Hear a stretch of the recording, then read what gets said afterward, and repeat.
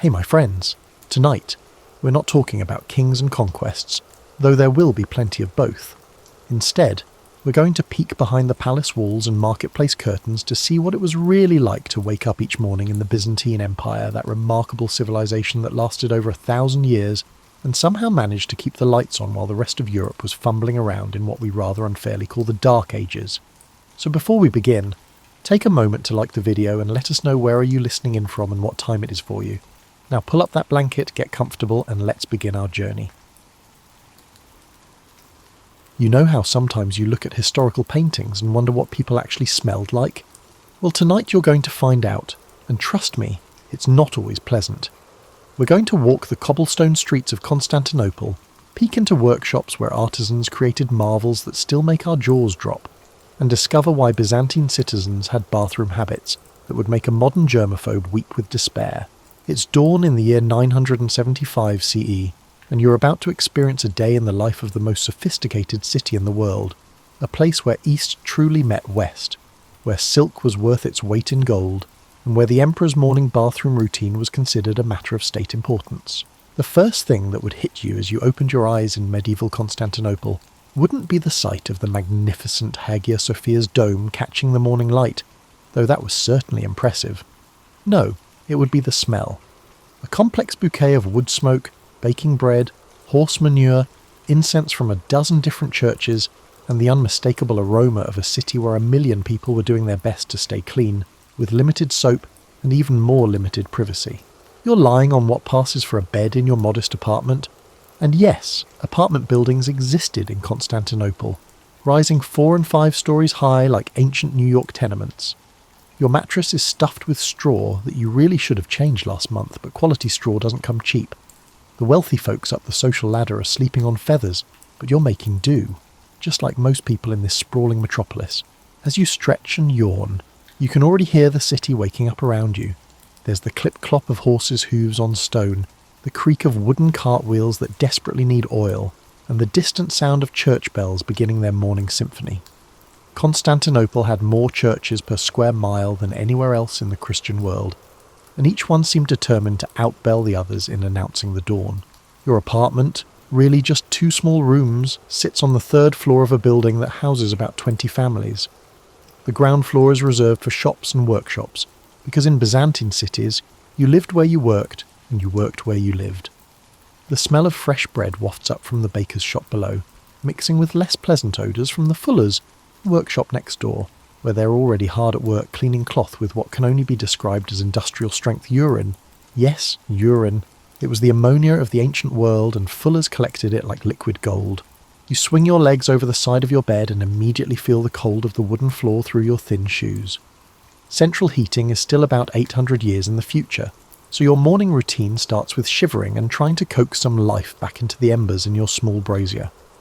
Fire is both your best friend and your greatest fear in this wooden-framed, tightly packed city. Everyone's heard stories of entire neighbourhoods going up in flames faster than you could say Byzantine bureaucracy. The water in your ceramic basin has a thin layer of ice on top. It's November, and Constantinople's winters are nothing to joke about. You break through the ice and splash the shockingly cold water on your face, which wakes you up better than any amount of caffeine ever could. Coffee won't reach Europe for several more centuries, so your morning pick-me-up consists of bread, perhaps some watered-down wine, because the water isn't always trustworthy, and the sheer excitement of trying to make it through another day in one of history's most vibrant cities. As you pull on your tunic, a simple, practical garment that's seen better days but still has some life in it, you can hear your neighbours beginning their own morning routines. There's the family next door arguing about whose turn it is to fetch water from the public fountain down the street. The woman upstairs is already at her loom, the steady thwack, thwack, thwack of her weaving providing a rhythmic soundtrack to the morning. And somewhere below, a small child is crying, probably because they've just discovered that breakfast is going to be yesterday's bread again. You're not rich, let's be honest, you're nowhere close to rich, but you're not desperately poor either. You're what we might call middle class, though that term wouldn't be invented for several centuries. You work as a craftsman, perhaps making leather goods or working metal, and you earn enough to afford your own apartment, some decent clothes, and food that isn't just bread and water. You might even own a book or two, which makes you practically an intellectual by medieval standards. Now comes the daily challenge of breakfast, and this is where Byzantine life gets interesting in ways that might surprise you. You see, the Byzantines had some rather peculiar ideas about when and what people should eat. The official Christian position was that really devout people should fast until noon every day, eating only one main meal. Of course, this rule was about as universally followed as speed limits on a highway, which is to say, honoured more in the breach than in the observance. Your breakfast is simple but satisfying. You have bread, not the fluffy white stuff we're used to, but a dense dark loaf that could probably double as a weapon if necessary. This bread is your constant companion throughout the day. Byzantines ate bread with everything, dipped it in everything, and used it as plates when they ran out of actual plates. It was the smartphone of the medieval world, ubiquitous, essential, and impossible to imagine life without. With your bread, you might have some olive oil for dipping, perhaps a handful of olives themselves, and if you're feeling fancy, a small piece of cheese. The cheese is hard and salty, designed to last weeks without spoiling in your unrefrigerated apartment. Fresh milk is almost impossible to come by unless you happen to live next door to someone who keeps goats, and even then, you'd better drink it fast before it turns into something resembling cottage cheese with attitude. If you're lucky enough to have some wine left from yesterday, you'll mix it with water. Not because you're trying to be moderate, but because undiluted wine is considered barbaric. The Byzantines inherited this custom from the ancient Greeks and Romans, and they took it seriously. Drinking straight wine was something that barbarians did, right up there with wearing pants instead of proper tunics, and speaking languages that didn't sound like music. As you eat, you're mentally preparing for the day ahead. Your workshop waits, along with the customers who will try to haggle down your prices, the guild officials who will inspect your work to make sure you're not cutting corners, and the tax collectors who seem to appear with the same regularity as sunrise and twice as much enthusiasm. Byzantine bureaucracy was legendary in its complexity and thoroughness. They had forms for forms, and tax categories that would make a modern accountant weep with frustration. The sound of the city grows louder as more people venture onto the streets. You can hear merchants setting up their stalls, their voices already rising in the sing-song cadences of salesmanship that sound remarkably similar to modern market vendors. Fresh fish, caught this morning, translation, caught sometime this week and still mostly edible. Silk from the Orient, translation, probably silk, definitely expensive, origin negotiable. Your neighbours are emerging from their apartments now, each beginning their own version of the Byzantine daily dance. The woman from upstairs nods as she passes your door, carrying her water jugs toward the public fountain. She's dressed in a long tunic with a cloak wrapped around her shoulders, her hair covered with a scarf as modesty demands. Her husband follows a few minutes later, heading toward his job at one of the silk workshops that make Constantinople famous throughout the known world. When you finally step outside, you're immediately immersed in sensory overload that makes modern city life seem peaceful by comparison. Constantinople in its heyday was home to somewhere between 400,000 and 1 million people. Historians argue about the exact number, but everyone agrees it was enormous by medieval standards. All those people are packed into a space smaller than modern Manhattan, and they're all trying to make a living, raise their families, and get through their daily routines without getting trampled, robbed, or inadvertently involved in one of the political riots that break out with the regularity of thunderstorms. The street you live on is typical of Constantinople's residential areas, narrow, paved with stone when the city treasury has money for repairs, and lined with buildings that seem to lean toward each other like old friends sharing secrets. The ground floor's house shops and workshops, their owners already busy with the day's work. There's the baker you smelled earlier, his oven producing a steady stream of loaves that will feed half the neighbourhood. Next door, a blacksmith is already heating his forge, the glow visible through his open doorway and the ring of hammer on anvil adding percussion to the morning symphony. The street itself is a river of humanity flowing in all directions. Merchants are leading pack animals loaded with goods from every corner of the known world. A train of mules passes by, loaded with silk that might have travelled the entire Silk Road from China. Behind them, a cart filled with amphorae of wine from Greece creaks along, the driver shouting at pedestrians to clear the way in language that would make a sailor blush. Water carriers move through the crowd with large ceramic vessels balanced on their shoulders or loaded onto donkeys. Clean water is precious in a city this size, and the public fountains, fed by massive aqueducts that are marvels of engineering, are always busy. You can see people lined up at the fountain at the end of your street chatting with neighbours while they wait their turn. The fountain is more than just a water source. It's a social hub, the place where news spreads, gossip flourishes, and marriages are sometimes arranged between families who meet while their children splash in the overflow. As you walk toward your workshop, you navigate around piles of refuse that won't be collected until the city's sanitation workers make their rounds later in the day. Medieval cities had waste management systems, but they were primitive by modern standards. Most people simply threw their garbage out their windows, aiming for the street rather than their neighbours' heads, though accuracy wasn't always guaranteed. The lucky ones had access to public latrines, while others made do with chamber pots that were emptied into designated areas outside the city walls. The smell of cooking food mingles with less pleasant odours, horse manure, rotting vegetables, and the distinctive aroma of the tanners' workshops, where animal hides are processed, using methods that haven't changed much since ancient times. Tanning requires urine, oak bark, and animal fat, combined in proportions that create a stench capable of stopping conversations 3 blocks away. Tanners always set up shop downwind of residential areas, which tells you something about medieval city planning priorities. Your workshop sits on a side street that specialises in metalworking. This isn't coincidence. Byzantine cities were organised by trade, with similar craftsmen clustering together like modern business districts. It made sense economically and socially. You shared techniques, borrowed tools, and competed for customers while maintaining the kind of professional camaraderie that comes from facing the same challenges every day. The guild system governs every aspect of your working life, and it's both a blessing and a bureaucratic nightmare. Your guild sets quality standards, regulates prices, controls who can enter the trade, and provides a social safety net for members who fall on hard times. It also tells you exactly how many apprentices you can have, what hours you can work, where you can set up shop, and probably what you should eat for lunch if they could get away with it. Today you're working on a commission from one of the city's wealthy merchants, a set of bronze fittings for a shipping vessel. Bronze work requires skill, patience, and the ability to work near a forge that turns your workshop into a sauna even in winter. You heat the metal until it glows like a small piece of the sun, then shape it with hammers and tools that your grandfather probably used and that your grandson might inherit someday. Your apprentice arrives shortly after you do, a boy of maybe 14 who's been with you for 2 years now. He's past the stage of being completely useless and has progressed to being only occasionally useless, which represents significant improvement. He tends the fire, organises tools, and practices the basic techniques that will eventually make him a craftsman in his own right. The apprentice system works well.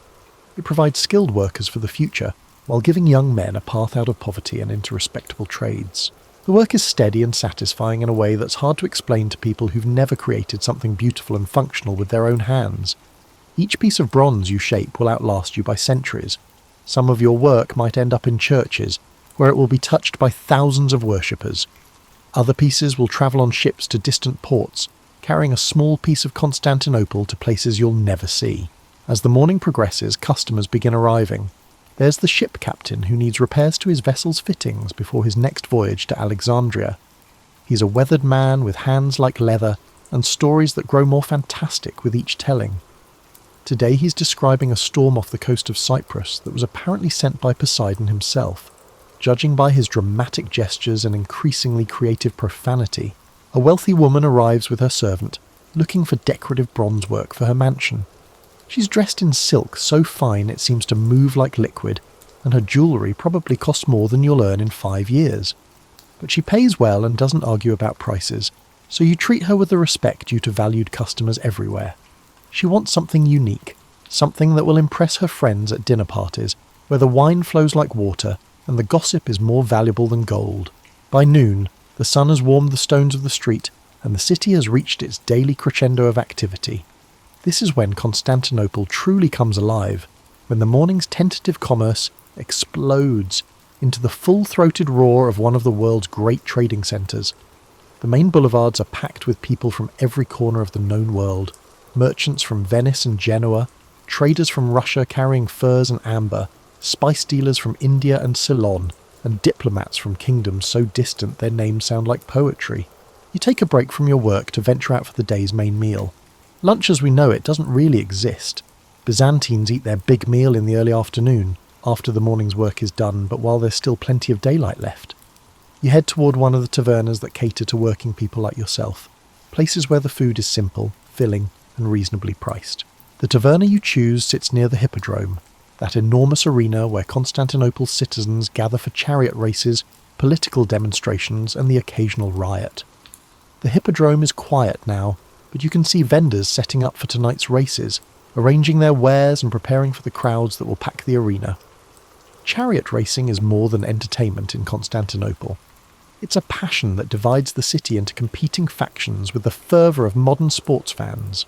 Inside the taverna, the air is thick with the smell of cooking food and animated conversation.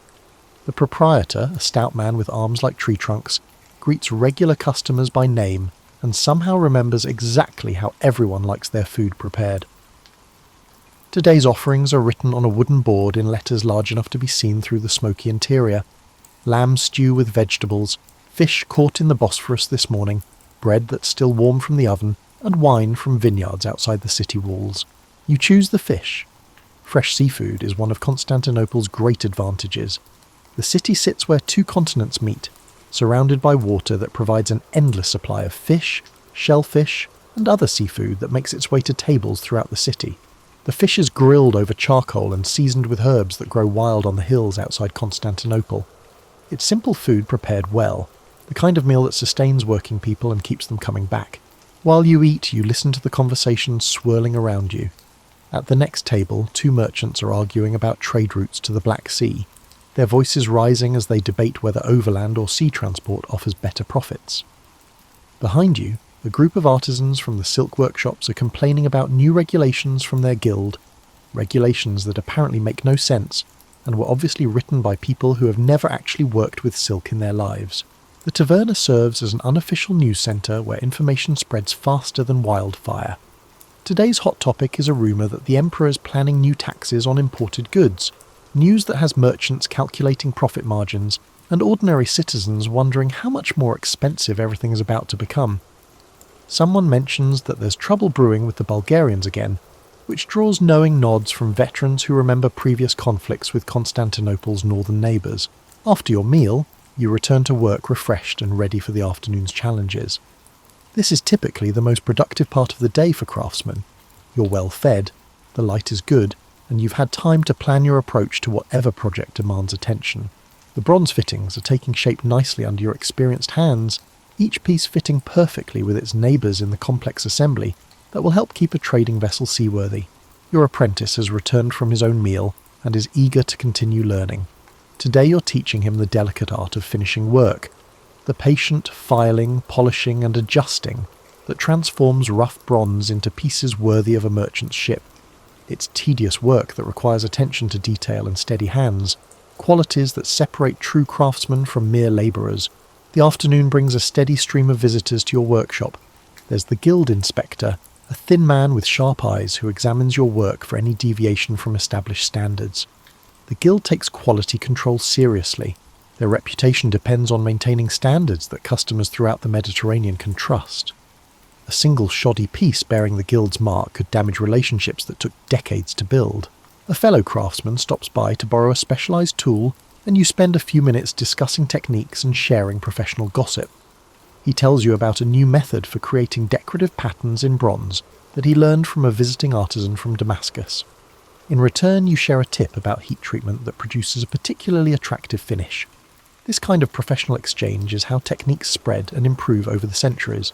Late in the afternoon, you receive an unexpected commission from a church official who needs repairs to bronze fixtures in one of Constantinople's smaller churches. Church work is prestigious and pays well, but it also comes with the pressure of creating something worthy of divine service. The official examines some of your previous work and nods approvingly before describing what he needs. Replacements for decorative elements that were damaged when part of the church roof collapsed during a recent storm. As the sun begins its descent toward the western hills, you start thinking about closing up shop for the day.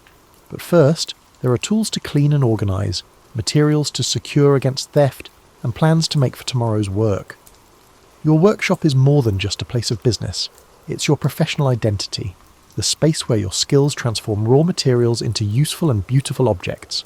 The transition from afternoon to evening in Constantinople is a daily spectacle that never gets old. As the sun angles lower in the western sky, it transforms the city's white marble buildings into golden jewels that catch and reflect light. in constantly changing patterns. The great dome of Hagia Sophia seems to glow from within, while the waters of the Golden Horn turn the colour of the molten bronze, a sight that makes even the most jaded residents pause in their daily routines.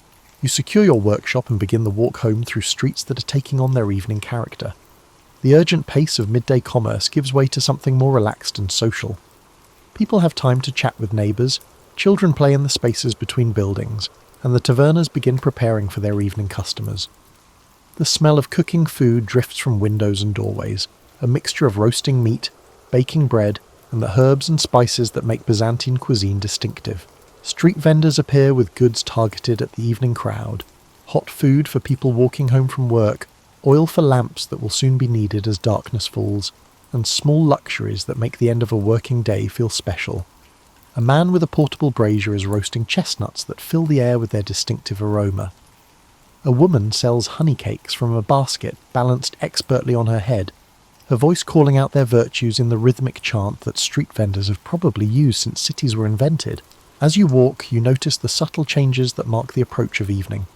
Shutters are being pulled closed on ground floor shops as merchants secure their wares against theft. Public fountains become gathering places where people linger to chat while filling their evening water supplies. Churches begin preparing for Vespers, their bells calling the faithful to evening prayers with the same insistence they showed at dawn. The residential streets take on a cosy atmosphere as families gather for their evening meal. Through open windows you can see women preparing food, while children help with simple tasks or play with toys carved from wood or fashioned from scraps of cloth. Men return from workshops and markets, their faces showing the satisfaction of honest work completed and the anticipation of home-cooked food and family conversation. Your own evening meal awaits, and it's the social highlight of the day. If you're unmarried, you might join other craftsmen at one of the neighbourhood tavernas, where the food is hearty, the wine flows freely, and the conversation ranges from professional gossip to philosophy. If you have a family, the evening meal is a time for connection, for sharing the day's experiences, and for maintaining the bonds that hold households together. Tonight's meal reflects the abundance and diversity that make Constantinople a culinary crossroads. There's fresh bread, of course. No Byzantine meal is complete without it. The bread is accompanied by olive oil that was pressed from trees growing on Greek hillsides, oil so pure and flavourful it seems to capture sunshine in liquid form. There are olives themselves, some small and black, others large and green, each variety offering its own distinct flavour. The main course might be fish stew made with the day's catch from the Bosphorus, seasoned with herbs and vegetables that grow in the gardens outside the city walls, or perhaps lamb that was raised on the Anatolian plains and butchered this morning, prepared with the spices that flow through Constantinople's markets from India, Persia and Arabia. The variety of available ingredients is staggering compared to what people in Western Europe can obtain. Constantinople sits at the crossroads of trade routes that bring flavours from 3 continents to a single marketplace. Wine accompanies the meal, mixed with water according to proper custom. The wine might come from vineyards in Greece, Macedonia, or even from vines that grow on the hills surrounding Constantinople itself. It's served in cups that range from simple pottery to elaborate metalwork, depending on the household's wealth and the formality of the occasion. Conversation during the meal covers the day's events, neighbourhood gossip, and topics of broader interest. People discuss the quality of this year's harvest, the latest news from the imperial court, and the prospects for trade with distant lands. Politics inevitably enters the conversation. Byzantines are passionate about politics the way others are passionate about sports, and everyone has opinions about the emperor's policies, the competence of his advisors, and the empire's relationships with neighbours both friendly and hostile. As the meal progresses and the wine takes effect, the conversation becomes more animated and wide-ranging. Philosophy enters the discussion, along with theology, literature, and the kind of speculative thinking that emerges when people have enough leisure time to consider questions beyond immediate survival. This is one of the great advantages of living in Constantinople. The city's wealth and sophistication provide space for intellectual pursuits that would be impossible in smaller, poorer communities. As darkness settles over Constantinople, the city doesn't go to sleep. It transforms. Oil lamps begin flickering to life in windows and doorways, creating pools of warm light that push back the darkness. The wealthy neighbourhoods are better lit than the poor ones, but even modest areas maintain enough illumination to allow limited nighttime activity. Public areas like major streets and markets have torches or larger oil lamps that burn through the night, maintained by the city authorities as a public service. The night brings its own sounds and rhythms. Church bells mark the hours with their bronze voices, calling the faithful to night prayers and providing a temporal framework that helps people navigate the darkness. Night watchmen begin their rounds, their footsteps echoing off stone walls as they patrol neighbourhoods and marketplaces. Their calls of "all's well" or warnings of fire or thieves become part of the nighttime soundscape. Tavernas that cater to the evening crowd come alive with music, conversation, and the kind of social interaction that helps people unwind from the day's labours. Musicians with lyres, flutes, and drums provide entertainment, performing traditional songs alongside newer compositions that reflect the cultural mixing that makes Constantinople unique. The music blends Greek melodies with influences from the Arab world, Persia, and the Slavic lands to the north. For those who can afford it, the evening offers sophisticated entertainment. Wealthy households host dinner parties where guests enjoy elaborate meals, while discussing literature, philosophy, and politics. These gatherings might feature professional entertainers, musicians, storytellers, or even scholars who can discourse eloquently on subjects ranging from theology to mathematics.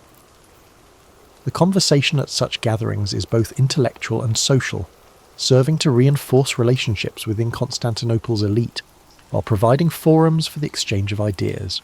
The night also has its dangers and its less respectable activities. Constantinople after dark can be dangerous for the unwary. Thieves operate in poorly lit areas, drunken arguments can escalate into violence, and the city's maze-like street layout provides plenty of places for criminals to disappear. Most respectable citizens avoid unnecessary travel after dark, and those who must venture out often travel in groups or hire guards. As the evening deepens into night, Constantinople gradually settles into quieter rhythms.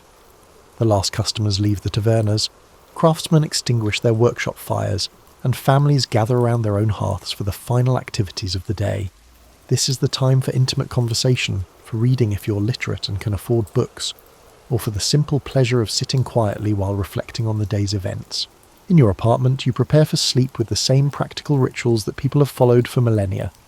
Oil lamps are extinguished one by one, leaving perhaps a single light burning for safety. The brazier that provided warmth during the day is banked carefully. Fire is too precious to waste, but also too dangerous to leave unattended. Windows are shuttered against the night air and potential thieves, though in summer they might be left partially open for ventilation. Your bed awaits, with its straw mattress and wool blankets that provide warmth against the November chill. The blankets are heavy and practical rather than luxurious, but they're clean and sufficient for comfort. A chamber pot sits nearby for nighttime necessities. Indoor plumbing exists in Constantinople, but it's limited to public buildings and the homes of the very wealthy. As you settle into bed, the sounds of the city continue outside your shuttered windows, but they're muted now, transformed into the nighttime symphony of urban life. Distant church bells mark the passage of time, night watchmen call their reassurances, and occasionally you might hear the rumble of a late cart carrying goods through the streets, or the voices of people walking home from evening entertainments. The darkness that surrounds you is different from modern darkness, deeper and more complete, broken only by occasional flickers of artificial light. There's no electric glow on the horizon, no constant hum of machinery, no digital displays marking time in glowing numbers. The night is truly dark, making the stars above Constantinople shine with intensity that city dwellers today rarely experience. Sleep in the Byzantine world comes with its own rhythms and challenges. Without artificial lighting, people naturally follow patterns more closely aligned with sunrise and sunset. They tend to sleep longer in winter when days are short, and wake earlier in summer when dawn arrives with the birds. Your sleep might be interrupted by the night watch calling the hours, by church bells marking midnight prayers, or by the sounds of your neighbours dealing with crying children or sick family members. Dreams come easily in this world where the boundary between the spiritual and material seems thinner than in modern times. Byzantines take dreams seriously. They're considered messages from God, warnings of future events, or communications from deceased relatives. A particularly vivid dream might influence important decisions or send someone to consult with a priest about its meaning. The dream world is as real and significant as waking life, perhaps more so. The night passes quietly, marked by the subtle sounds that indicate a city at rest but never completely asleep. Guard dogs bark occasionally at real or imagined threats. A baby cries in a neighbouring apartment, quickly soothed by a mother's lullaby. Somewhere in the distance, a drunk staggers home singing a song that might be romantic or patriotic or simply incomprehensible. As morning approaches, the city begins its gradual awakening. Church bells start their dawn chorus earlier now, calling the faithful to morning prayers. Bakers fire up their ovens to begin the day's bread production, filling the air with the smell of yeast and flour transforming into sustenance. Water carriers begin their rounds, and the clip-clop of hooves announces the arrival of farmers bringing fresh produce from the countryside. You stir in your bed as familiar sounds signal the beginning of another day. The cycle is about to begin again. The same routines, the same challenges, the same small pleasures that make up daily life in the greatest city of the medieval world.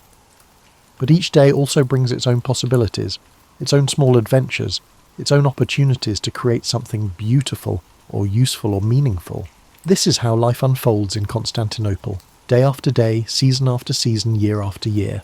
The rhythms are ancient and comforting, connecting you to generations of people who have followed similar patterns of work and rest, creation and community.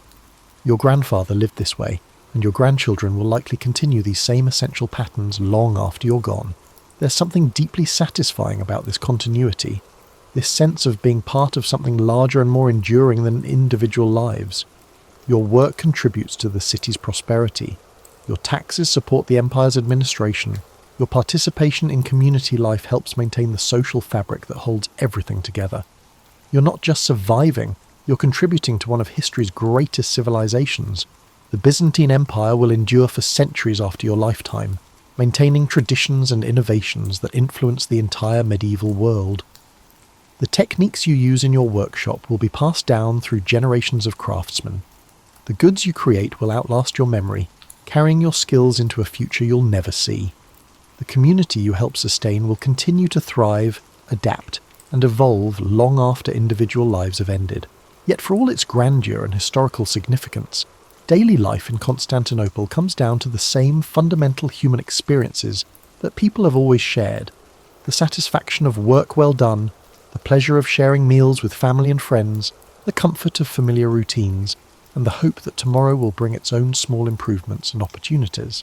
As you drift off to sleep in your modest apartment, surrounded by the quiet sounds of a city at rest, you're part of something magnificent, a civilization that bridges east and west, ancient and modern, the practical and the sublime. Constantinople in its golden age represents humanity at its most creative and ambitious, a place where different cultures meet and mingle to create something entirely new.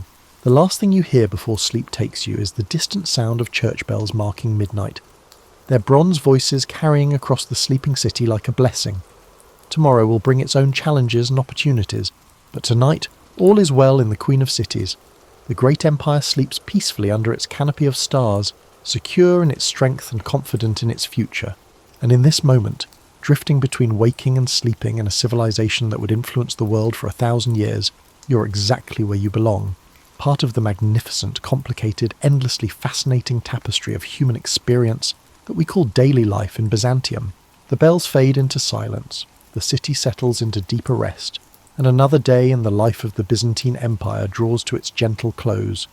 Tomorrow the cycle will begin again, as it has for centuries, as it will for centuries more, carrying forward the dreams and ambitions of ordinary people who built something extraordinary with their daily labours and their shared hopes for the future. Sleep well, citizen of Constantinople.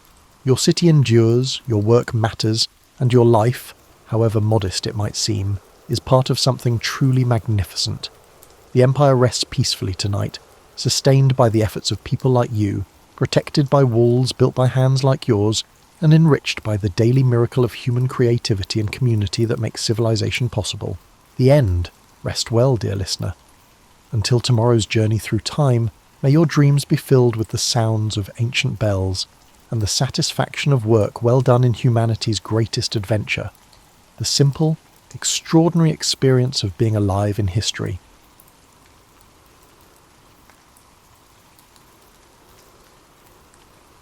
You know how sometimes the most important things happen in plain sight, yet nobody really talks about them? That's exactly what the Underground Railroad was like. Picture yourself living in 1850, and everywhere you look, There are these little signs that something big is happening, but it's all happening in whispers and winks and very careful conversations. The thing is, calling it a railroad was actually pretty clever, even if it confused the heck out of people later on. There were no actual trains involved, no steel tracks cutting through the countryside, and no conductors in funny hats checking tickets. But the people who ran this network were smart cookies who knew that if you're going to move people secretly, you better have a system that makes sense to insiders but sounds totally boring to outsiders. So they borrowed railroad language because, frankly, it was perfect. The stations were safe houses where escaped slaves could rest, eat, and hide. The conductors were the brave souls who guided people from one safe spot to the next.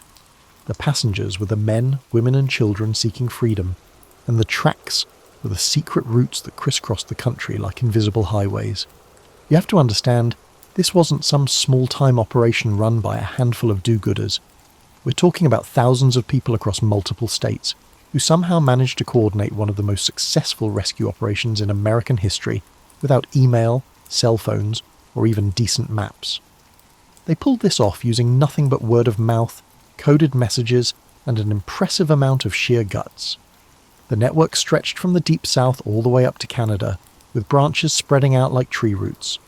Some routes went through Philadelphia and New York. Others wound through Ohio and Indiana. A few brave souls even tried going through the Western Territories, though that was like choosing the expert level when you were still figuring out the basic controls. What made it work was that it operated on the same principle as any good gossip network. Information travelled person to person, but only to people you absolutely trusted. Your neighbour might be helping runaway slaves, but unless you were directly involved, you might never know, and that neighbour certainly wasn't going to tell you about it over the back fence while hanging laundry. The whole thing started small, really. Individual families helping individual people, usually on impulse rather than as part of any grand plan. Maybe someone would show up at your door, hungry and desperate, and you'd think, well, I can't just turn them away. Before you knew it, you'd be part of something bigger than you ever imagined. But here's what's really wild about the whole operation. The Underground Railroad wasn't run by politicians or wealthy philanthropists, or any of the usual suspects who end up in history books. It was run by ordinary people who decided that some things were more important than personal safety. Farmers, shopkeepers, ministers, seamstresses, free black Americans who'd made it north, white families who couldn't stand injustice, and Quakers whose faith demanded action. These weren't professional revolutionaries. Most of them were just regular folks who happened to believe that helping people escape slavery was the right thing to do, even if it meant risking everything they had. And trust me, they were risking everything. Getting caught meant huge fines, prison time, and complete social disgrace. For black Americans helping with the network, the consequences were often much worse. Yet somehow, year after year, the network kept growing. More routes, more safe houses, and more people willing to risk their necks for strangers. It's enough to make you wonder what ordinary people might accomplish when they decide something needs to change. Imagine trying to coordinate a massive rescue operation using nothing but subtle hints, shared glances, and the occasional cryptic note passed hand to hand. That's exactly what Underground Railroad operators had to master, and honestly, they got better at secret communication than most spy novels would have you believe. The coded language was just the beginning. Sure, everyone knows about calling safe houses stations and guides conductors, but the real communication happened in ways that would make a modern intelligence agency jealous. Church services became information exchanges. Quilts hanging on clotheslines carried messages. Even hymns sung in a certain way could signal danger or safety. You'd walk into a town as a stranger, not knowing who to trust or where to go, but if you knew the right words, doors would open. A casual mention of following the drinking gourd might get you a knowing nod from someone who understood you were talking about the Big Dipper constellation pointing north. Ask about friends in the right way, and suddenly you'd find yourself being directed to a basement or attic, where other travellers were waiting. The Quakers, bless them, turned being cryptic into an art form. They'd developed their own way of talking that sounded perfectly innocent to outsiders, but was loaded with meaning for people in the know. A Quaker might mention that their barn needs cleaning when they mean they have space for passengers, or they'd talk about expecting packages from the south when they were planning to receive escaped slaves. But the real genius was in the everyday stuff. lanterns in windows positioned just so. Certain hymns are sung during church services. Even the way someone hung their laundry could carry a message. A white sheet hanging a certain way might mean all clear, while a coloured cloth could signal danger, stay away. The whole system relied on people being incredibly observant and remembering details that seemed trivial. You had to notice which houses had yellow candles instead of white ones, which barns had doors left slightly ajar, and which families suddenly seemed to be cooking larger meals than usual. All of these tiny details were pieces of a massive puzzle that only made sense if you knew how to read the signs. Letters were particularly tricky to write because you never knew who might intercept them, so people developed elaborate codes that made their correspondence sound like perfectly normal family updates or business discussions. A letter about shipping goods might actually be about moving people. News that the weather has been stormy but is clearing could mean that it is dangerous to travel right now, but conditions will improve soon. Some conductors got so good at this coded communication that they could have entire conversations about Underground Railroad business while seeming to discuss completely mundane topics like crop prices or family news. They developed an almost telepathic ability to understand what wasn't being said directly. The fascinating thing was how quickly word could spread through the network when it needed to. If slave catchers were spotted in an area, somehow everyone involved would know about it within hours, even though they couldn't exactly send out a group text. Information flowed through the network faster than you'd expect, carried by peddlers, ministers, travelling salesmen, and anyone else who had legitimate reasons to move from town to town. Of course, all this secrecy meant that mistakes happened. People misunderstood signals, went to the wrong houses, or showed up at safe houses when the owners weren't prepared. Sometimes coded messages got garbled, leaving everyone confused about what was actually supposed to happen. But somehow, the network was flexible enough to handle these mix-ups without falling apart completely. The most impressive part was how ordinary people became experts at living double lives. During the day, they'd go about their normal business, chatting with neighbours, running errands, and acting like nothing unusual was happening. Then at night, they'd transform into efficient operators in a clandestine network, moving people, passing messages, and making life or death decisions with remarkable calm. Here's something that doesn't show up in most history books. Running the Underground Railroad was basically like managing the world's most complicated travel agency. Except your clients couldn't make reservations, you couldn't advertise your services, and if you messed up, people could die. Think about what was actually involved in moving one person safely from, say, Georgia to Canada. You needed to know safe routes through multiple states, identify trustworthy contacts in dozens of towns, coordinate timing so that safe houses weren't overwhelmed, and do it all while keeping everything secret from authorities who were actively trying to shut you down. The food situation alone was mind-boggling. Imagine suddenly having 3 extra people show up at your house at midnight, people who haven't eaten properly in days and need enough energy to keep travelling. You couldn't exactly run to the corner store for supplies, especially not without raising questions about why you suddenly needed so much bread and cheese at odd hours. Smart operators learned to keep extra food on hand at all times, but it had to be stuff that wouldn't spoil and wouldn't seem suspicious if neighbours noticed. Root vegetables stored in cellars, preserved meat, dried beans and cornmeal that could be quickly turned into filling meals.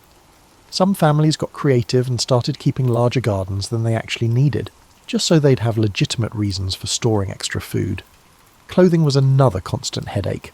People escaping slavery often arrived wearing whatever they'd had on when they fled, which was usually work clothes that screamed, "I don't belong in polite society."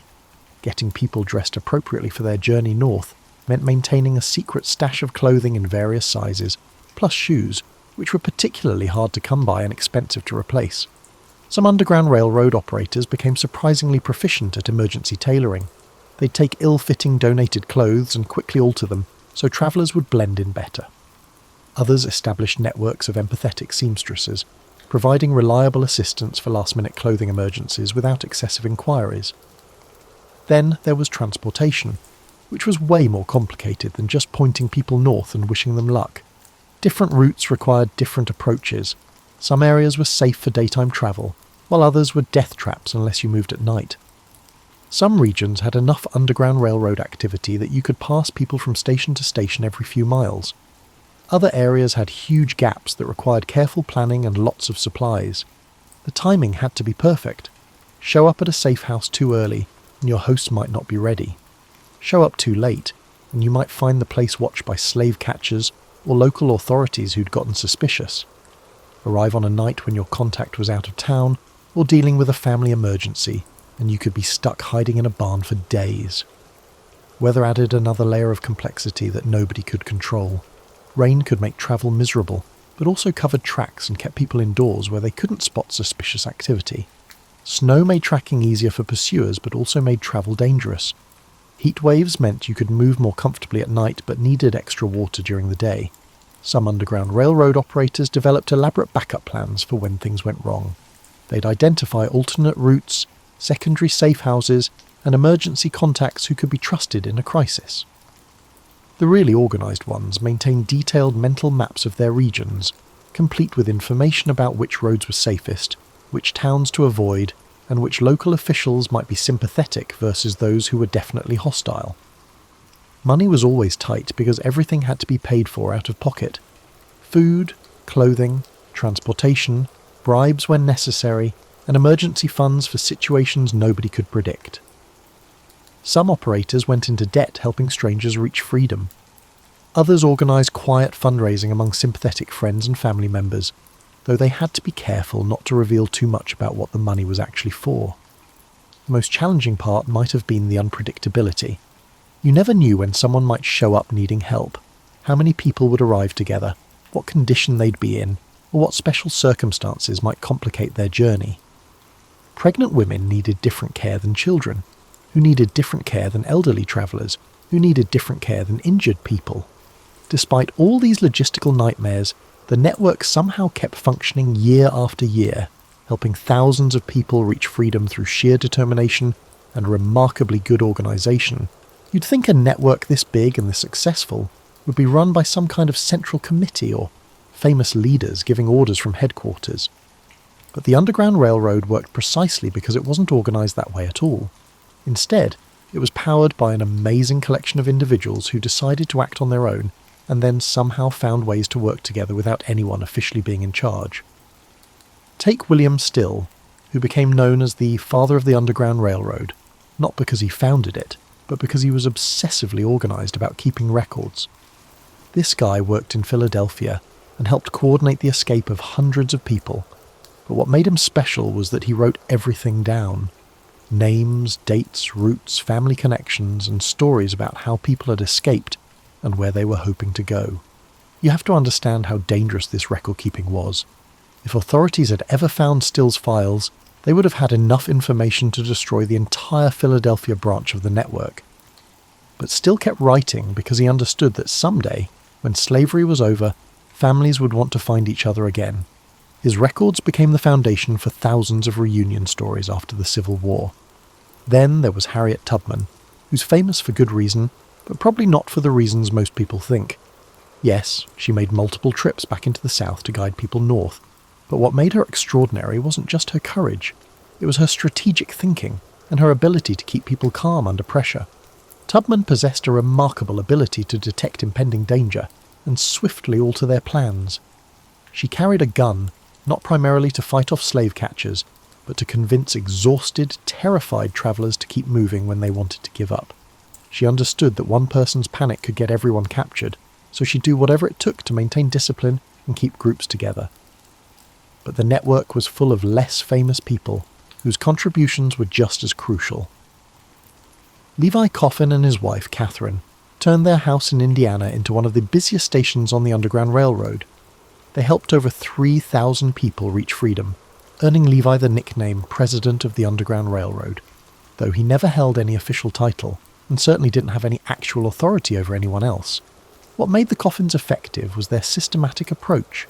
They approached Underground Railroad operations as a business, adhering to meticulous schedules, collaborating with other operators, and consistently anticipating future needs. Catherine became an expert at quickly feeding large numbers of unexpected guests, while Levi developed an extensive network of contacts throughout the Midwest. The network also depended on people who contributed in ways that weren't dramatic but were absolutely essential. John Rankin, an Ohio minister, consistently placed a lantern in his window each night for years, indicating that his home served as a secure refuge. That one simple, consistent action guided hundreds of people to safety, but Rankin never got the kind of attention that more flamboyant operators received. Free black Americans played crucial roles that often don't receive enough recognition in history books. They faced enormous personal risks because they could be enslaved themselves if caught helping runaways, but many of them felt a special obligation to help others escape bondage. They also had advantages that white operators didn't have, like the ability to travel in slave states without automatically arousing suspicion. Robert Purvis in Philadelphia used his wealth and social connections to support Underground Railroad activities on a scale that few others could match.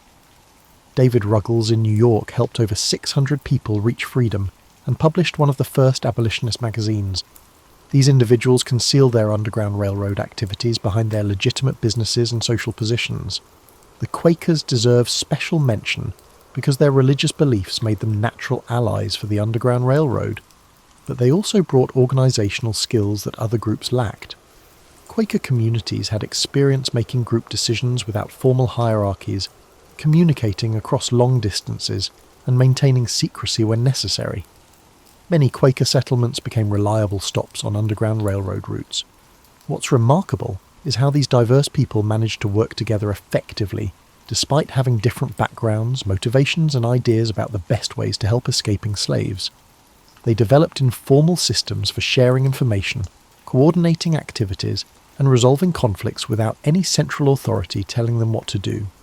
Some operators specialised in particular aspects of the work. Others were generalists who did whatever needed doing. Some focused on their local areas, while others travelled extensively to maintain connections across state lines.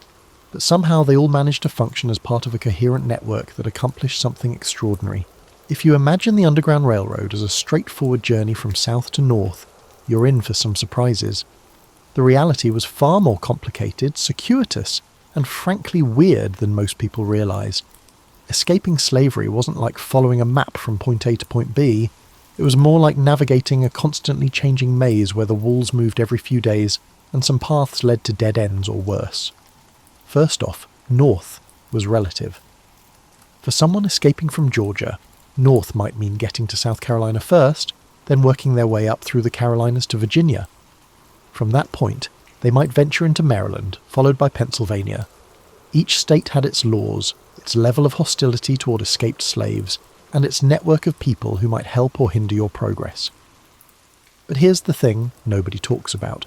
Sometimes the best route north actually went south first, or east, or west, because taking the obvious path was exactly what slave catchers expected. Smart conductors learned to think like chess players, considering not just the next move but several moves ahead. Sometimes the safest way to get from Alabama to Ohio was to go through Mississippi and Louisiana first, then up the Mississippi River, and overland through Illinois. The Underground Railroad had to adjust to the terrain in ways that would challenge the capabilities of modern GPS systems. River crossings were natural choke points where authorities knew to watch, but you couldn't avoid them entirely.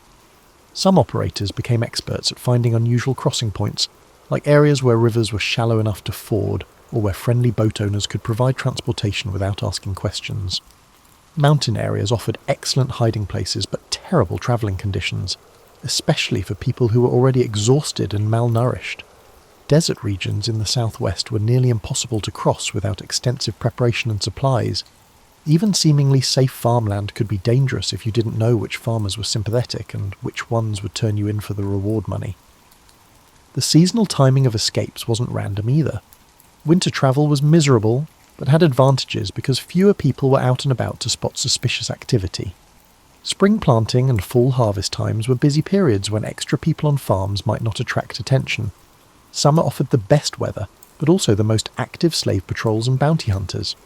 Most escapes started on weekends, particularly Saturday nights, because it gave people the maximum time before their absence would be noticed and search parties organised. These circumstances meant that Underground Railroad operators had to be prepared for weekend surges in activity, then quieter periods during the week when travellers were laying low at safe houses. The pace of travel was much slower than you might expect. A journey that could theoretically be completed in a few weeks might take months or even years, with extended stays at safe houses when conditions become too dangerous for travel. Some people made it north quickly during favourable periods, while others had to take long detours or wait for better opportunities. Family groups face special challenges because travelling with children or elderly relatives meant slower movement and greater visibility. Some families made the heartbreaking decision to split up temporarily, with stronger members going first to establish themselves in the north, then sending help for those left behind. Other families refused to separate and accepted the additional risks of travelling together. The Underground Railroad had to account for physical limitations that seem obvious now, but required constant adaptation then. Pregnant women couldn't travel as far or as fast. Injured or sick people needed medical attention that wasn't easy to locate. Children needed different kinds of food and care than adults. Elderly travellers might have mobility issues that require special arrangements. Weather can suddenly transform a manageable journey into a nightmare. Sudden storms could force people to seek shelter at places that weren't prepared for them. Flooding could make planned river crossings impossible. Ice storms could make any travel treacherous. Drought could make water sources unreliable. Operators learned to read weather signs and adjust plans accordingly. The psychological aspects of the journey were as challenging as the physical ones. People who'd never been more than a few miles from where they were born suddenly found themselves travelling hundreds of miles through unfamiliar territory, dependent on strangers for survival, never sure whether the next person they met would help them or turn them in. While some travellers thrived on the adventure and excitement, others succumbed to fear and uncertainty. Conductors learned to manage group dynamics, keeping people motivated when spirits flagged, maintaining discipline when fear led to poor decision-making, and providing emotional support when the stress became overwhelming. The journey didn't end when people reached the north either. Many found that the northern states did not live up to their expectations, as they faced significant discrimination and limited opportunities for people of colour. Some continued all the way to Canada, while others settled in northern cities, where they tried to build new lives while always looking over their shoulders. Every Underground Railroad operator has captivating tales to share, and it's remarkable how numerous near disasters, fueled by quick thinking, extraordinary luck and sometimes divine intervention, resulted in successful rescues. The network survived not because everything went smoothly, but because people got really good at improvising when things went terribly wrong. Take the time. William Still was coordinating the escape of a large group through Philadelphia when someone tipped off the authorities. Instead of panicking, Still quickly spread the word through his network to scatter everyone to different safe houses throughout the city. When the slave catchers showed up at the primary location, they found nothing but a very confused elderly woman who claimed she had no idea what they were talking about and offered them tea while they searched her completely empty house. Consider what transpired when Harriet Tubman, leading a group north, found their planned safe house compromised. Instead of turning back, she marched her charges straight to a hotel in the middle of town and brazenly registered them as her servants travelling with her to visit relatives. The hotel clerk never questioned the story of a respectable woman travelling with her household staff, even though he might have been suspicious of a group of obvious runaways hiding in the woods. Some of the closest calls came from misunderstandings and communication failures that nobody could have predicted. A group of escaping slaves once showed up at what they thought was a safe house, only to discover they'd gotten the address wrong and were knocking on the door of the local sheriff. Fortunately, the sheriff's wife was sympathetic to their cause, though her husband definitely wasn't.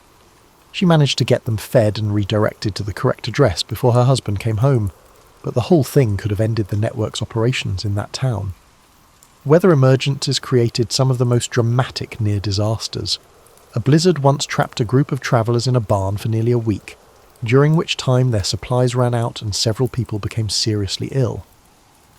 The local Underground Railroad operator had to figure out how to get medical attention and food to people he couldn't acknowledge were there while maintaining plausible explanations for his unusual behaviour to increasingly suspicious neighbours. Timing failures were constant sources of anxiety. Travellers would arrive at safe houses to find their hosts unexpectedly away, forcing them to hide in barns or root cellars for days longer than planned. Or conductors would show up to collect passengers only to discover that previous delays had thrown off the entire schedule, leaving everyone scrambling to improvise new arrangements. Some operators devised intricate contingency plans that were almost absurd in their complexity. One station master in Ohio kept a coffin in his barn and instructed arriving passengers to climb inside and pretend to be dead if authorities showed up for unexpected searches. The plan worked perfectly until the day a genuine funeral procession got confused about directions and ended up at his house looking for the cemetery, leading to an extremely awkward conversation about why he had an apparently occupied coffin in his barn instead of at the church. Betrayals were fortunately rare, but when they happened, they created chaos that rippled through entire regions. Once arrested and threatened with lengthy prison time, a trusted conductor in Maryland turned informant.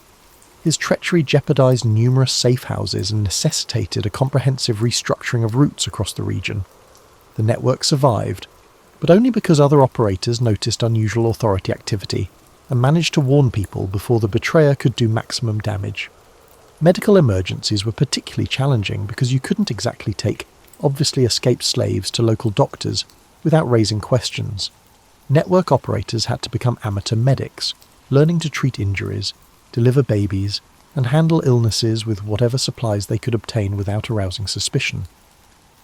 Through necessity, some developed impressive medical skills, while others maintained quiet relationships with sympathetic doctors they could trust in emergencies. Children created special challenges because they couldn't always be expected to understand the need for absolute silence, and could inadvertently conceal away hiding places or reveal information to the wrong people.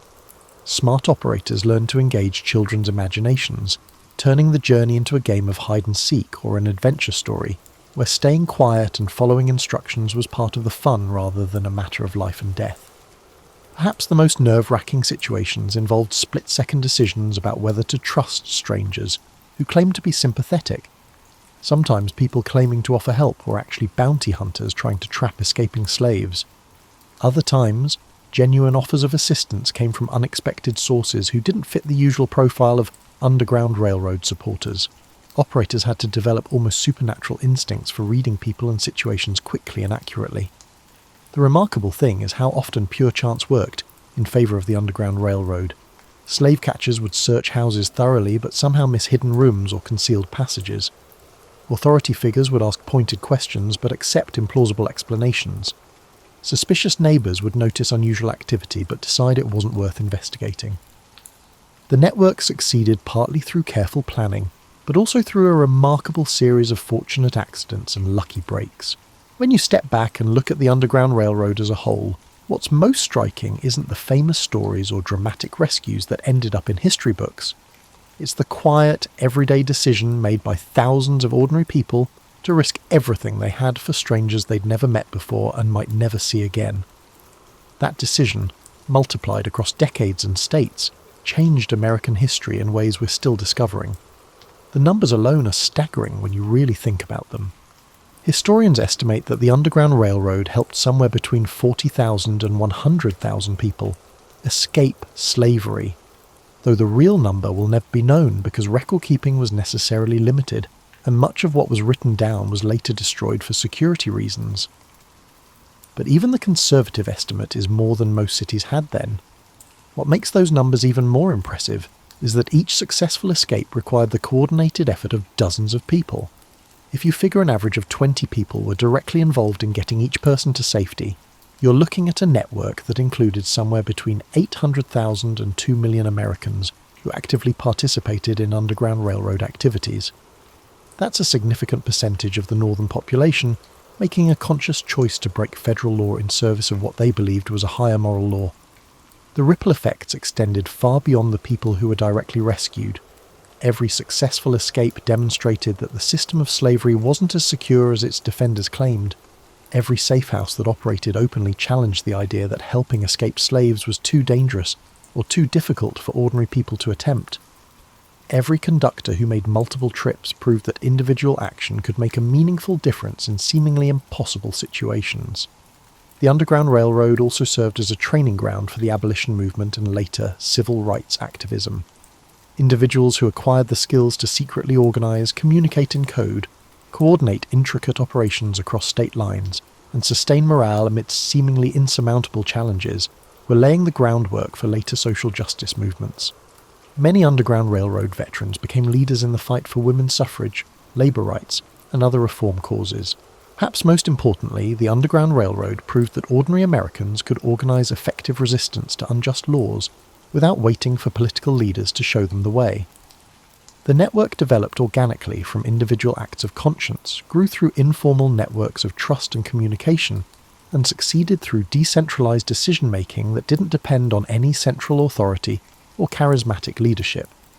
This model of grassroots organising became a template for later social movements, from the civil rights movement of the 1950s and 1960s to modern immigrant rights activism. The basic principles remain the same. Identify people who share your values, build networks of mutual support, develop secure communication methods, create safe spaces for people in danger, and maintain hope even when progress seems impossible.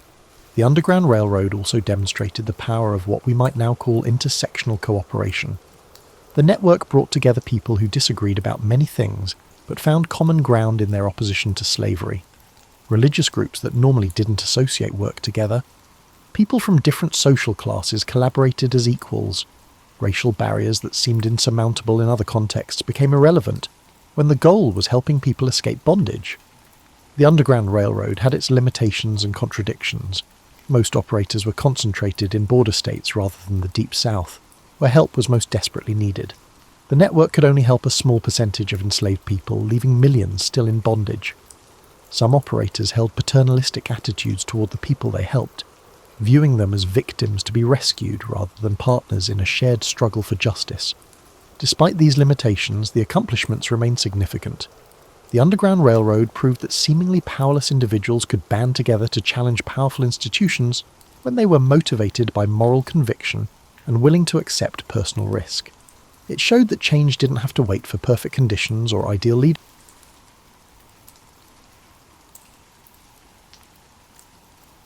When we think of the Great Depression, we see dust storms and breadlines and sepia.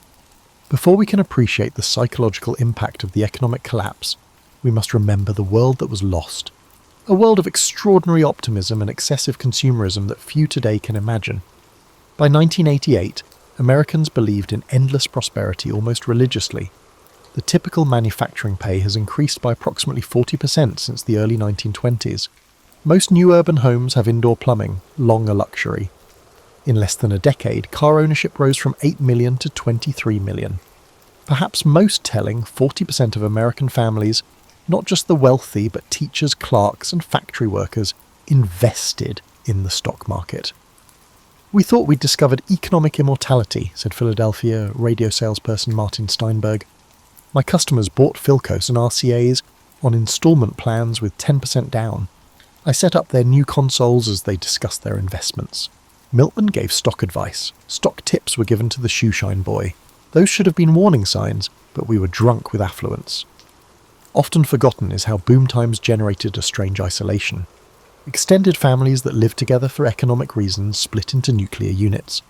Many young couples bought homes in new projects far from parents and grandparents. Americans' individualism and materialism damaged community institutions. Sunday became a day for new car drives, reducing church attendance. Local social clubs became commercial entertainment establishments. "When the crash came, we discovered how much we'd sacrificed for material goods," remarked late 1920s Boston girl Eleanor Winthrop. At an insurance company, my father was well positioned. We owned a Packard, Frigidaire, and phone. We scarcely knew our neighbours. Everyone competed for new gadgets and things. We had little. When my father lost his job in 1930, we had limited resources. They didn't know us well enough to help, and we were ashamed to ask for assistance. American society's atomization would be deadly during the economic crisis. Many families suffered alone without community safety nets. American banks were unexpectedly vulnerable to financial instability's first tremors. In the 1920s, bank accounts were uninsured, unlike today's FDIC-insured deposits. Most Americans didn't know their deposits financed speculative investments. People viewed the collapse of rural banks in the late 19th and early 20th centuries as a local issue, affecting backward rural communities. Continental Illinois bank teller Harold Jenkins recalls the denial. "Management assured us these rural bank failures in 28 were isolated cases attributable to deteriorating agricultural prices. The crucial connections were missed. Our loan officers approved mortgages with low down payments and margin loans for stock buyers. After the crash, our leaders claimed a correction." This institutional blindness included government.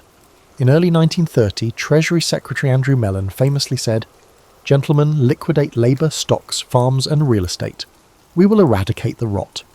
A virtually medieval understanding of economics held that economic hardship was necessary to purify and rebuild the economy.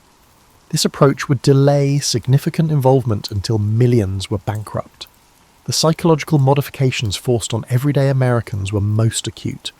The 1920s influenced consumer behaviour significantly. Advertisements pitched products as conveniences and identity markers. A car or cigarette brand defined one's social status. Many suffered financial and existential crises when these material indicators disappeared. "We lost more than our money," said Mildred Hayes, a store clerk. "We forgot who we were. The life and future stories we told ourselves crashed. My husband was promoted to floor manager. We saved for a suburban house down payment. After his job loss, we moved in with his parents and slept on a fold-out couch in their parlour. How do you explain this reversal?" For millions of Americans, this cognitive dissonance between expectations and reality defined the early Depression. The world they were promised had vanished overnight, leaving them in strange territory without maps or goal guides. The financial collapse of 1929 to 1933 wasn't just about stock market losses affecting wealthy investors. What truly devastated ordinary Americans was the destruction of the banking system and, with it, their life savings. Between 1930 and 1933, over 9,000 banks failed, nearly 40% of all banks in the United States. Each closure triggered cascading losses in communities where those banks operated. Unlike today's news cycle, which might report bank failures as abstract statistics, those closures were visceral, community-altering events. "I was walking to school when I saw the crowd outside First National," remembered Eunice Templeton, who was 12 years old in Galesburg, Illinois, when her town's largest bank closed. People were pounding on the doors, some women were crying. Mr. Hobart, who owned the hardware store, sat on the curb with his head in his hands. "My father lost $800, his entire savings. That night, Mother cut up an old dress to make me a new one for school. We have to be creative now," she said, her voice all tight like she was holding something back. What's rarely discussed in Depression histories is how the crisis transformed attitudes toward money itself. Before 1929, cash had been migrating from the mattress to the bank account as Americans embraced financial institutions. After the banking collapse, many developed a profound distrust of banks that would last generations. Communities responded by developing extraordinary alternatives to traditional currency. In Minneapolis, the organized unemployed created scrip certificates tied to hours of work. In California's Imperial Valley, farmers traded promissory notes backed by future crops. In Seattle, professionals formed exchange networks where doctors and lawyers traded services directly with plumbers and electricians. Wayne Thornton, a plumbing contractor in Des Moines, described his experience. "Money just disappeared. I had customers who needed leaks fixed but couldn't pay cash. I started taking chickens, home-canned vegetables, and even furniture in exchange for work. My secretary kept a ledger of who owed what. By 1922, I was only getting about 30% of my payments in actual currency. The rest was barter or promises." This collapse of conventional currency revealed something profound about money itself, that it exists primarily as a social agreement rather than an inherent value. When that agreement faltered, communities improvised alternatives based on trust and shared necessity. For children, the Depression's monetary lessons were particularly complex. Catherine Wagner, who grew up in San Francisco, recalled, "My father had been a successful attorney before the crash. Suddenly, he was accepting payment in firewood or fish. I remember asking for a nickel for candy, and my mother cried, not because we didn't have a nickel, we did, but because she understood that money now had to be hoarded, saved for absolute necessities." The Depression's monetary transformation was also visible in how physical currency was treated. Bills were pressed flat, coins were counted repeatedly, and cash was hidden in increasingly creative locations. Laura Hillman, whose father was a bank manager in Cincinnati, described finding money throughout their home after his death in 1940. There were silver dollars sewn into the hems of curtains, bills tucked between book pages, coins in sealed mason jars buried in the garden. Father knew better than anyone how fragile banks were, and it marked him permanently. Beyond the practical aspects of money's transformation was a deeper philosophical shift. Americans who had embraced consumer culture and defined themselves through purchases now found themselves questioning the basis of value itself. The arbitrary nature of monetary value became unavoidably apparent when homes with $5,000 mortgages sold at auction for $1,000, and when a skilled labourer's daily wage fell from $4 to $1. if work could be found at all. We realised money was fictional, explained former banker Thomas Whitfield. Not just paper money, but the whole concept. A house didn't change physically when its price dropped 80%, but suddenly the bank said it was worth a fifth of what they'd claimed last year. A man's labour didn't change when his wage was cut, but now an hour of sweat was worth half what it had been. This change made people question everything. This questioning extended to authority itself. When Presidents Hoover and Roosevelt made pronouncements about the economy, many Americans had become sceptical of official narratives. Having watched sound banks collapse and blue-chip stocks become worthless, they developed a wariness toward institutional pronouncements that would influence American politics for decades. The Depression's monetary chaos also produced unexpected social effects. As cash became scarce, those who still had it gained outsized influence. Small-town bankers who had maintained liquidity, landlords who owned properties outright, and business owners who had avoided debt found themselves with disproportionate community power. This shift created new social hierarchies based less on traditional status markers and more on financial prudence, a virtue that had been largely dismissed during the exuberant 1920s. The social order flipped, observed Harriet Crawley, a schoolteacher from Virginia. The flashy spenders of the 20s were now destitute, while cautious savers became community leaders. Everyone thought our principal was a frugal miser, but he was the only one who could provide small loans to prevent faculty members from losing their homes. His influence grew tremendously. The psychological impact of the Depression created wounds that statistics can't capture, invisible scars that shaped behaviours, relationships and worldviews for generations. While historians often focus on economic metrics, the true legacy lived in changed minds and hearts. For adults who had established identities and expectations before the crash, the psychological toll was particularly severe.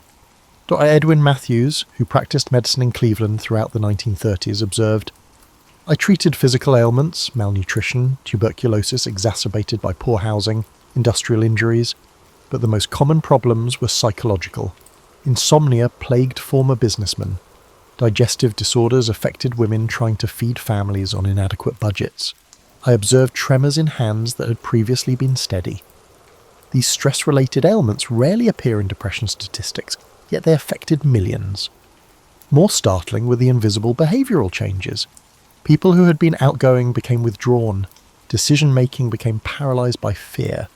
Marriages strained under financial pressure developed communication patterns centred on avoidance rather than confrontation. My mother changed completely," said Richard Neville, who was 10 years old when his father lost his accounting position in 1931.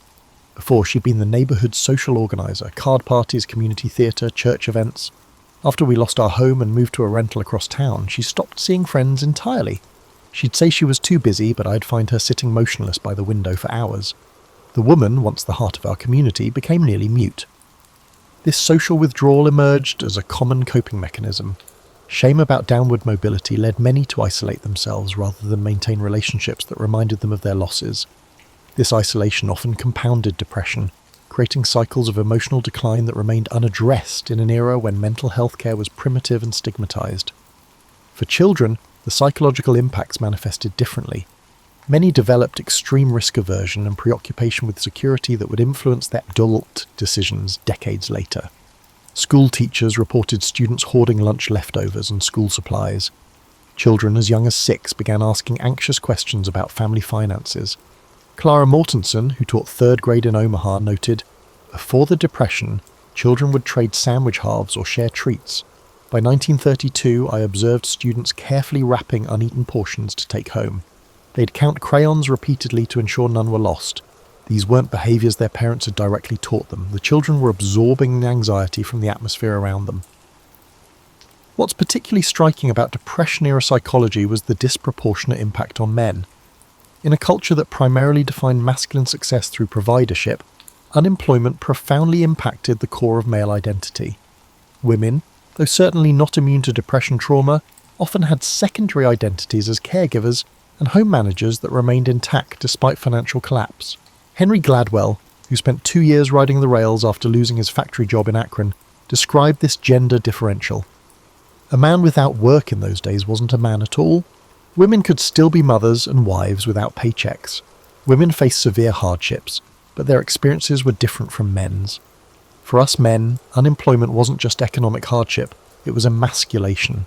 Some fellows I knew would leave home each morning pretending to seek employment, but would actually spend the day in the public library just to maintain the fiction that they were still trying. This gendered experience created lasting imprints on family dynamics. Children who watched fathers struggle with identity loss often developed complex relationships with authority and achievement. Many Depression-era children grew up to become workaholics, driving themselves relentlessly to avoid the vulnerability they had witnessed in their parents. The psychological impact extended to how people viewed institutions. Trust in banks, corporations, and government suffered damage that would never fully heal. For many who had believed in American capitalism as an essentially fair system that rewarded hard work, the Depression destroyed this foundational assumption. "My father was a true believer in the American dream," explained Catherine Oakes, whose family lost their Michigan farm to foreclosure. "He'd immigrated from Poland, worked 18 hours a day, and saved every penny. When the bank took our farm, something broke in him. Not just sadness. His entire worldview collapsed. He'd believed there was a moral order where virtue was rewarded. After that, he viewed all institutions with suspicion. He wouldn't even trust the post office with packages." This institutional distrust manifested in behaviours that outsiders often found incomprehensible. People who had survived bank failures might divide their modest savings between multiple hiding places. Important documents were kept at home rather than in safe deposit boxes. Government assistance programs were viewed with suspicion, even by those who desperately needed help. Perhaps most profoundly, the Depression altered America's relationship with possibility itself. The assumption that tomorrow would likely be better than today, a quintessentially American outlook, was replaced for many by a persistent expectation of calamity. This anticipatory anxiety became so ingrained that many Depression survivors maintained emergency preparations throughout their lives, long after economic recovery. Grandmother kept a suitcase packed until the day she died in 1992, recalled Tom Whitaker about his grandmother, who had lived through bank runs in 1931. She insisted every family member memorize a meeting location if things fell apart again. She maintained a pantry that could feed 20 people for months. When we cleaned out her apartment, we found gold coins sewn into the lining of her winter coat. The Depression never ended in her mind. When we examine the Depression beyond economic statistics, we discover how profoundly it transformed everyday routines and practices. Necessity forced innovation in ways that fundamentally reshaped American domestic life. Perhaps the most remarkable transformation happened in kitchens across America. Cooking practices that had been trending toward convenience foods in the 1920s reversed dramatically. Women who had never baked bread found themselves studying their grandmother's recipes.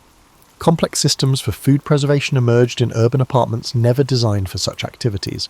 Evelyn Carruthers, who managed a household in Baltimore, described this culinary revolution.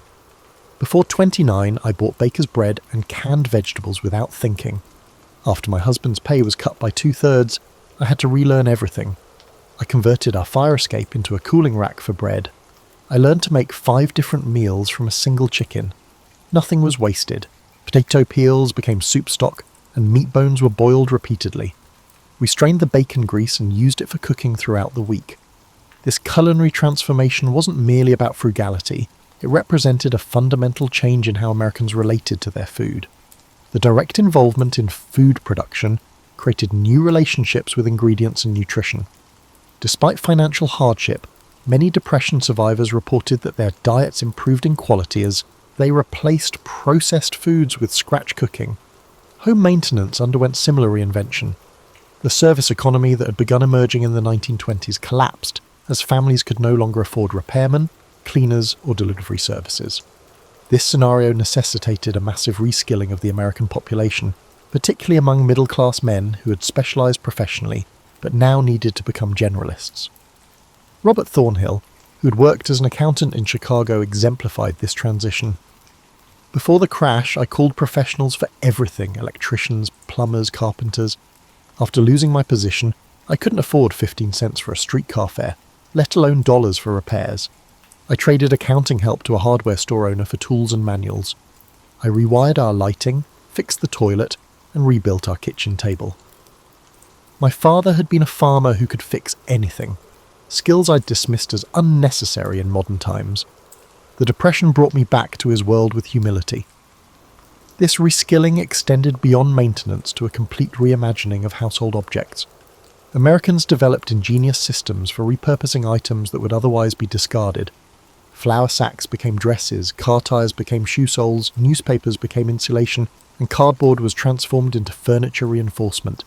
Martha Simmons, who grew up in Tulsa, recalled her mother's ingenuity. Mum turned old wool coats into children's clothing. She unravelled worn-out sweaters to reknit the yarn into socks. But her most extraordinary creation was our new living room set. She couldn't afford upholstery. She needed fabric, so she gathered burlap coffee sacks from local shops, dyed them with walnut husks to achieve a consistent colour, and refinished our worn-out furniture.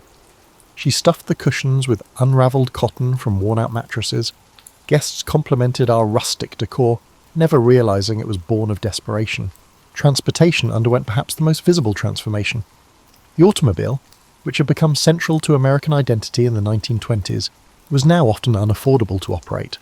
Families who kept their cars developed elaborate systems to extend their utility, adding cargo platforms to carry goods, converting sedans into pickup trucks by removing rear sections, and modifying engines to burn lower quality fuels. Many families returned to pre-automotive transportation. Urban bicycle usage surged.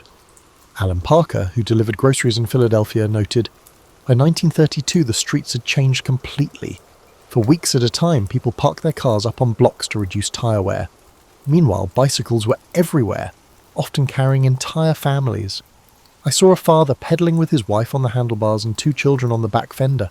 People rigged incredible trailers to bikes for moving larger items. Leisure activities were similarly reinvented. Commercial entertainment, movies, nightclubs, and sports events became unaffordable luxuries for many. In response, Americans rediscovered participatory entertainment. Community singing, amateur theatricals, and storytelling circles experienced unexpected revivals. Board games enjoyed unprecedented popularity, with families often making their own versions of commercial games. The Depression also forced reconsideration of living arrangements. Extended families consolidated into shared housing, creating new intergenerational dynamics. In urban areas, apartment sharing became common among unrelated adults, creating ad hoc family structures that pooled resources and distributed household labour. Margaret Wilson, who shared a Chicago apartment with 5 other women, described these arrangements. "We each contributed what we could. Helen worked part-time as a secretary and provided most of our cash income. With my sewing machine still in working order, I made clothes for everyone. Dorothy had trained as a nurse and handled medical needs. We developed a system as precise as any factory, schedules for cooking, cleaning, and job hunting. We weren't relatives, but necessity made us closer than many families." Perhaps most significant was the transformation of time itself. The standardized workday, which had been increasingly normalized in the 1920s, disintegrated for many Americans. Work, when available, might come at any hour. The unemployed developed elaborate routines to provide structure to days no longer defined by workplace schedules. William Harrington, laid off from Pittsburgh's steel mills, described this temporal shift. "After 3 months without work, I realized time was becoming my enemy. Empty hours bred despair, so I created a schedule as rigid as the mills. Up at 5:30, breakfast, job hunting until noon. Afternoons for repair work or gardening. I dedicate my evenings to reading in order to enhance my skills. On Sundays, I dedicate myself to church and spending time with my family. It wasn't about efficiency, it was about maintaining sanity when the clock no longer ruled my life." This reinvention of daily routines wasn't merely adaptation, it represented a profound cultural shift in how Americans related to material goods, services, and time itself. The Depression forced a nationwide reassessment of needs versus wants, durability versus disposability, and self-reliance versus specialization. These values would influence consumption patterns and domestic practices for decades after economic recovery. The Depression is famous for individual hardships, but its most impressive story may be how communities devised survival strategies that changed American social organization. Together, these responses provided resilience where individual efforts failed. Highly sophisticated neighborhood support systems arose. Informal communication networks convey information about jobs, assistance programs, and local credit providers in metropolitan areas.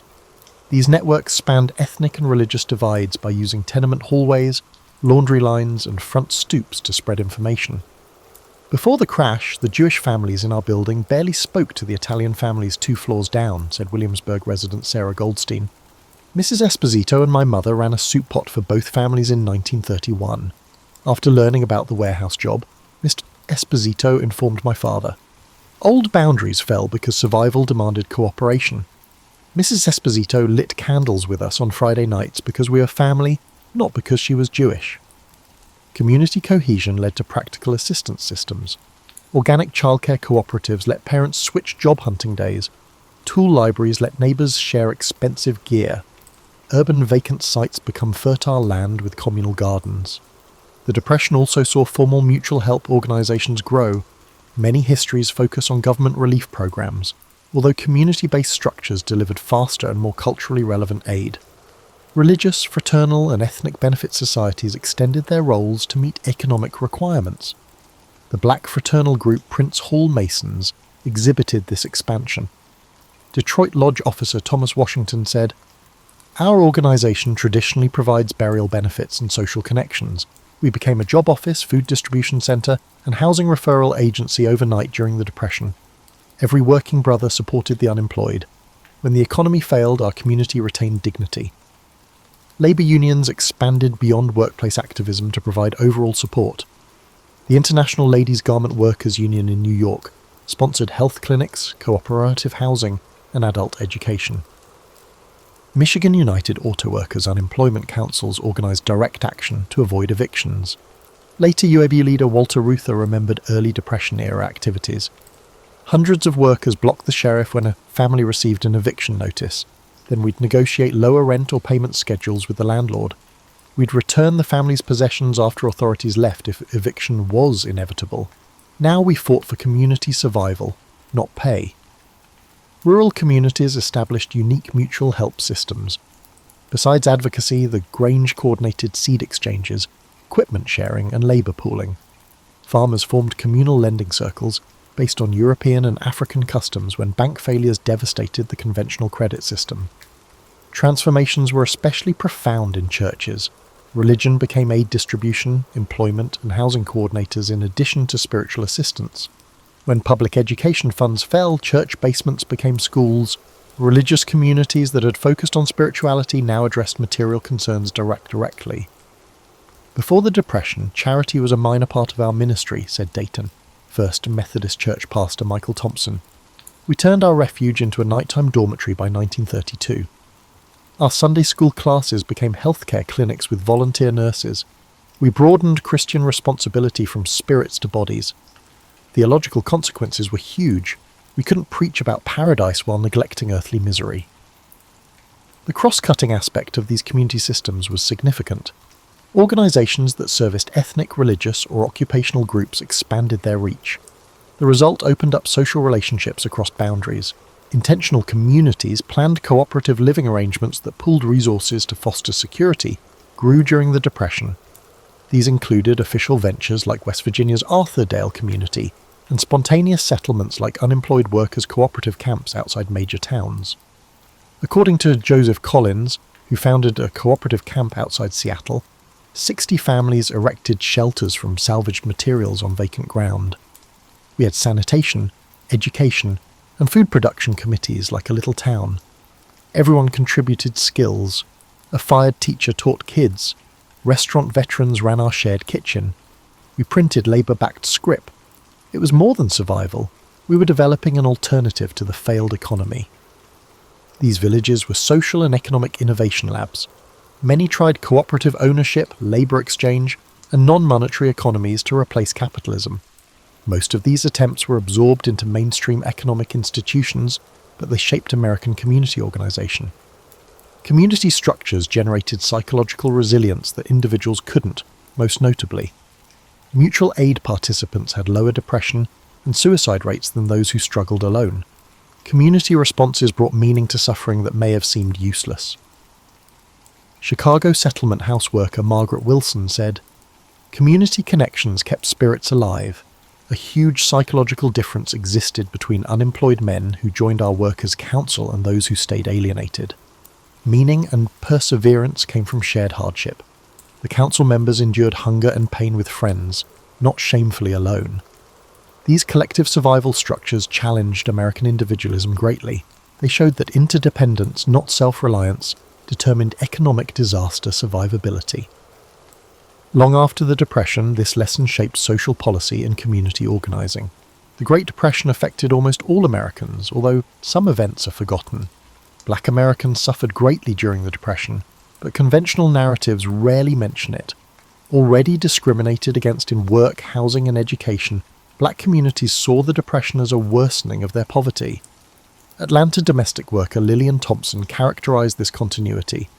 Whites discussed the Depression like it ended the world. Historically, colored people were economically insecure. Last hired, first dismissed was our norm. We lost even our minimal security.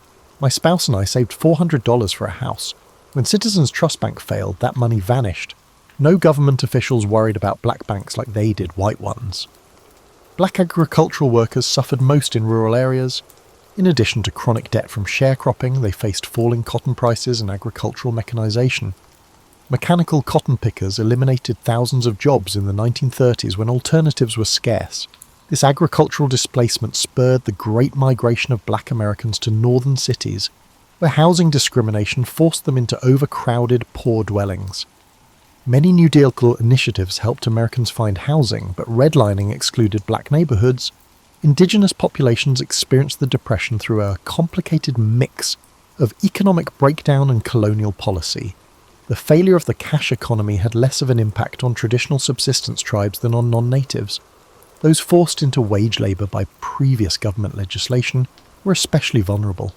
Joseph Blackhawk, an Omaha tribal member who worked in Nebraska meatpacking facilities, said, "Government schools and reservation regulations destroyed our grandparents' land-based abilities."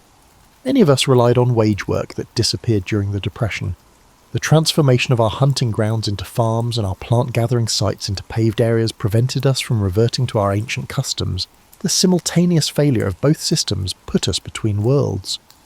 The 1934 Indian Reorganization Act, despite its promotion as a progressive reform, resulted in increased economic dependency during the Depression. Constitutions that prioritize resource exploitation have reformed tribes, promoting outside interests over indigenous communities. Mexican Americans in the Southwest had particular Depression problems. Large producers slashed wages drastically, but still demanded hard work when crop prices plummeted. Mexican and Mexican-American workers faced violent suppression and deportation due to their organizing efforts. The federal government's repatriation plans demonstrate economic distress and racial targeting. About 60% of the 1 to 2 million Mexican Americans deported or pushed to leave the US between 1929 and 1936 were US citizens. The result was one of the largest forced migrations in American history, frequently without legal procedure. Elena Ramirez, whose family was deported to Mexico in 1932, said, "Immigration agents encircled our Los Angeles neighborhood and loaded everyone onto trucks. The fact that my brother and I were born in California and held American citizenship did not matter. We only had a few hours to pack. My father worked at the same factory for 9 years. Our church, school, and friends vanished overnight. We landed in Mexico as strangers. 20 years after my parents departed, we were considered pochos, neither Mexican nor American." Urban Americans rarely saw the hardship of rural white populations in Appalachia and the Ozarks. Economic deterioration in these areas began before 1929 owing to resource extraction and changing agricultural markets. The Depression sank economically marginalized groups into deep poverty. These regions emphasized the difference between deserving and undeserving poor. New Deal initiatives favored recent middle-class dropouts over multi-generational poor. Such multi-tiered assistance schemes occasionally excluded the most desperate. Disability during Depression is another underestimated pain factor. Family support systems and philanthropic institutions crumbled, putting Americans with disabilities in unparalleled hardship. When demand for disabled American services expanded, financial cuts deteriorated their facilities. A Massachusetts State Psychiatric Hospital's Dr. Margaret Chen observed this decline. "We were understaffed and underfunded before the crash. After state budgets fell, circumstances were terrible. Our patient base increased while staff shrank by a third. Food quality plummeted, treatment became confinement. We ran out of resources during acute illness. So many individuals who could have recovered were institutionalized for life. Depression devastated carefully developed support systems for physically challenged Americans living freely. When informal helpers focused on their own survival, disabled people who had retained autonomy through community networks were forced into institutionalization. The Depression produced new disability categories. Childhood malnutrition caused lifelong developmental problems. Safety requirements were abandoned to minimize costs, increasing workplace accidents. Depression-related psychological trauma caused untreated mental health issues. How economic disaster affected youth is often forgotten in depression accounts. Schools in various locations cut academic years or shuttered due to budget limitations. Child labour, which had been falling for decades, rose as families required cash from everyone. Malnutrition at key development had lifelong physical and cognitive damage. Helen Morrison, a rural Kentucky teacher, saw these changes. Planting and harvest attendance was intermittent before the catastrophe. Many children vanished by 1932. I found them working full-time at anything they could find when I visited their homes. Some families had broken up, with children living with relatives or neighbours, while parents looked for jobs. Many of my students lost the idea of infancy as a protected period of development. These forgotten depression scenes show how economic disaster deepened social divisions. While popular narratives highlight shared pain that linked Americans, these forgotten tales show how crises reinforced race, region, aptitude, and age hierarchies. The Great Depression created enduring legacies that shaped American society for generations in ways few could have predicted. These influences transformed behaviours and attitudes that would persist long after economic recovery. The most visible legacy was Americans' relationship with financial risk. Depression survivors developed what marketers later called depression syndrome, financial behaviours that prioritise security over opportunity, even when economically irrational. Millionaires who had survived bank failures maintained multiple modest accounts rather than consolidated ones. Successful professionals refused mortgages despite having ample income. Families stockpiled necessities due to concerns about future shortages. Dorothy Klein, a consumer researcher in the 1950s, noted that conventional advertising could not persuade depression survivors. They evaluated purchases through a trauma lens. I interviewed a doctor who kept 25 pounds of coffee in his pantry. When coffee was rationed during the war, he'd developed anxiety about shortages. 20 years later, despite abundant supplies, he maintained this buffer against a threat that no longer existed. This security-oriented mindset was passed down to children raised by depression survivors. The silent generation and early baby boomers inherited their parents' risk aversion, despite growing up in unprecedented prosperity. This generational transmission of financial trauma influenced banking, housing, and retail sectors for decades, as these sectors unknowingly catered to customers whose decision-making was influenced by psychological patterns formed during the 1930s. The Depression fundamentally altered Americans' relationship with government. Before 1929, most citizens had minimal interaction with federal agencies. By 1940, government had become an everyday presence through relief programs, employment projects, and regulatory frameworks. This created expectations that transcended traditional political divisions. Frank Holloway, who administered WPA projects in Tennessee, noted, "Before the Depression, mentioning I worked for the federal government drew suspicion. By 1936, people welcomed me because I represented jobs and assistance. People who philosophically opposed government interference now expect government solutions. This evolution wasn't about liberal or conservative, it was at a fundamental recalibration of what government was for." Cultural expressions underwent profound transformation. The arts developed dual impulses that seemed contradictory, but often existed within the same works. Unflinching documentation of suffering alongside escapist entertainment. The documentary tradition emerged in photography, Walker Evans, Dorothea Lange, and literature, Steinbeck, Wright, while escapism flourished in Hollywood musicals and superhero comics. Playwright Arthur Miller explained this duality. The theatre swung between agitprop realism and pure fantasy. What endured were works that somehow managed both, acknowledging suffering while suggesting transcendence. Audiences needed both truth and hope, reality and possibility. The Depression created a generation that approached community building with deliberate intention. Having experienced how economic disaster could isolate individuals, many survivors became what sociologists later called intentional neighbours. deliberately cultivating community connections as insurance against future hardship. The explosion of civic organizations in post-depression America, from PTAs to neighborhood associations, reflected this impulse. While often viewed as expressions of 1950s conformity, these organizations actually represented lessons learned from 1930s isolation. Perhaps most profound was the Depression's impact on Americans' relationship with work itself. Employment became more than an economic necessity, it became psychological validation. The experience of involuntary joblessness created lasting associations between work and identity that influenced retirement patterns for decades. To Samuel Weinstein, who studied aging in the 1970s, found, Depression survivors approached retirement differently than subsequent generations. They often couldn't articulate why continued work felt essential. One successful businessman told me, "I know I don't need the money, but I need to be needed." Their concern wasn't about income, but about avoiding the psychological state of uselessness they had experienced during unemployment decades earlier. Looking back, many aspects of American life we take for granted, from social security to bank deposit insurance, emerged directly from Depression experiences.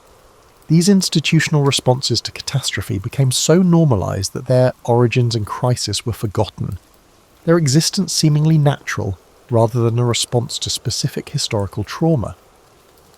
What remains most remarkable about the Depression's legacy is how it demonstrated both human vulnerability and resilience simultaneously. It revealed how quickly prosperity could vanish and how fragile social structures could prove. Yet it also showed how communities could adapt and societies could reimagine themselves in response to catastrophe. As Depression survivor Eleanor Winthrop reflected, what stayed with me wasn't the hardship itself, but the discovery of what humans could withstand and create from ruins. We lost our innocence about economic security, but gained wisdom about human connection. The disappearance of the money did not diminish the value of the ingenious adaptations, extraordinary kindnesses, and communities forged in struggle that replaced it. The paradox of catastrophe is that it takes with one hand but gives with the other, and sometimes the gifts outlast the losses.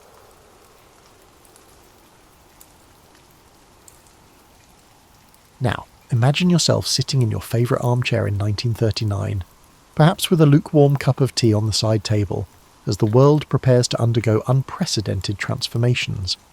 But the people who were about to change it had no idea they were writing the most expensive recipe ever.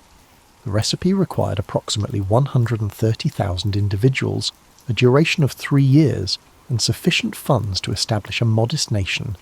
It all started because some very smart people got very worried. Imagine the feeling you get when you realise you left the stove on, and imagine that feeling multiplied by the entire future of civilization. That's roughly what Leo Szilard felt when he heard that German scientists had figured out how to split uranium atoms. Szilard was a genius who could probably calculate the trajectory of falling toast in his pyjamas, but even he couldn't foresee the consequences of his concern. The amusing thing about Szilard is that he was the kind of guy who would patent an idea for a nuclear reactor, then immediately realise it might be dangerous and try to keep it secret. It's like inventing dynamite and then whispering the recipe. He spent most of 1939 pacing around New York, likely frightening pigeons with his intense expression, trying to persuade anyone who would listen that America needed to outpace Germany in the atomic race. But you can't just walk into the White House and say, "Hey, we need to build a massive bomb." Well, you can try, but they'll probably escort you out rather quickly. So Szilard did what any reasonable person would do. He got Einstein to write a letter. Apparently, even in 1939, name recognition held significant importance. Einstein, who probably just wanted to work on his theories in peace, found himself accidentally becoming the godfather of the atomic age. He later recognised the irony, given that he was a pacifist who had previously expressed a preference for being a lighthouse keeper over a physicist. Roosevelt got the letter in October 1939, right around the time he was dealing with a dozen other world-ending problems. You have to admire the man's ability to prioritise. Most of us get overwhelmed choosing what to watch on streaming services, but FDR was juggling potential nuclear weapons, a world war, and probably wondering if his morning coffee was strong enough for any of this. The initial response was about as enthusiastic as you'd expect from a government bureaucracy. They formed a committee. Nothing conveys the urgency of a world-changing scientific breakthrough more effectively than the formation of a committee. The Uranium Committee, as they called it, met a few times, allocated a whopping $6,000 for research, and probably spent more on coffee than uranium. It was the governmental equivalent of putting a band-aid on a volcano. But here's where the story gets intriguing, in that uniquely American way. While the committee was busy being committee-like, Pearl Harbor happened. Suddenly, the abstract concept of maybe we should look into this atomic thing became, we need this atomic thing yesterday, and we'll build it bigger than anyone has ever built anything. Enter General Leslie Groves, a man who had just finished building the Pentagon and was probably looking forward to a comfortable, quiet desk job. Instead, he got handed the Manhattan Project, which was like being asked to organise the world's most dangerous science fair with unlimited funding and a deadline that could determine the fate of democracy. Groves was the kind of military mind who could look at an impossible task and immediately start figuring out how to make it slightly less impossible, one spreadsheet at a time. The beautiful absurdity of the Manhattan Project was already becoming clear. You had theoretical physicists who could barely balance their checkbooks being asked to create the most practical and devastating weapon in history, while military men who understood logistics had to wrap their heads around concepts that sounded like they belonged in comic books. And so began the most improbable collaboration in human history, where the marriage of pure science and applied paranoia would reshape everything. Now, you might think that assembling the world's greatest scientific minds would be like organising a really intellectual dinner party. You'd be wrong. It was more like trying to herd cats, if the cats were Nobel Prize winners with strong opinions about quantum mechanics and an alarming tendency to argue about theoretical physics at inappropriate volumes. General Groves, bless his practical heart, approached this challenge the way any good military man would. He made lists. Lots of lists. Lists of scientists, lists of locations, lists of things they'd need, and probably a list of reasons why this was either the best or worst assignment of his career. He realised pretty quickly that managing brilliant people was like managing regular people, except they could prove you wrong with math. The first real breakthrough came when someone suggested they recruit Robert Oppenheimer to lead the scientific effort. Now, Oppenheimer was an interesting choice. He was brilliant, absolutely, but he was also the kind of guy who quoted Sanskrit at cocktail parties and had a habit of making everyone around him feel slightly undereducated. He was like that friend who can discuss wine, literature and nuclear physics with equal fluency, except instead of being annoying at dinner parties, he was about to become the most famous scientist in America. What made Oppenheimer perfect for the job wasn't just his scientific credentials, though those were impressive enough. It was his ability to translate between the language of pure science and the language of we need results now, please. He could talk to a theoretical physicist about quantum mechanics in the morning and explain to a general why they needed more funding in the afternoon, all while maintaining the kind of cool demeanour that suggested he found the whole thing intellectually fascinating rather than terrifying. But you can't run a massive scientific project from university offices and borrowed laboratories. They needed space, and not just any space. They needed secret space. Really secret space. The kind of secret space where you could accidentally change the world without anyone noticing until it was too late. Enter Los Alamos, New Mexico, a location so remote that it made the middle of nowhere look like downtown Manhattan. It was perfect in the way that only truly imperfect places can be perfect. The site was isolated enough that any accidental explosions would mostly just bother the local wildlife, but accessible enough that they could actually transport equipment and people without requiring pack mules. The original plan was to house maybe 30 scientists there. This was a bit like planning a small dinner party and having it turn into a wedding reception for 500 people.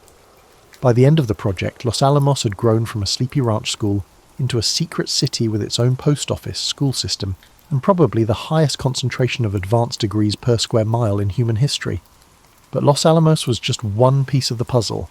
The Manhattan Project ended up requiring an entire secret infrastructure spread across the country. They built massive facilities in Oak Ridge, Tennessee, where they would separate uranium isotopes using methods that were equal parts brilliant and brute force. They constructed another enormous complex in Hanford, Washington, for producing plutonium, because apparently one type of nuclear material wasn't enough for their ambitious plans. The logistics alone were mind-boggling.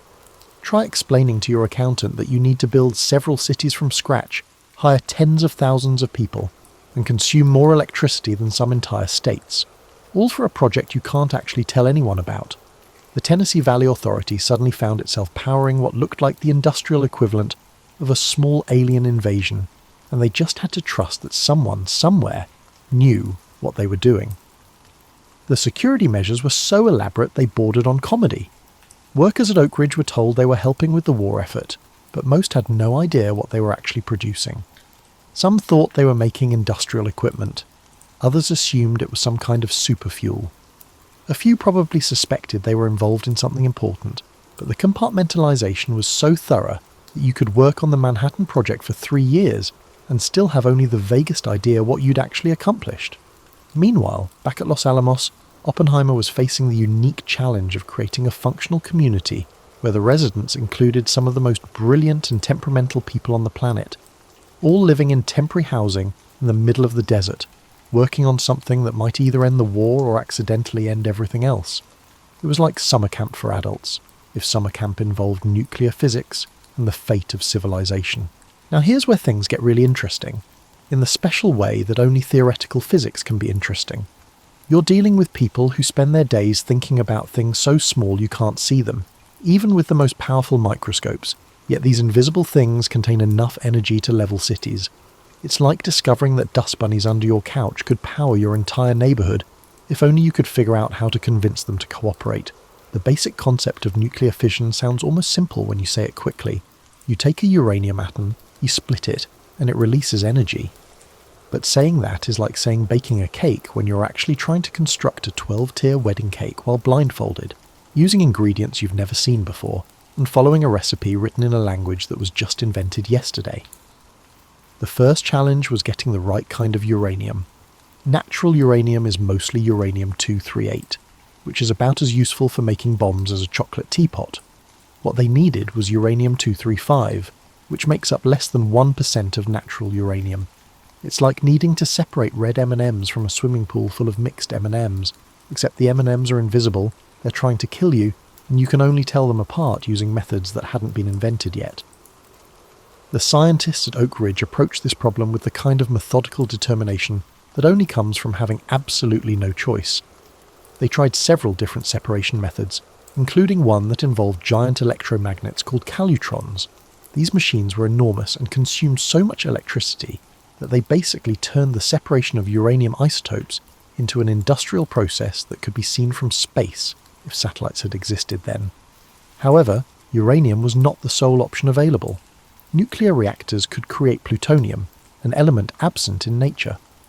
Plutonium was like uranium's more complicated cousin, potentially more powerful, but also more difficult to work with and with a personality that could charitably be described as temperamental. Creating plutonium required building nuclear reactors, which brought its own special set of challenges. The first reactor was built under the football stadium at the University of Chicago because apparently someone thought that the best place to test humanity's first controlled nuclear chain reaction was directly underneath a major American city. The physicist in charge of this experiment, Enrico Fermi, was reportedly betting on whether the reaction would stop when they wanted it to, which shows how well they understood what they were doing. Fermi, incidentally, was the kind of scientist who could calculate complex physics problems in his head, while other people were still looking for their calculators. He was also famous for his ability to estimate almost anything.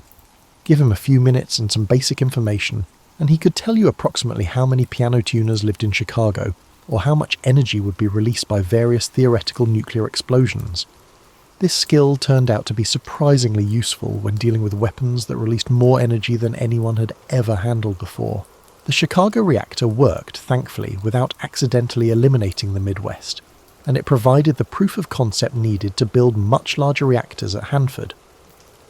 These reactors were designed to produce plutonium on an industrial scale, turning the abstract concept of artificially created elements into something measured in tons rather than microscopic quantities. However, obtaining nuclear material was only half the challenge.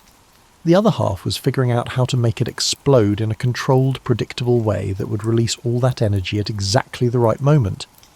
This step turned out to be significantly more complicated than anyone had anticipated, like the difference between lighting a candle and conducting a symphony orchestra made entirely of fire. The simplest design, called gun type, worked by shooting one piece of uranium into another piece of uranium rapidly. It was elegant in its simplicity, like nuclear physics designed by someone who really understood hammers. But this method only worked with uranium-235, and they didn't have enough for more than one bomb. The plutonium bomb required a completely different approach called implosion, which involved surrounding a ball of plutonium with conventional explosives and detonating them all at exactly the same moment, compressing the plutonium until it reached critical mass. Achieving this required such precision that it would make Swiss watchmakers nervous.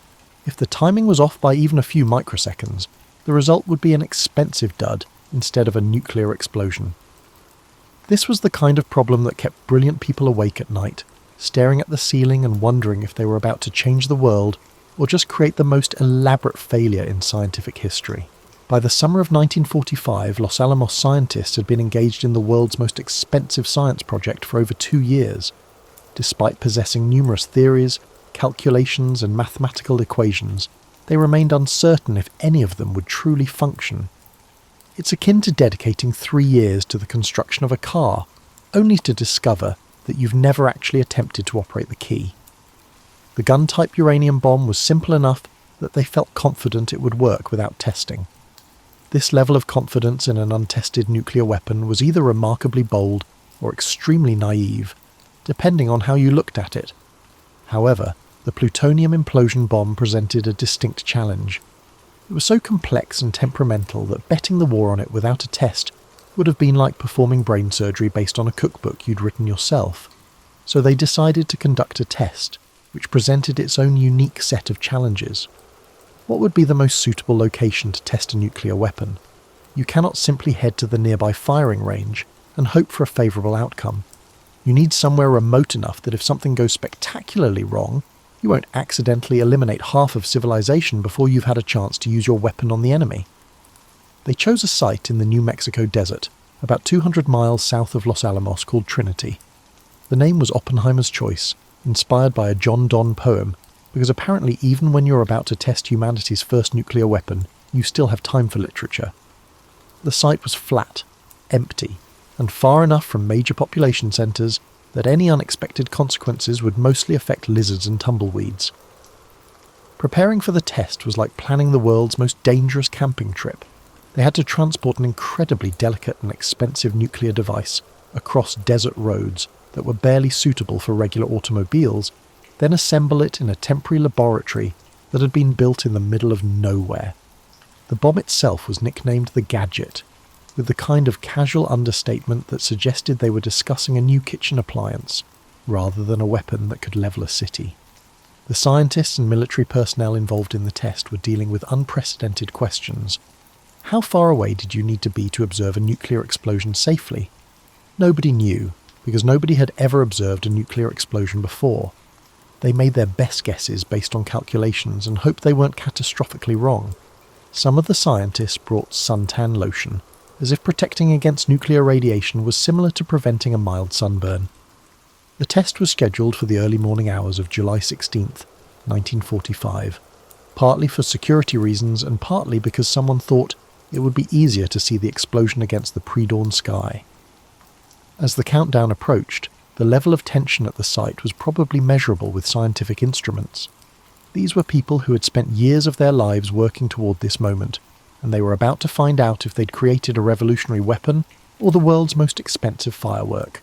Oppenheimer and the other key scientists gathered at a control bunker about 6 miles from Ground Zero, which seemed like a safe distance until you realised that nobody actually knew what constituted a safe distance from humanity's first nuclear explosion.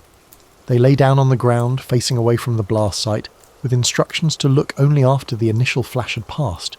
It was like being told to watch the world's most important sunrise through your eyelids. At 5:29 a.m, the Gadget detonated with a force equivalent to about 21,000 tons of TNT.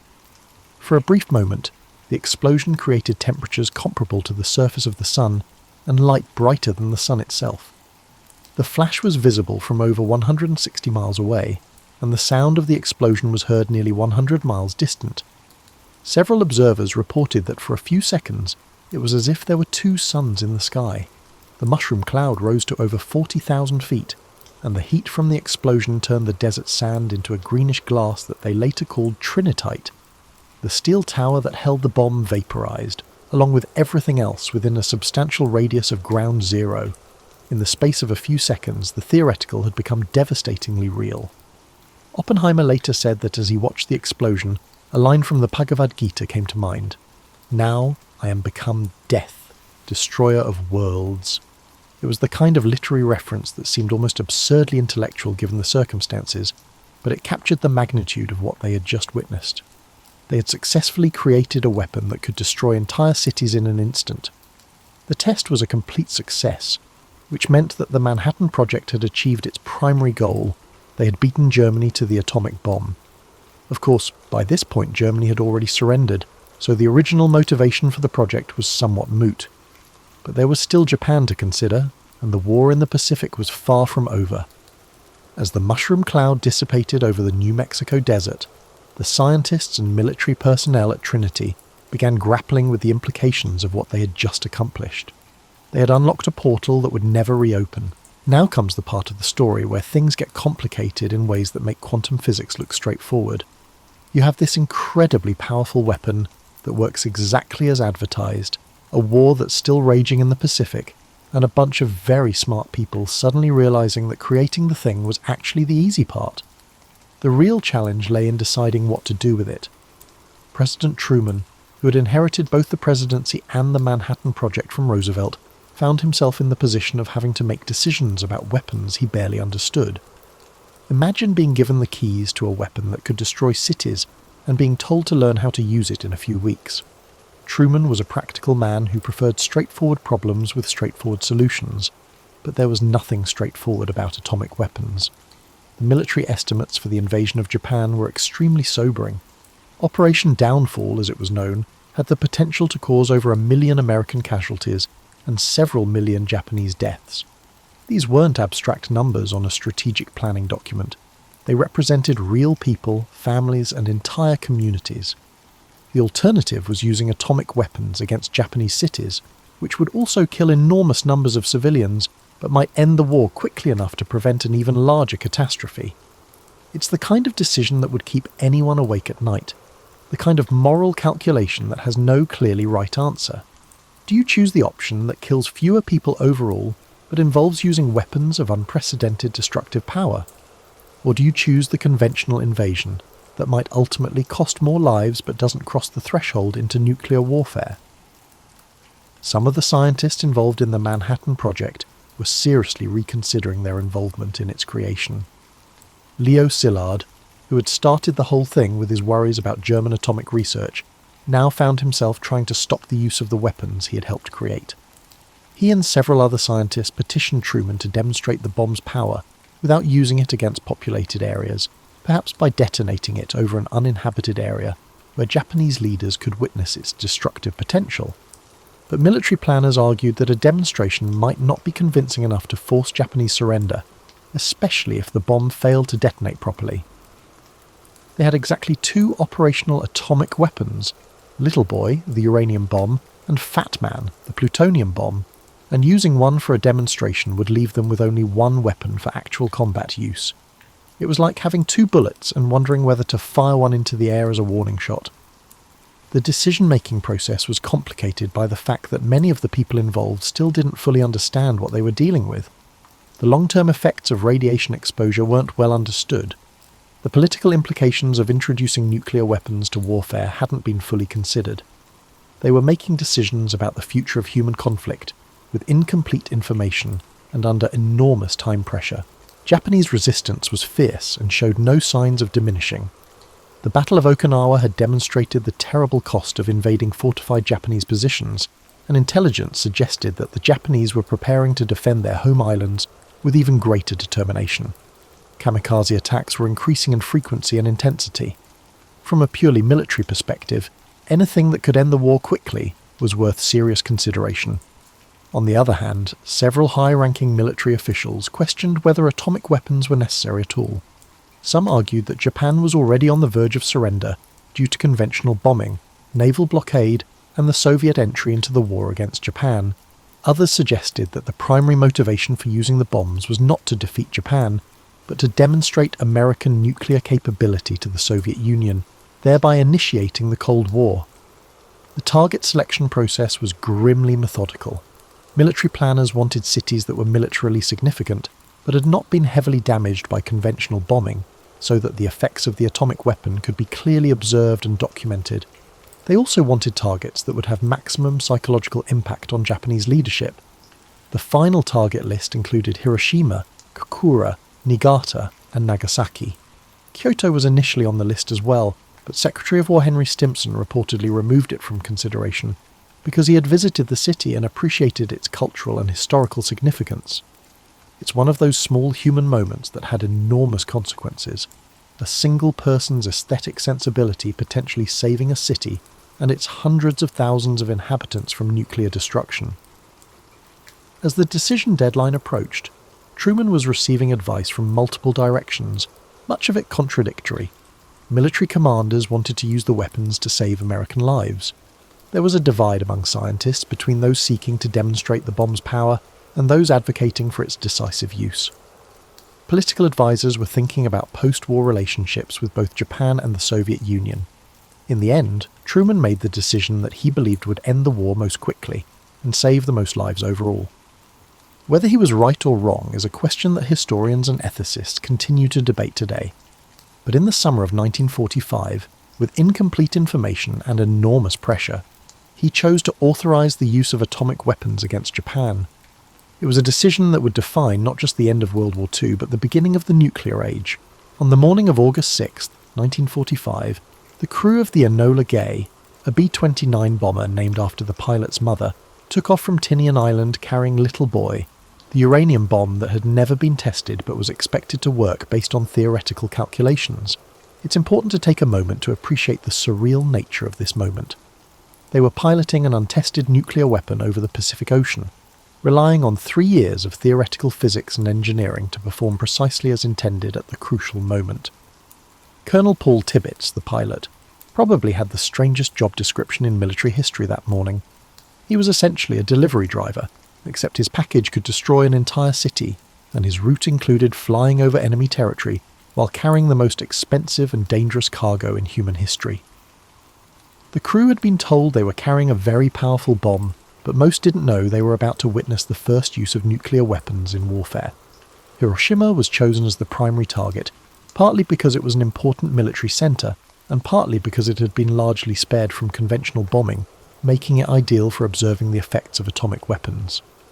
The city had about 350,000 people going about their morning routines, unaware that they were about to witness a historic moment. At 8:15 a.m. local time, Little Boy detonated about 1,900 feet above the city centre. The explosion created a fireball with temperatures exceeding those at the centre of the sun, followed by a shockwave that destroyed virtually everything within a 1-mile radius. The mushroom cloud rose to over 60,000 feet, and the flash of light was visible for miles. Suddenly, a bustling metropolis transformed into the epicenter of the nuclear era. The immediate destruction was almost incomprehensible. Buildings simply vanished. People who were close to the hypercenter were vaporized so quickly that their shadows were burned into concrete and stone surfaces. The intense heat, the crushing force of the shockwave, or the collapse of buildings killed others. Tens of thousands died immediately, and tens of thousands more would die in the following days and weeks from radiation sickness, burns, and injuries. Back in Washington, the news of Hiroshima's destruction was received with a mixture of relief, satisfaction, and growing awareness of what had just been unleashed. Truman announced the attack publicly, explaining that the United States had developed a new and revolutionary increase in destruction, and warning Japan to surrender or face a rain of ruin from the air, the like of which has never been seen on this earth. But Japan did not immediately surrender. The Japanese government was still processing the implications of what had happened to Hiroshima when, 3 days later, another B-29 took off from Tinian carrying Fat Man, the plutonium bomb that had been successfully tested at Trinity. The original target was Kokura, but cloud cover forced the crew to divert to their secondary target, Nagasaki. Nagasaki was a port city with significant military industry, home to about 240,000 people. Fat Man detonated at 11:02 a.m. on August 9th, creating another mushroom cloud and another zone of complete devastation. The bomb was actually more powerful than Little Boy, but the hilly terrain of Nagasaki limited the destruction somewhat compared to the flat geography of Hiroshima. The two atomic bombings killed over 200,000 people, most of them civilians, and demonstrated that the United States possessed weapons of unprecedented destructive power. More importantly, from a strategic perspective, they showed that America could produce these weapons and was willing to use them. The message to both Japan and the rest of the world was unmistakable. The rules of warfare had fundamentally changed. Emperor Hirohito announced Japan's surrender on August 15, 1945, citing a new and most cruel bomb as one of the factors in his decision. The war was over, but the nuclear age had begun. The scientists and engineers who had worked on the Manhattan Project found themselves grappling with the reality that their theoretical calculations had translated into actual human destruction on an unprecedented scale. Some, like Oppenheimer, were haunted by what they had helped create. Others argued that the bombs had actually saved lives by ending the war quickly and preventing a costly invasion of Japan. Whether the atomic bombings were necessary or justified remains a topic of debate, but it is undeniable that they represented a significant shift in human history. The Manhattan Project had succeeded in its primary objective. It had created weapons powerful enough to end World War II. But it had also created something else, a world where the complete destruction of civilization was now theoretically possible, where the stakes of international conflict had been raised beyond anything previously imaginable. As the aftermath of Hiroshima and Nagasaki receded, the scientists, who had dedicated 3 years to their clandestine work, came to understand that their efforts were far from concluded. They had solved the technical challenge of nuclear weapons, but they had also created political, ethical and strategic challenges that would define international relations for generations to come. The atomic age had arrived and there was no going back. When the celebration parades ended and the newspapers stopped running headlines about the miracle weapons that had ended the war, the people who had created those weapons found themselves dealing with a peculiar kind of hangover. It wasn't the sort you get from too much champagne at a victory party, but the kind that comes from realizing you've fundamentally changed the world and aren't entirely sure whether you should feel proud or terrified. The Manhattan Project had been such a massive, all-consuming effort that many of the scientists involved hadn't really had time to think about what would happen after they succeeded. It's akin to devoting 3 years to the construction of a race car, only to abruptly discover you don't know where to steer it. They had solved the technical problem of nuclear weapons with brilliant efficiency, but they had inadvertently created problems that were much more complicated than mere physics. Oppenheimer, who had led the scientific effort at Los Alamos, found himself in the strange position of being simultaneously celebrated as a hero and viewed with suspicion as a potential security risk. He had become the most famous scientist in America, the father of the atomic bomb, but he was also someone who quoted Sanskrit poetry and had complicated political views that made government officials nervous. It's challenging to be a national icon when you keep reminding people that the thing that made you famous could also destroy civilization. The other scientists went to universities and research institutions, taking with them the knowledge of how to build nuclear weapons and the burden of knowing what those weapons could do. Some threw themselves into peaceful applications of nuclear technology, hoping to balance the destructive potential of their work with beneficial uses for atomic energy. Others became advocates for nuclear disarmament, arguing that the weapons they had helped create were too dangerous for any nation to possess. But the most significant change was in how countries thought about war and international relations. The atomic bomb had made the concept of total victory obsolete, because it now potentially meant total destruction for everyone involved. It was like discovering that winning an argument could result in both participants being struck by lightning. The traditional logic of warfare, where you could defeat your enemies without destroying yourself, no longer applied when nuclear weapons were involved. The Soviet Union, which had been America's ally during the war, immediately began working on its own nuclear weapons program. Joseph Stalin was not the sort of leader who was comfortable with other countries having weapons he didn't possess, especially weapons that could level entire cities. The race to develop nuclear weapons became the foundation of what would be called the Cold War, a decades-long standoff between superpowers armed with enough nuclear weapons to destroy each other many times over. The scientists who had worked on the Manhattan Project watched this development with a mixture of resignation and horror. Many thought that nuclear weapons would be so obviously bad that no sane leader would want to make more.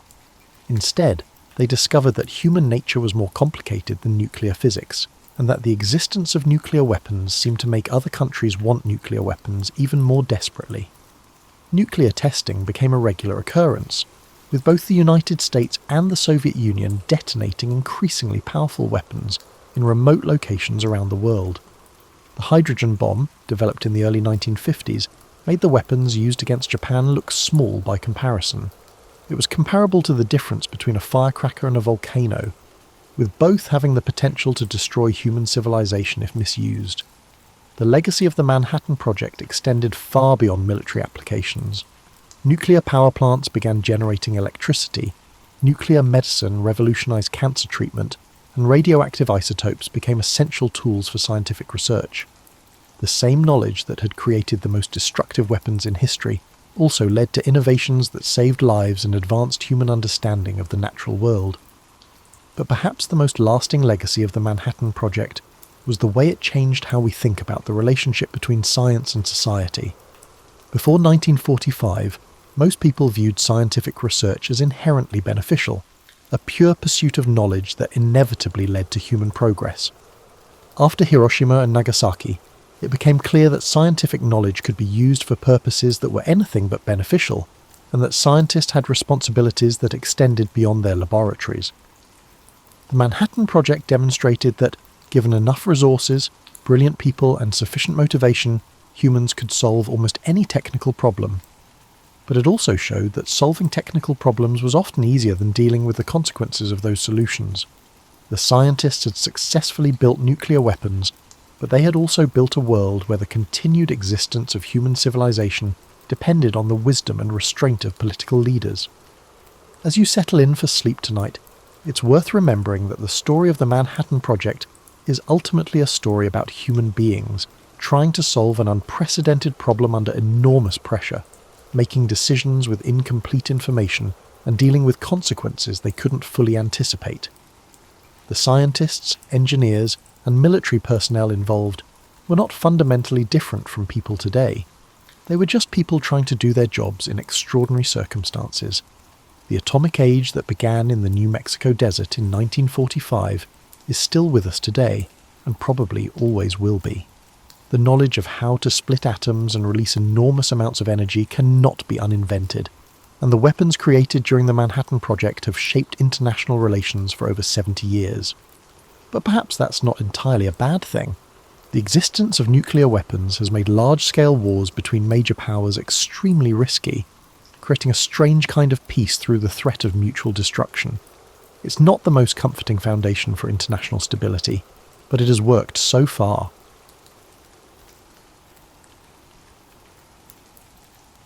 When people today imagine King Arthur, they often picture a gleaming throne room in a fairy tale castle, yet the earliest roots of the legend trace to a far grittier era, sub-Roman Britain, roughly the 5th or 6th century.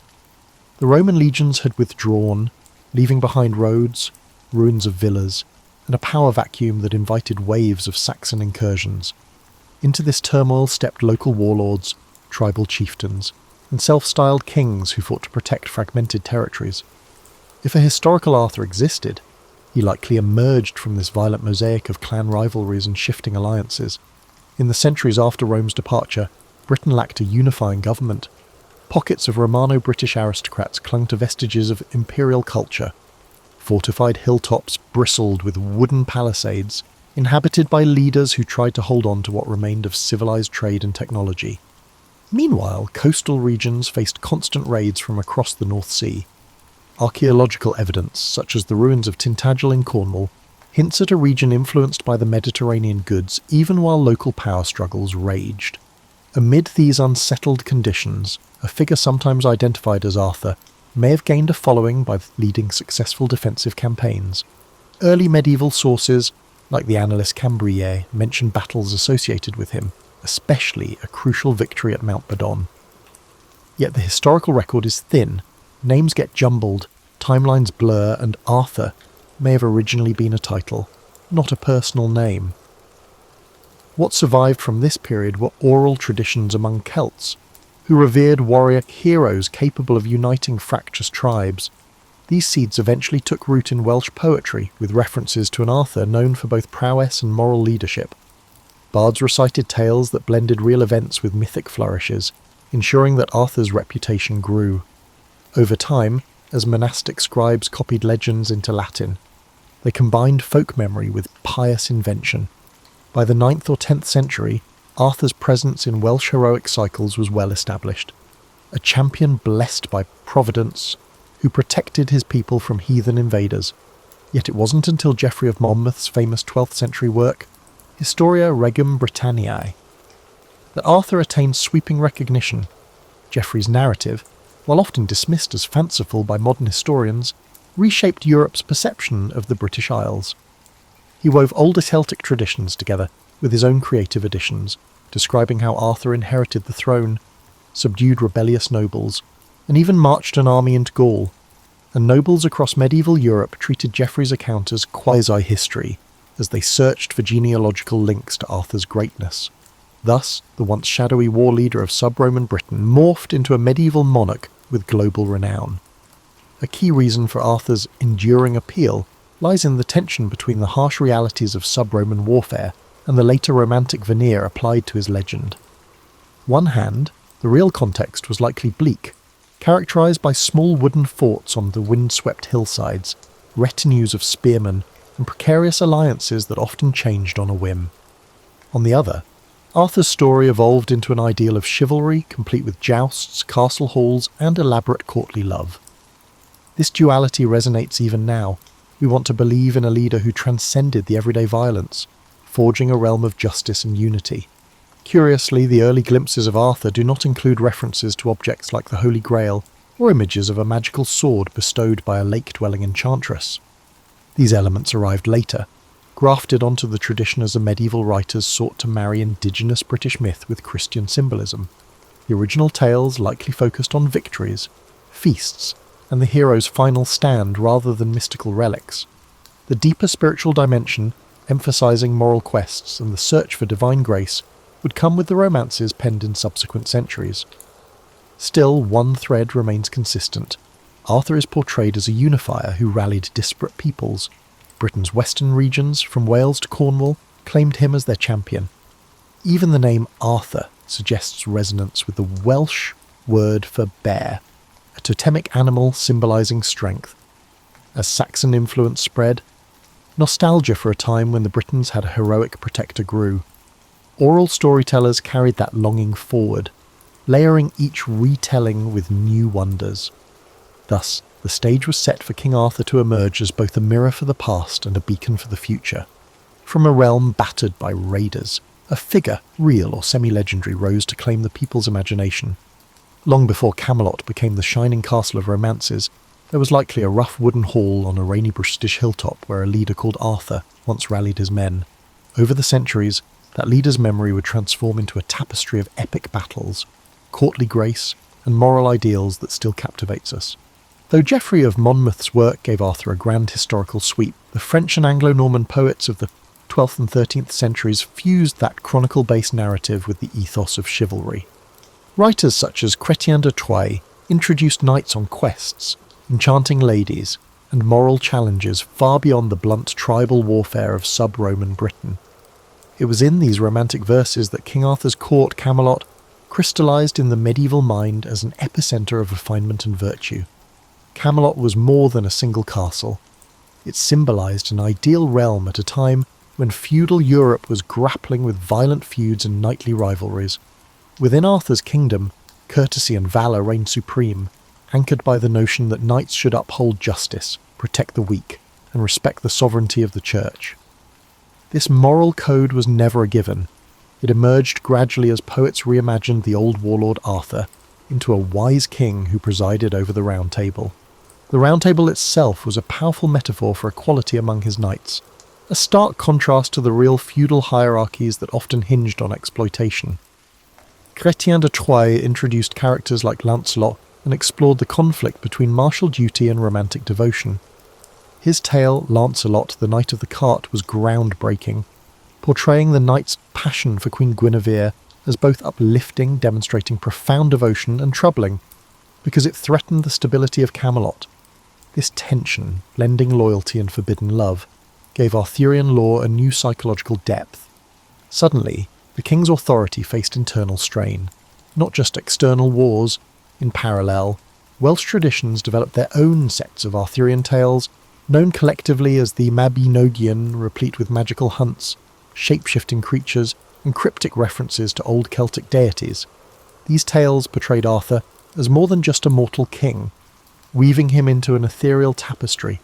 Courtiers and warriors in these Welsh stories navigated a realm where illusions might mask deeper truths, and heroic feats often demanded supernatural insight. Arthur came off as a liminal figure, part champion in the mortal sphere, part catalyst in the realm of myth. By the early 13th century, the so-called Vulgate cycle, also known as the Lancelot Grail cycle, emerged in French prose, adding layer upon layer to the saga. The Holy Grail took centre stage, turning Arthur's kingdom into the crucible of a spiritual quest. Knights like Galahad, introduced in these texts, embodied purity and the hope of divine revelation.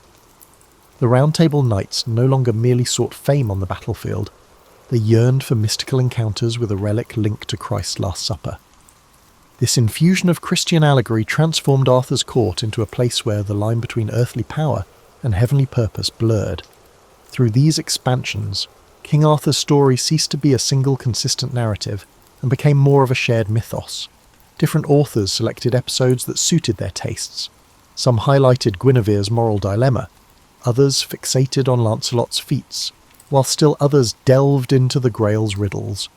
Arthur himself at times slipped into the background as his knights took centre stage, grappling with illusions, prophecies, and moral failings. Yet the concept of Camelot as a golden era endured, a testament to a kingdom so just and noble that it attracted divine interest, even if it was eventually undone by human frailty. Despite the high-minded chivalry these romances extolled, they also contained warnings. Arthur's realm offered a vision of perfect rule, but the seeds of its fall were sown within its ranks. Lancelot's betrayal, Mordred's treachery, and the knight's fragmentation underscored how easily greatness could unravel. In reflecting on these fictional events, medieval audiences might ponder the fragility of their societies. Royal courts and noble houses existed in perpetual tension, threatened by ambition, jealousies, and foreign wars.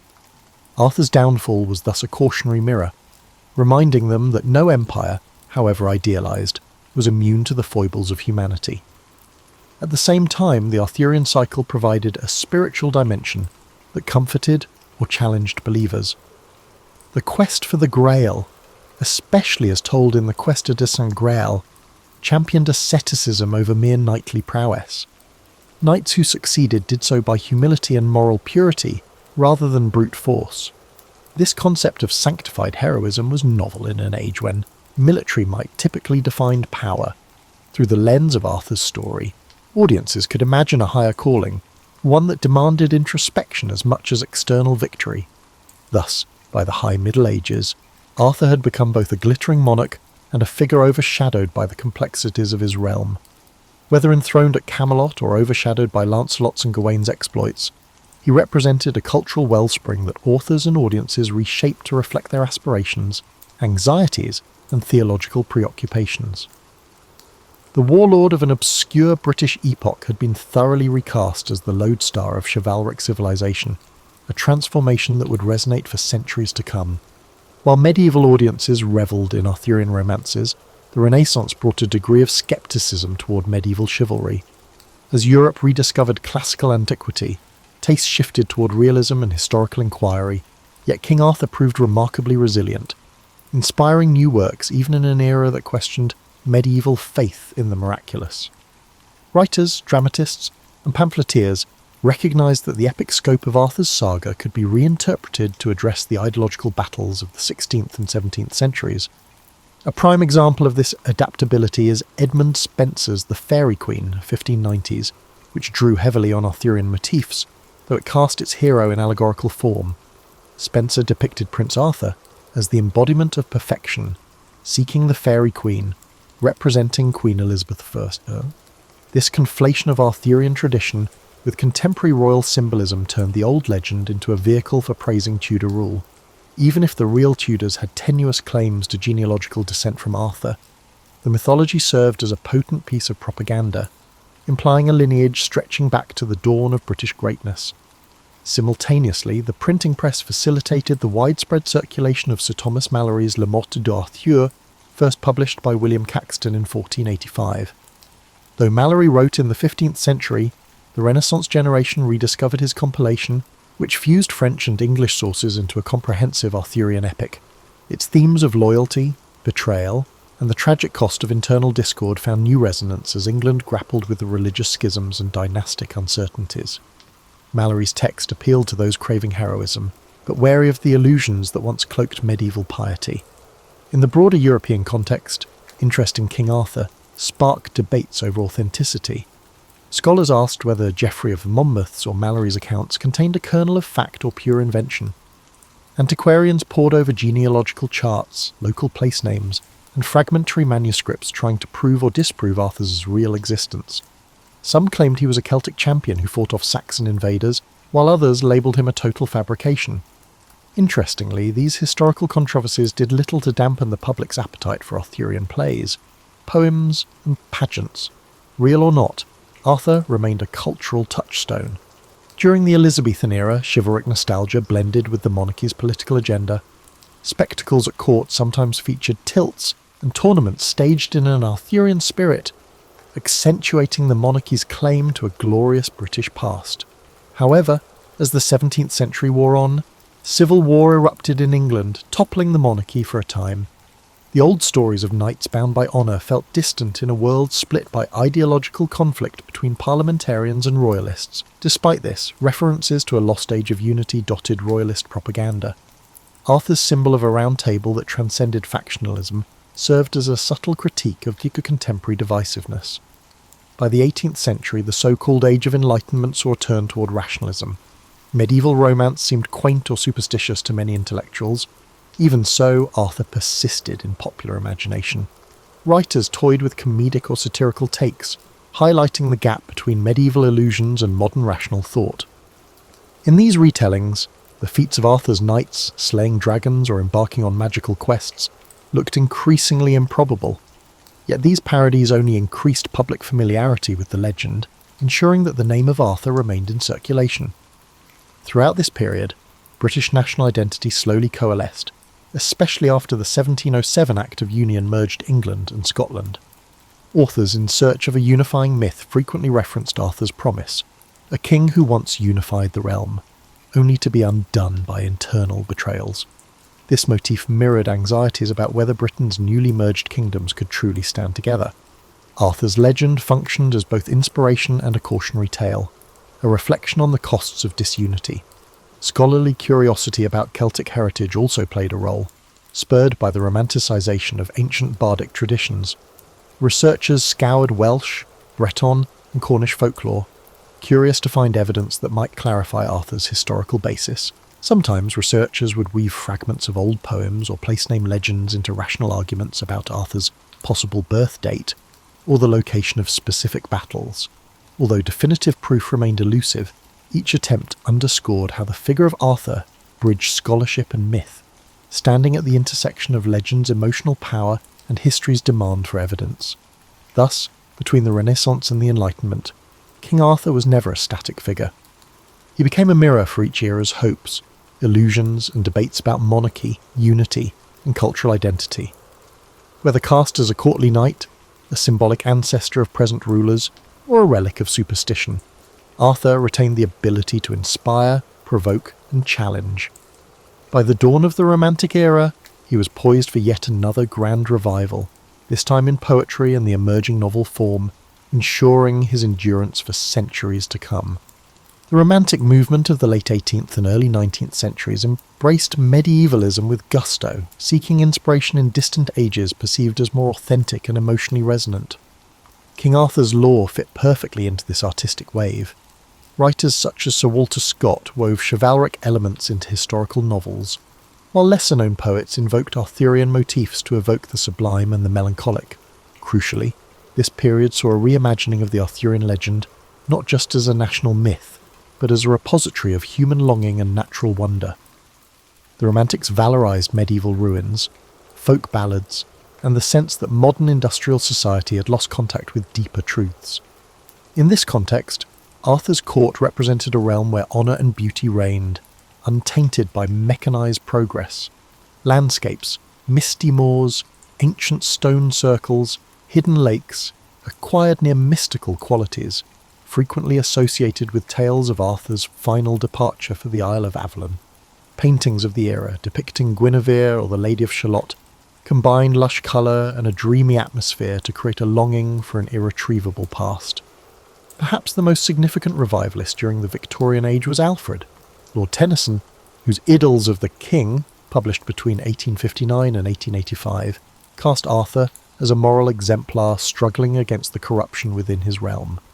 Tennyson's verse soared with idealism yet carried an undercurrent of disillusion. In his hands, Camelot became a metaphor for Victorian Britain's aspirations, empire, technology, and moral righteousness, while the knight's failures reflected the era's anxieties about hypocrisy and social decay. The story of Lancelot and Guinevere became a tragic testament to human vulnerability, overshadowing the earlier illusions of gallantry. Tennyson's work was no mere literary exercise. It shaped Victorian cultural consciousness.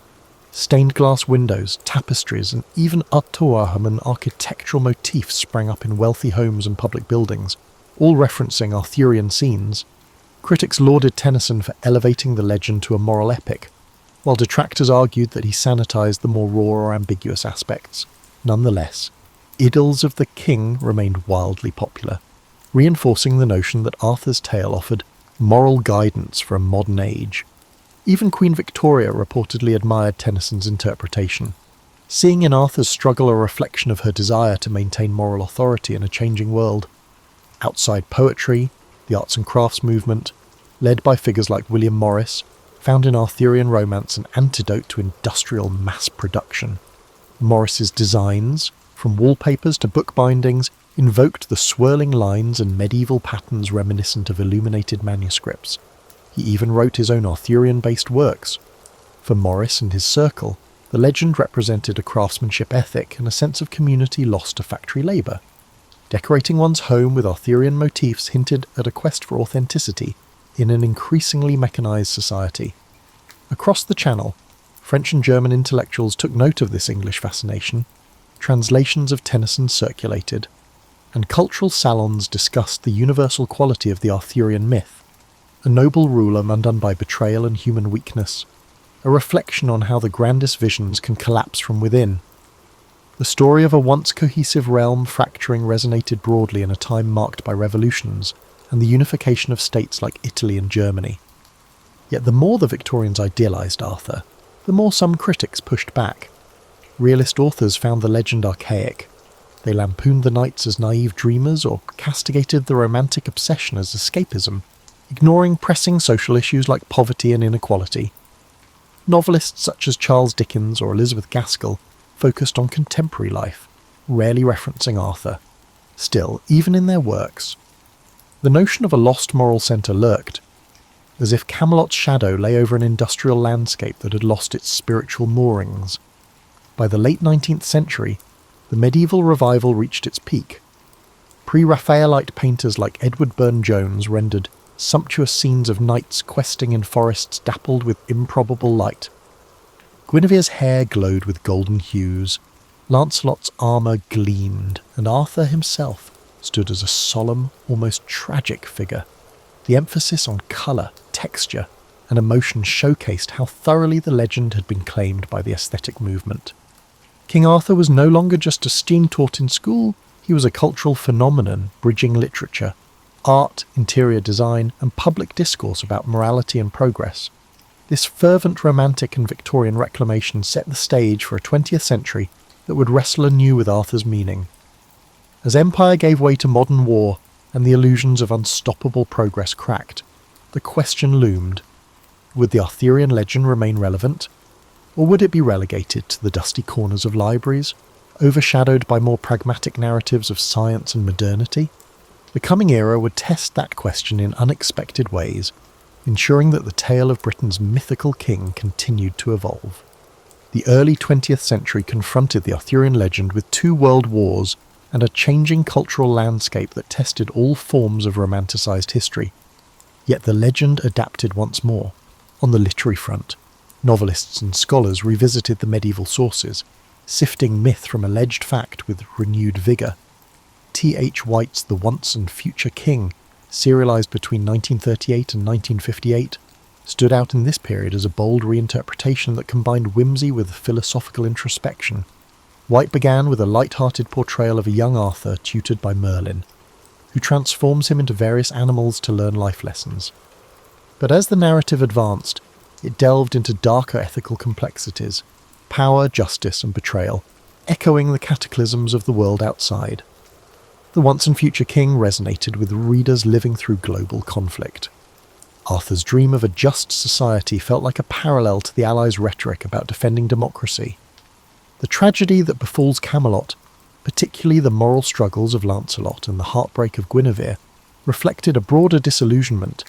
Even noble intentions can unravel under the strain of ambition or human fallibility. White's comedic touches balance these weighty themes, allowing the novel to remain accessible to a wide audience. Critics praised his ability to weave personal growth, political ideology, and mythic grandeur into a single tapestry. Academic circles also turned a fresh eye toward Arthur's historical underpinnings. Archaeologists launched digs at sites like Cadbury Castle in Somerset, some identifying it with Camelot, and uncovered evidence of a significant 5th or 6th century fort. Although no definitive proof of an Arthur materialised, the findings hinted at the possibility of a powerful chieftain operating from a stronghold in that region. Meanwhile, historians re-examined sub-Roman texts, searching for references to a figure commanding battles against the Saxons. While no conclusive identity was pinned down, a measured stance emerged. Perhaps an actual war leader existed, whose memory, amplified by oral tradition, evolved into legend. Cinema followed with its portrayal.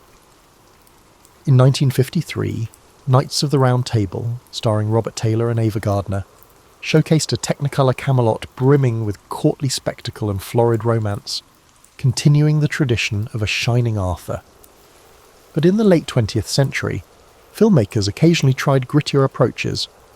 John Boorman's 1981 film Excalibur combined stylized visuals with raw violence, depicting a more primal medieval setting. Merlin, played by Nicol Williamson, stole scenes with cryptic monologues about fate, while the blossoming and decay of Camelot took on an almost hallucinatory quality. Audiences were jarred by the film's blend of gore, mysticism, and grandeur. Critics either applauded its boldness or found it excessive, but it certainly broke with the genteel Arthur of earlier screen adaptations. Meanwhile, pop culture began to incorporate Arthurian references beyond the realm of cinema. Monty Python's 1975 comedy Monty Python and the Holy Grail lampooned the legend in irreverent style, featuring coconuts in lieu of horses and absurd misadventures. Despite, or perhaps because of, its silliness, it became a cult classic, proving that Arthur's story could be subverted for comedic effect without losing audience interest. Even in parody, the core elements, Galahad, the Grail Quest, the Round Table, remained recognisable. This comedic distance from the old texts underscored how deeply Arthur's image had embedded itself in Western consciousness. In literature for younger readers, Mary Stewart's The Merlin Trilogy reimagined the wizard's perspective, grounding the magic in psychological realism and meticulously rendered British geography.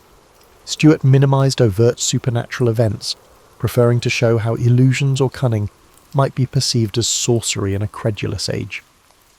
Stewart's strategy tapped into the mid-century desire for historical fantasy, effectively connecting a realistic Roman-British setting with the mythical aspect of Arthur's ascent.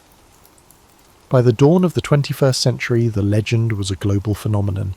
Writers from diverse backgrounds introduced new vantage points. Some retold Arthur's story from the viewpoint of Morgan Le Fay, or other female figures marginalised in older narratives. Others transposed it into futuristic or dystopian settings, using the Arthur's motif to explore power and identity in contexts far removed from medieval Britain. Thus, King Arthur's world became a mirror for contemporary concerns, reaffirming the legend's agility. A curious outcome of all these reinterpretations is that none seem to diminish Arthur's draw. If anything, the multiplicity of versions cements his place in popular culture as a figure who can shift shape to match an era's dreams or anxieties. Where once sub-Roman Britons might have invoked him as a war hero, the modern West might see him as a moral king, a comedic foil, or a reluctant idealist. Enduring elasticity attests the story's profound roots in the collective imagination, perpetually setting the stage for new guests and new stories. In parallel with the cultural expansions of Arthur's legend, a robust subfield of scholarship continually probed the question, how much of Arthur is history and how much is layered invention? Academic conferences and journals wrestled with topics like the historical Arthur, the Celtic Twilight, and post-colonial readings of the Arthurian myth. Some scholars fixate on gleaning every trace of authenticity from early medieval records. Others see Arthur primarily as a literary phenomenon, shaped less by actual events and more by cultural narratives that shift with each retelling. One provocative angle is the possibility that Arthur's name reflects not one person, but a composite of leaders. British historians note multiple characters named Arthur or Artorius in sub-Roman or early medieval contexts, some from southern Scotland, others from Wales or Cornwall. Each might have contributed pieces to the mosaic that later generations unified into a single, legendary king. The idea of a collective memory forging one iconic hero is hardly unique to Arthurian lore. Many cultures craft similar symbols to rally identity. If Arthur was indeed a tapestry of warlords, that might explain the scattered battles assigned to him across wide geographic swathes. Another line of research examines the political uses of Arthur. In 12th and 13th century Wales, for instance, Welsh rulers invoked Arthur's memory to legitimise resistance to Norman encroachment. English monarchs, conversely, sometimes appropriated Arthur's lineage to strengthen their own claims or diminish Welsh claims. Centuries later, the Tudors, with Welsh roots, further shaped the narrative of Arthur's once and future kingship, aligning themselves with the prophecy that a great British ruler would return. Such manipulations highlight how historical memory, even if partly invented, wields tangible power in shaping political discourse. Archaeology stepped into the conversation as well. Findings at Tintagel in Cornwall revealed high-status buildings from the 5th and 6th centuries, suggesting a region engaged in Mediterranean trade. Some scholars speculated a link to King Arthur's birthplace, but others cautioned that no direct evidence ties Arthur to Tintagel. Similarly, excavations at South Cadbury Castle uncovered earthworks that were refortified around the same time, fueling speculation that it could be Camelot. Yet conclusive proof remains elusive. Even if sub-Roman warlords inhabited these sites, linking them specifically to Arthur often leans on inference or local lore. Still, these discoveries add texture to the environment from which an Arthur-like figure could have emerged. Hill forts bustling with trade goods, imposing ramparts, and fleeting glimpses of renewed local power. As for the Holy Grail, scholars trace its introduction to literary creativity rather than any early Celtic tradition. The Grail's first mention appears in Chrétien de Troyes' 12th century French romance. Over subsequent centuries, writers redefined it variously as a dish, a chalice, or a holy relic. By Malory's era, it symbolised divine grace. Though evocative, it likely has no root in actual sub-Roman Britain. Yet ironically, the Grail quest would become one of Arthur's best-known storylines, showing again how later imaginings overshadow any original kernel. The final element often dissected by historians is the notion of Arthur's final battle at Camlan and his supposed immortality. Tales insists he didn't die but journeyed to Avalon, awaiting the time to return and save his people. This motif of the sleeping hero resonates in multiple mythologies, from Finnish to Balkan, where a legendary champion slumbers in a secret realm, ready to defend the land in its hour of greatest need. If Arthur's earliest known mentions already included an ambiguous death, it might indicate a broader mythic pattern. Cultures often prefer that their great heroes linger, promising cyclical renewal. Contemporary scholarship then juggles these layers: the possible sub-Roman commander, the medieval expansions, the Victorian romanticisation, and the modern reinterpretations. If a purely factual Arthur existed, it remains overshadowed by centuries of imaginative flourish. Yet the continued scholarly debate underscores that the legend's essence is not about verifying a single historical biography. Instead, it's about the interplay between memory, identity, and creativity. Each era projects its questions and values onto Arthur, gleaning new answers from the same set of age-old motifs. Within this dialogue lies a paradox.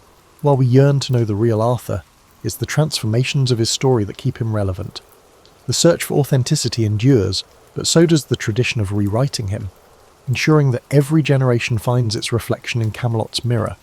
That dual dynamic, archaeological hunts for evidence alongside fresh literary spins, continues to enrich Arthur's mystique, bridging academic rigour and imaginative flight. Today, King Arthur stands as a cultural mainstay, simultaneously ancient and ever-evolving. From glimmering blockbusters to niche historical novels, he resonates with modern audiences for reasons that extend far beyond medieval romance. Why does he endure?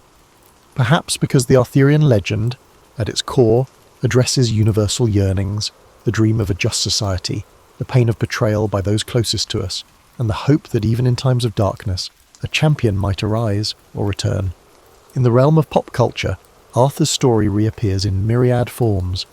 Television series recast Camelot as a gritty drama or comedic parody.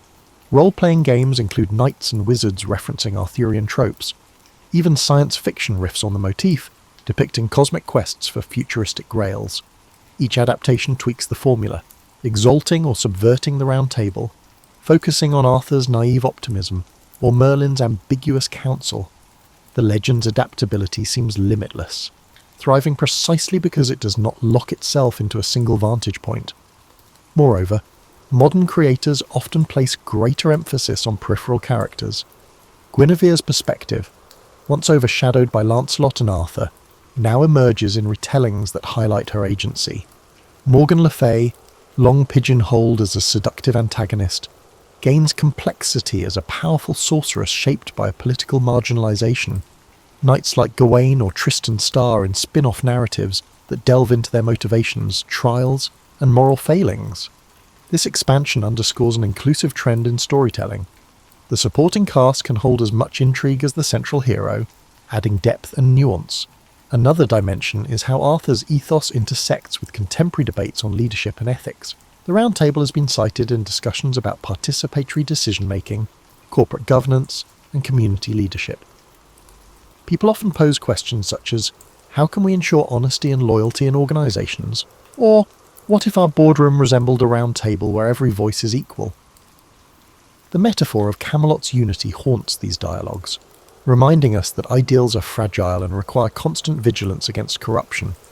Even a figure as iconic as Arthur cannot sustain a just kingdom alone, if the underlying structures give way to jealousy and power struggles. Meanwhile, historians continue refining their judgments on the historical Arthur. Some propose that no single warlord can account for the entire tradition, while others cling to the possibility that a noteworthy battle leader around Mount Badon sparked the legend. Though conclusive proof remains elusive, each new archaeological find or textual analysis can stir a fresh wave of interest. The pursuit itself testifies to an enduring desire to ground the legend in tangible fact, as if verifying Arthur might restore some sense of continuity between past ideals and present realities. Education also plays a part. Children encounter Arthur in school anthologies, gleaning rudimentary knowledge of knights, queens, and magical swords. Universities hold seminars on the Arthurian canon, exploring everything from Celtic myth to psychoanalytic readings of the Grail quest. For many, King Arthur is their first taste of medieval literature, an accessible portal into broader historical currents. Hence, the legend perpetuates itself academically, weaving into curricula that spark each generation's imagination. The future of Arthurian legend seems as secure as its past. Technological tools like virtual reality, interactive digital storytelling, and immersive theatre open new frontiers. Imagine wandering a VR Camelot, conversing with AI-driven versions of Lancelot or Morgan, shaping the narrative by your own moral choices. The possibilities speak to the legend's adaptability. Far from being stuck in dusty manuscripts, Arthur's realm can flourish in cutting-edge mediums, bridging the ancient with the futuristic. Yet for all the modern flourishes, the core themes remain consistent. The heartbreak of betrayal, the aspiration for a round table of equals is a prevalent theme. The story explores the interplay between magic and mortal ambition. Whether we view Arthur as a half-forgotten sub-Roman general, or a shining mythic king, his story touches on something perennial in the human condition. It suggests that greatness is possible but precarious, dependent on unity, loyalty, and moral clarity. And even when that greatness falters, the idea of a once and future king offers hope that renewal can always emerge. In closing, King Arthur's narrative defies neat categorization, part history, part myth, part moral parable. Over 15 centuries, it has transformed from local folklore into a global phenomenon, shaped by the Christian allegory, chivalric romance, national myth-making, and modern reinterpretations. Each retelling adds a new layer, ensuring the story remains alive, not fossilized. To trace its evolution is to glimpse our own cultural evolution. We find in Arthur a mirror for our collective dreams and disillusionments, an ever-shifting testament to humanity's enduring quest for a noble realm we might call Camelot.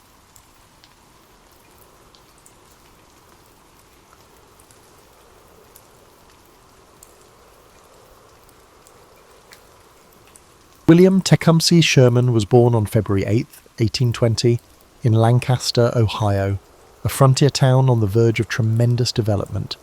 His mother dubbed him Cump, and he displayed a restless spirit from a young age, foreshadowing the vast influence he would one day wield on the nation's battlefields. Although his father, Charles Robert Sherman, was a respected Ohio Supreme Court judge, the family struggled financially. Then tragedy came when Sherman was 9 years old. His father died abruptly, leaving behind a poor household.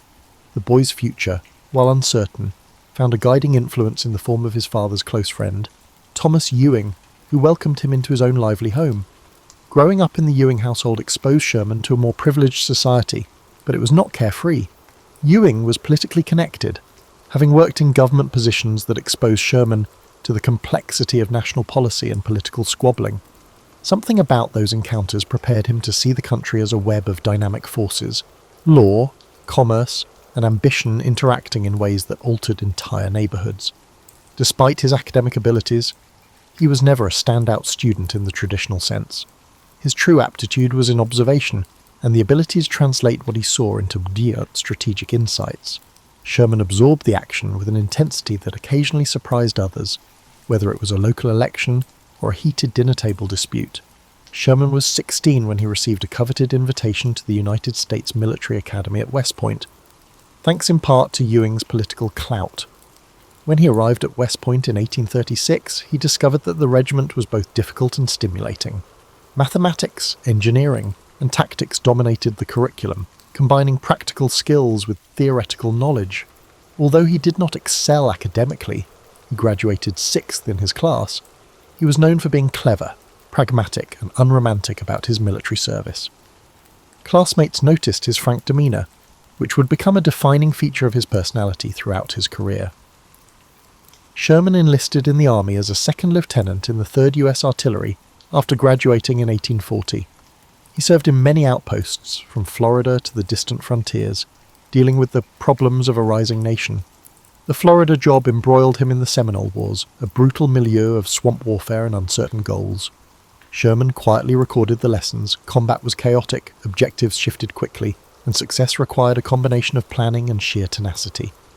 He also developed a dislike for half-hearted confrontations, believing that if a battle was unavoidable, it must be pursued with utmost determination. Despite periodic promotions and the allure of new assignments, Sherman never felt completely at ease in the peacetime army. Bureaucratic red tape, restricted chances for growth, and a desire for new experiences gnawed at him. His restlessness prompted him to quit from the army in 1853. In the decade that followed, he dabbled in various endeavours, including banking in San Francisco, law practice, and company management in New York. Each position deepened his understanding of the fundamental principles of American business, the importance of risk-taking, and the vulnerability of trust in a period marked by frequent booms and busts. The banking crisis of 1857 devastated him financially, demonstrating how rapidly riches might vanish when markets crashed. During his civilian years, Sherman made friends from both the North and the South, including plantation owners and entrepreneurs. He noticed the growing conflict over slavery, state rights, and economic disparities. While living in Louisiana, he was the superintendent of the Louisiana State Seminary of Learning and Military Academy, which would eventually become Louisiana State University. He was recognized for his organizational talents, but he treaded carefully when discussions became political. Despite not being a passionate abolitionist, he did not take to the concept of secession. For Sherman, unity was America's best hope for success. Nonetheless, he saw worrisome signals of discord and concluded that the country was on the verge of war. Sherman, on the verge of the Civil War, stood at a pivotal juncture. He had a family, a diverse set of experiences in both service and civilian sectors, and a perspective that grasped how badly the country was fracturing. He was concerned if war occurred, it would be unlike the small-scale battles of previous decades. The tremendous industrial potential of both parts, combined with the moral fervour around slavery, predicted a devastating clash. Despite his reluctance to enter the battle, Sherman returned to service in early 1861, motivated by a sense of responsibility to maintain the Union. In the early months of the Civil War, William Tecumseh Sherman served in several positions, looking for a secure footing in a war that appeared chaotic from the start. Initially assigned to a training facility, he disagreed with authorities when he anticipated that the fight would require at least 200,000 men in his area alone. His forthright remark that the Union was underestimating the scale of the insurrection elicited suspicion, if not derision. However, time would vindicate his misgivings. By late 1861, Sherman had arrived in Kentucky, an important border state with conflicting loyalties. He was responsible for the Cumberland Department there, but he quickly became overwhelmed. Reports of Confederate military movements, arms shortages, and conflicting orders from Washington left him tired. Some sources suggest he was on the verge of a nervous breakdown. He requested relief from command, and when he left, rumours circulated about his instability. Such suspicions threatened to wreck his career in an era when mental stress was less tolerated. Nevertheless, Sherman recovered.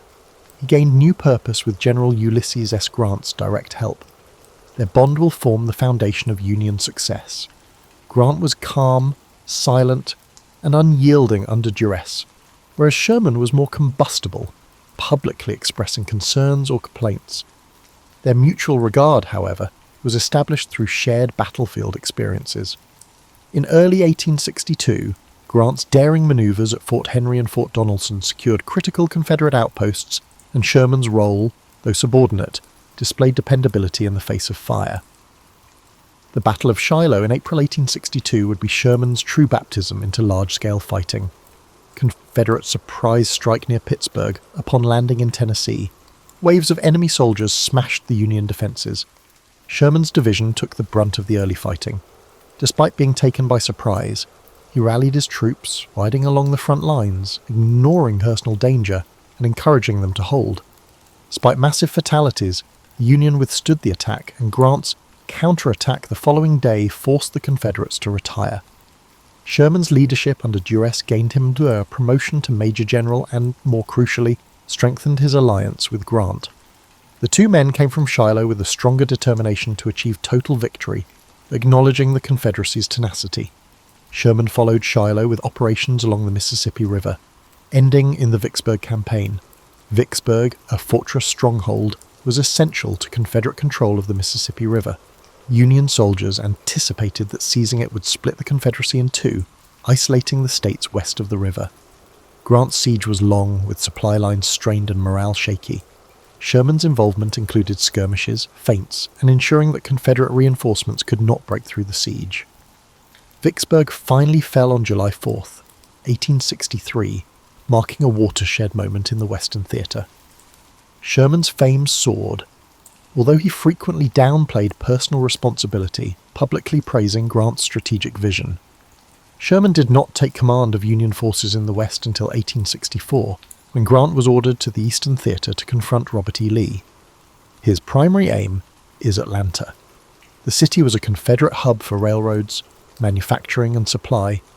Taking it could jeopardize the Southern battle effort. Sherman launched the Atlanta campaign in May 1864, moving across northeastern Georgia.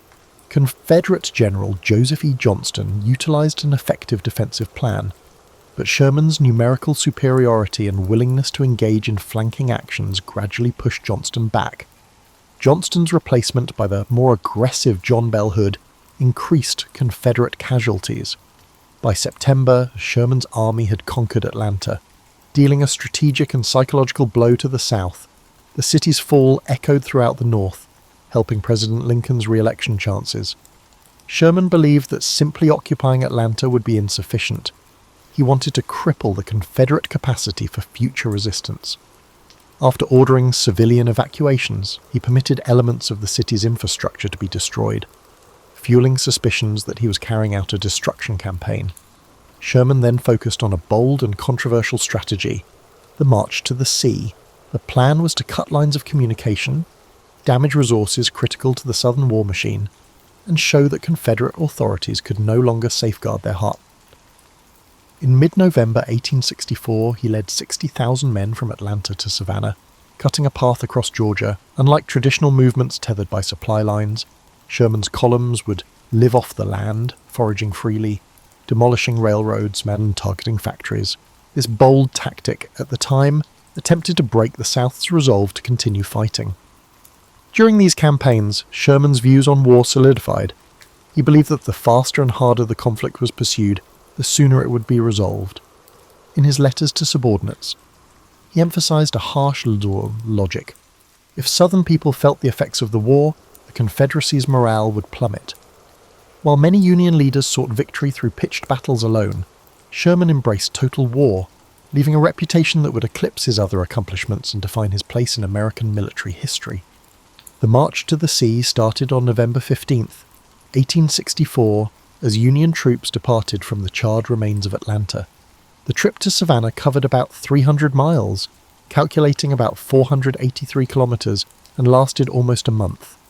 Contrary to popular belief, Sherman didn't order his soldiers to burn every home or farm they encountered. However, the foraging became so widespread, occasionally turning into looting, that local populations remembered the campaign with lasting bitterness.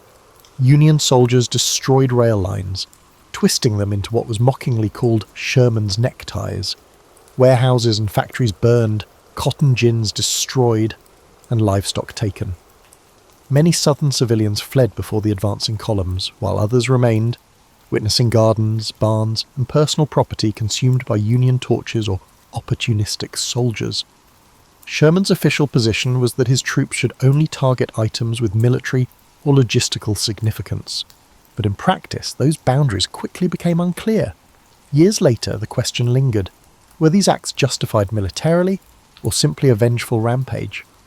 Sherman's supporters claimed that the Confederacy's capacity to fight relied on its agricultural and industrial resources, rendering such destruction a regrettable necessity. Critics argued that the campaign violated moral boundaries by punishing innocent civilians. Sherman believed that only by breaking the South's ability and determination to fight could the war's violence be decisively ended.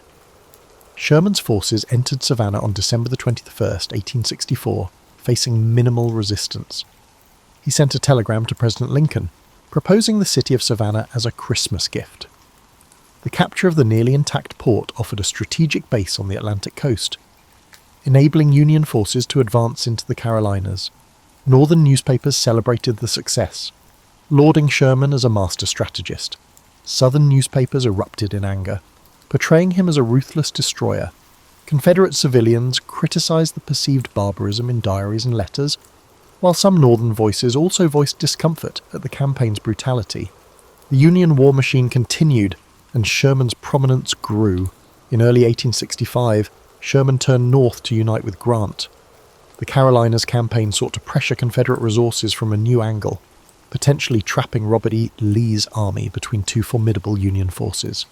As his men moved through South Carolina, the birthplace of secession, Sherman's tactics became even harsher. In February 1865, Columbia burned, with ongoing debate over whether Union or Confederate forces started the fire.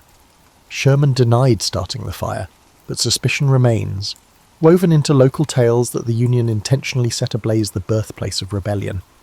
Sherman advanced into North Carolina with a slightly softer approach, recognizing that the state had not been as eager to secede as South Carolina.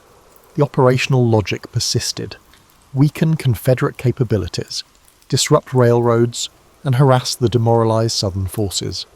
In April, it was reported that Lee's Army of Northern Virginia surrendered to Grant at Appomattox. Sherman's men sensed the war was nearing its conclusion. Hopes rose that they could finish the campaign without more major clashes. An unforeseen twist occurred when John Wilkes Booth assassinated President Lincoln on April 14, 1865, shocking the entire Union High Command. Grief and anger surged through Sherman's ranks. After Lincoln's death, talks with Confederate General Joseph E. Johnston in North Carolina became increasingly strained. Sherman, aiming for a quick reconciliation, proposed terms that many in Washington viewed as excessively generous, including political concessions that exceeded his authority. The War Department, shaken by Lincoln's assassination and favouring tougher actions, rejected Sherman's agreement. Reports suggested that Sherman was either naive or overreaching. The fiasco briefly damaged his reputation. A revised negotiation resulted in Johnston's surrender on April 26, effectively ending the war in the Carolinas. Sherman's desire to heal wounds quickly conflicted with the mood in Washington, creating misunderstandings that would persist for years. Despite the friction points, the North celebrated Sherman as a hero. His soldiers admired him, referring to him as Uncle Billy, impressed by his relentless energy and talent for boosting morale. Southerners condemned him as the cause of devastation. He rarely attempted to soften that image, stating that war was cruelty and efforts to refine it were pointless. That straightforward view shaped his strategic approach. Sherman believed that war should be pursued with full commitment, or not at all. After the war, Sherman oversaw military districts in the South, attempting to maintain order during Reconstruction's tumult. He found the political squabbling exhausting, favouring direct military leadership over the complexities of civil policy. Sherman's legacy was solidified by his wartime campaigns, despite the post-war complexities that overshadowed it. The challenge for him, and for the nation, was how to address the resentment caused by total war while also focusing on rebuilding a unified country. After hostilities concluded, William Tecumseh Sherman expected the clear structure of wartime command to translate into a simple post-war position. However, the aftermath of conflict rarely produces smooth transitions. In 1865, he was appointed commander of the Military Division of the Mississippi, covering most of the devastated South. During Reconstruction, conflicts arose between President Andrew Johnson's conciliatory approach and the severe demands of radical Republicans in Congress. Sherman proceeded gingerly in this climate, avoiding political disputes. He constantly differed with civil officials and politicians about how to best manage the emancipated African American population, former Confederates, and the region's destroyed infrastructure. Sherman believed the Army's job was to maintain order, not to influence the inevitable social upheaval. He questioned whether Union troops should remain in the South indefinitely, citing the lack of a quick way to heal grave wounds. His reluctance to fully embrace Reconstruction ideas frustrated radical reformers who wanted strong federal enforcement of civil rights. White Southerners, apprehensive of the Northern presence, frequently opposed even basic Army commands. Understanding that he was in a precarious situation, Sherman sought solace in his family life. In 1866, he relocated to St. Louis, Missouri, to oversee the Military Division of Missouri. The territory stretched from the Mississippi River to the Rockies. Conflict spread westward as American expansion collided with numerous indigenous groups. Sherman's orders required him to protect settlers and railroads, which frequently resulted in battles with tribes that opposed the invasion of their areas. This period of Sherman's career is not as well known as his Civil War achievements. Native people, beset with violated treaties and forced relocations, met Sherman, a military figure who advocated employing superior force to achieve federal objectives. Sherman's perspective on the Indian Wars mirrored his entire war philosophy: decisively smash resistance to minimize prolonged carnage. He ordered campaigns that destroyed communities, decimated buffalo herds, and pushed people onto reserves. Historians decried his measures, likening them to his previous scorched earth policies. Sherman's strategy was straightforward: smash any opposition as quickly and decisively as possible. He perceived no ethical dilemma in forcefully displacing indigenous peoples in pursuit of the nation's ultimate goal. This unwavering stance cemented his reputation as a source of strong answers. Changes in Washington impacted Sherman's career path. Ulysses S. Grant became president in 1869, and Sherman was appointed commanding general of the United States Army. His new position allowed wide oversight of military operations, but disagreements with the War Department arose fast. Sherman believed that the line of command was harmed by civilian authorities' desire for greater control over army matters. The tension rose under Secretary of War William W. Belknap, who resigned under scandal. Sherman's private letters indicated his displeasure with the political milieu and a desire for the disciplined cooperation of wartime. Sherman suffered family issues. Ellen hailed from a devout Catholic household, whereas Sherman had no interest in organised religion. Their opposing viewpoints occasionally produced tension. One son, Willie, died tragically during the war, leaving an emotional scar on the family. Another son, Thomas Ewing Sherman, became a Jesuit priest, which Sherman reluctantly accepted. Sherman composed his memoirs during these changes, and they were first published in 1875. This 2-volume book, Memoirs of General William T. Sherman, gives a plain account of his life, from birth until the Civil War. Critics praised its readability and honesty, while several expressed concern about omissions and biases. He openly said at the outset that he would report events as he saw them, regardless of whether they disturbed anyone. The memoirs shaped the public's perception of him as a general who believed in direct action and open communication. Sherman headed an army that was struggling to find its place in a changing country in the 1870s. Industrialization accelerated, questions about global development arose, and the frontier vanished. The army shrank, overshadowed by new millionaires and the volatile politics of the Gilded Age. Sherman frequently bemoaned that the populace had grown complacent about national defense, ignoring the painful lessons of the Civil War. In quieter moments, he realized that a diminished army presence was precisely what a reunited country needed, even if it left him feeling a little lost. The Great Railroad Strike of 1877, which saw federal troops dispatched to quell labor unrest, was the final major dispute of his tenure. Sherman struck a compromise between compassion for workers' concerns and the necessity for order, directing a reaction that sought to minimize bloodshed.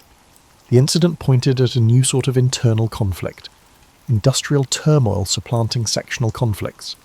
Sherman, noted for his directness and rigidity, was reminded that war is never static, it changes with the intricacies of civilization.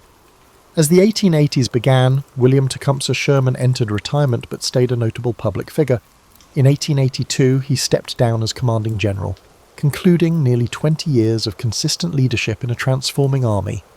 Civic groups, lecture circuits, and political activists often pursued him. Some urged him to run for president, thinking his combat experience and integrity would resonate with Americans. Sherman famously declined, stating, "I will not accept if nominated and will not serve if elected." The statement reflected his post-war identity as someone who had witnessed the harsh realities of politics, leading him to avoid more profound involvement. His reluctance to run for government came from several factors. He was wary of the constant manoeuvring that characterized national elections. His straightforward attitude conflicted with the need to appease groups and trade favors. He understood that his reputation, forged through tough tactics in Georgia and the Carolinas, could provoke significant backlash in the South and among moderate northern voters. He felt his skills were better suited for organizing and leading in challenging situations, rather than in standard governance negotiations. Sherman traveled extensively, giving speeches on Civil War events and promoting a strong, practical military policy, even after leaving formal duties. He seldom softened his remarks. At veterans' reunions, he portrayed the stern uncle, reminding former troops that war was not a glorious adventure. He emphasized to younger audiences that the Civil War was much more complex than just heroes and villains. He stood firm in his decisions, asserting that his aggressive campaigns had reduced the conflict's length. He was honest about his views on Reconstruction's outcomes. He observed the South's economic recovery, the emergence of Jim Crow laws, and ongoing social inequalities. He did not advocate for radical solutions to racial disparity, viewing it mainly as a civilian issue. Some critics viewed Sherman's attitude as evasive, claiming he was dodging moral responsibility. He said his main aim was to preserve the Union, not to create an equal society. Although Sherman was strategically skilled, his limited view on social fairness reflects the shortcomings of his era, which is clear in hindsight. At the same time, narratives about his private life became gentler. He enjoyed engaging with former allies, especially Ulysses S. Grant, whose presidency concluded amid controversy and failure. Sherman stayed loyal to Grant, honouring their bond from the war despite any controversies. They occasionally gathered to voice their discontent regarding how their legacies turned into political issues. When Grant died in 1885, Sherman mourned publicly, delivering eulogies that highlighted loyalty, the virtue that had united them through numerous conflicts. In the 1880s, new industries and technologies captured public attention. Railroads spanned the continent, telephones connected people, and corporations grew. Sherman felt torn after observing these changes. He appreciated America's ambition for growth, but worried about possible societal instability. The Great Railroad Strike indicated rising unrest among industrial workers. He warned that if class tensions weren't handled correctly, they could erupt violently. Although he wasn't an economist, he identified conflict patterns and warned political leaders that neglecting labour demands could lead to chaos similar to the devastation of war. Sherman, who relocated to New York City later in the decade, joined various clubs and wrote letters condemning the rise of sensational journalism. He was accustomed to media scrutiny. During the war, he was portrayed as either a hero or a criminal. Tabloids thrived on sensationalism, making him cautious about interviews. Young journalists sought his views on military issues. He emphasized that future wars could lead to unimaginable destruction if not quickly contained, particularly with advanced weaponry. He insisted that the only real strategy was to either fully engage in war or not at all. Sherman's health declined as he got older. Stiff joints, persistent pain, and years of fatigue in uniform consumed him. He refused to disguise himself as a weak, elderly general. He walked through the streets of Manhattan in casual clothes, tipping his hat to those who noticed his distinctive grey hair. He visited West Point and other army locations rarely, providing straightforward advice: train with discipline, but hope you never have to use it in a civil war. Listeners felt that beneath his tough exterior were deep wounds shaped by the harsh realities of war. In his later years, the people embraced him as a grandfather figure. His once fierce demeanour mellowed over time. Fundamentally, he was the man who bravely marched through Georgia, firmly believing that such harshness was essential.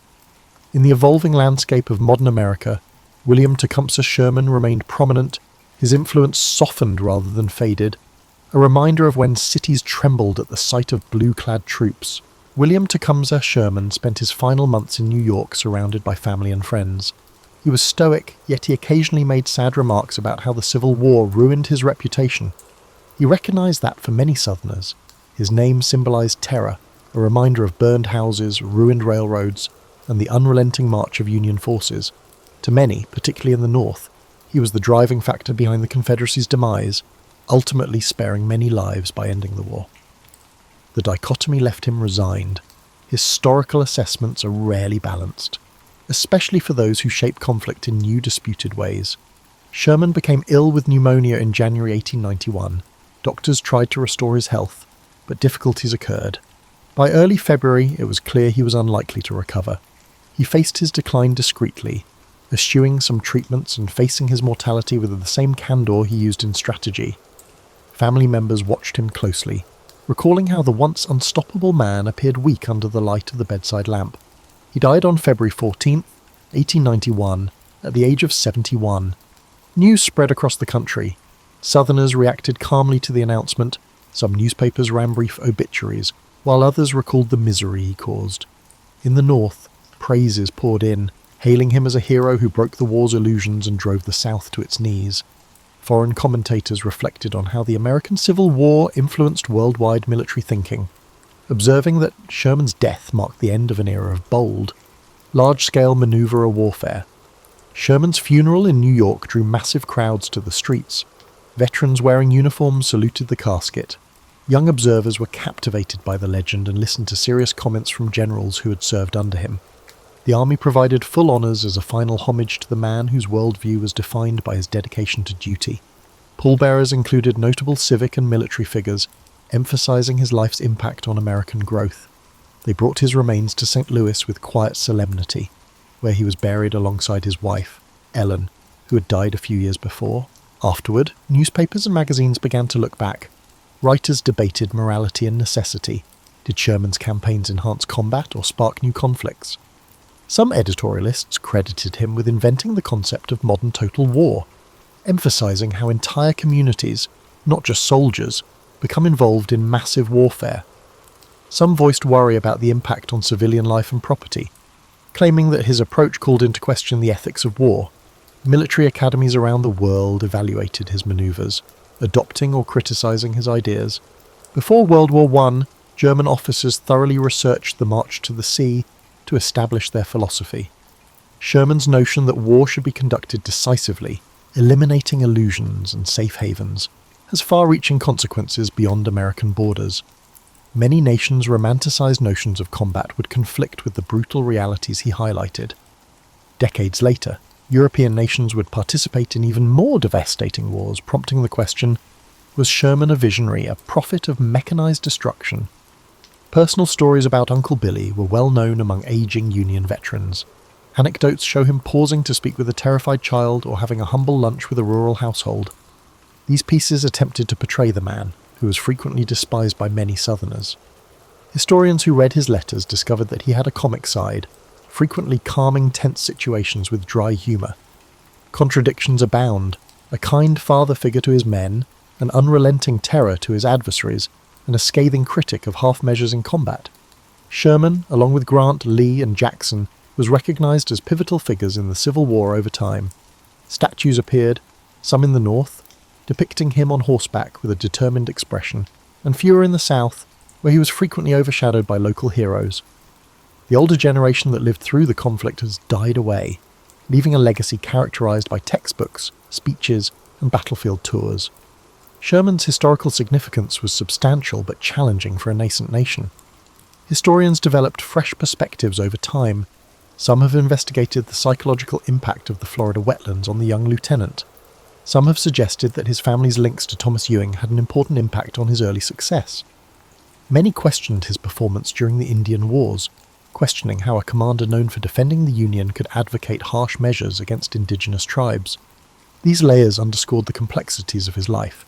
He was neither a simple hero nor a villain, but rather a figure of a changing America, managing crises, technological developments, and expanding frontiers.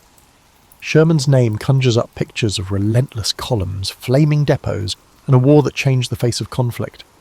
William Tecumseh Sherman is still regarded as a key character in the Civil War pantheon, yet views of his actions continue to shift. Over 130 years after his death, historians, military scholars, and interested amateurs revisit his wars in search of nuanced insights. Many people are talking about his hard war theory, which holds that to terminate a struggle, a nation must attack the opponent's ability to sustain itself rather than simply defeating forces in open battle.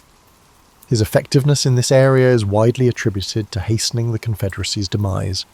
Sherman's techniques are sometimes compared to those used in 20th century total conflicts, in which entire economies and civilian populations are targeted.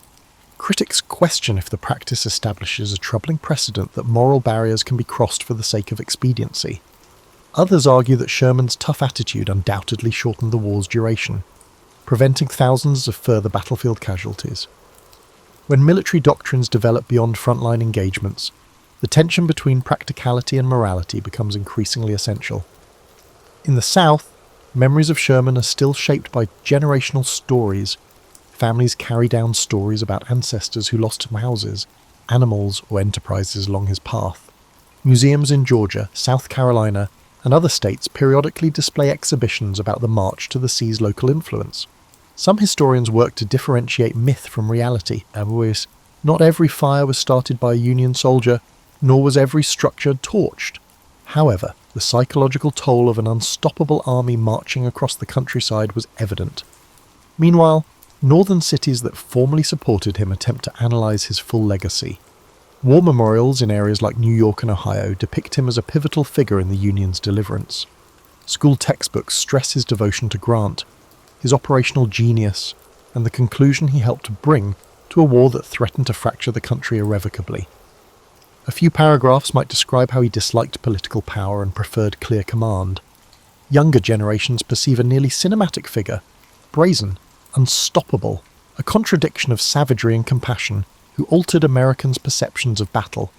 Sherman's personal documents, which are preserved in libraries, illustrate the intricacies of his relationships. Letters to his wife Ellen express love and parental care, particularly when they lost their son Willie in Memphis. Correspondence with fellow officers illustrates the stress that weighed on him, particularly in the dark nights preceding important operations. There's a fleeting impression that beneath the stern general's public face, a man struggled with the internal reservations about the unstoppable machine he'd set in motion. In scholarly areas, studies of Reconstruction address his post-war deeds. Some argue that, despite his ability to effect Southern reintegration, he mostly deferred to civil authorities and focused on limited army duties. Did he demonstrate smart statesmanship, or did he allow systemic injustices to continue? The discussion continues. According to the record, Sherman considered himself first and foremost a soldier, and he rarely saw the army as an instrument for sweeping social engineering. This perspective, aligning with his pragmatic approach, significantly shaped the course of Reconstruction, both positively and negatively. Sherman's image appears in novels, documentaries, and historical dramas that aim to capture the passion of the Civil War. Filmmakers show him poised on horseback, watching a horizon tinged orange by fires, or in frenetic staff meetings with maps strewn out over rickety tables. These portrayals frequently exaggerate for dramatic effect, but they reflect a long-standing fascination with the man who accepted the brutal facts of war and forced the South to taste the bitter fruit of defeat. The conflict between actuality and myth is rarely fully resolved, expressing the essence of a character who thrived on contradiction. Finally, Sherman's story is a microcosm of American history in the mid-19th century, a country stumbling from compromise to confrontation, debating whether to remain a single political unit or split irreparably. Sherman's life followed that trajectory, from frontier boyhood to the pinnacle of military leadership, from the sorrow of personal loss to the moulding of an unwavering approach in the crucible of battle.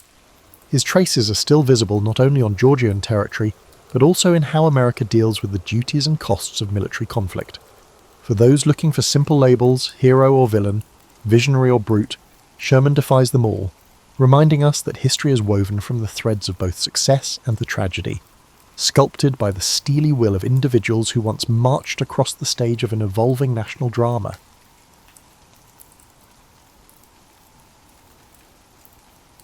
Faded colour photographs from 1938 Germany present a paradox. Smiling families at lakeside resorts, industrial workers leaving modern factories with steady paychecks, and cultural festivals celebrating regional traditions. These images clash dramatically with the historical narrative many have internalized. Yet for millions of ordinary Germans, the late 1930s represented not darkness descending, but rather a bewildering economic renaissance. Horst Müller, a machinist from Duisburg, represented a typical experience. After years of humiliating unemployment during the hyperinflation of the Weimar Republic, by 1938, he supervised 12 workers in a steel manufacturing plant. His salary afforded him simple but previously unimaginable luxuries: a small radio, occasional restaurant meals, and a savings account for his family's future. Politics we discussed little, his surviving letters reveal. The feeling was, why question what seems to be working? Propaganda Minister Joseph Goebbels built this economic transformation, dubbed the German economic miracle, on unsustainable foundations, massive military spending, accumulating foreign debt, and fiscal sleight of hand disguised by the appropriation of Jewish assets and later plundering of foreign resources. But for ordinary Germans like Müller, these macroeconomic realities remained abstracted from daily experience. The contrast with the traumatic post-World War I years proved powerful enough to garner genuine, if contingent, popular support. The regime's cultivation of Volksgemeinschaft, people's community, fostered a paradoxical environment where many Germans simultaneously experienced new forms of social mobility while witnessing increasing exclusion of designated outsiders. Organisations like Kraft durch Freude, Strength Through Joy, offered working-class Germans unprecedented access to leisure activities previously reserved for the wealthy, subsidised cruises, concert tickets, and spa treatments that fostered a sense of national unity and advancement.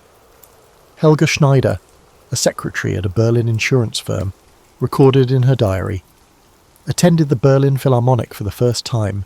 Father would never have imagined his daughter in such surroundings. It is strange to think about how much has changed in 5 years. This sense of social transformation created genuine attachment to the regime among many who had previously felt marginalised. The educational system underwent swift transformation.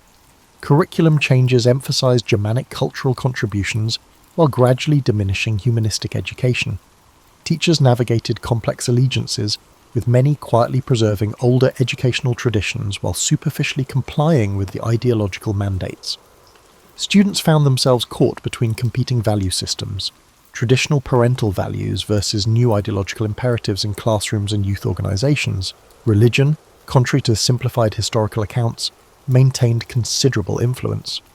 While some Nazi officials envisioned eventually eliminating religious institutions, the pragmatic reality saw complex accommodations. The 1933 Concordat with the Vatican temporarily stabilised Catholic state relations, while Protestant churches fragmented between the regime-aligned German Christians and the oppositional confessing church. Most Germans maintained religious practices, creating compartmentalised belief systems that allowed simultaneous adherence to traditional faith and new ideological commitments. Media transformation proceeded rapidly after 1933. State control of radio broadcasting, film production, and print media created an information environment where alternative perspectives became increasingly inaccessible. Foreign radio broadcasts remained technically available but were criminalised in 1939. The sophisticated propaganda apparatus under Goebbels didn't simply fabricate reality but rather selectively emphasise certain facts while suppressing others, making critical evaluation increasingly difficult for average citizens.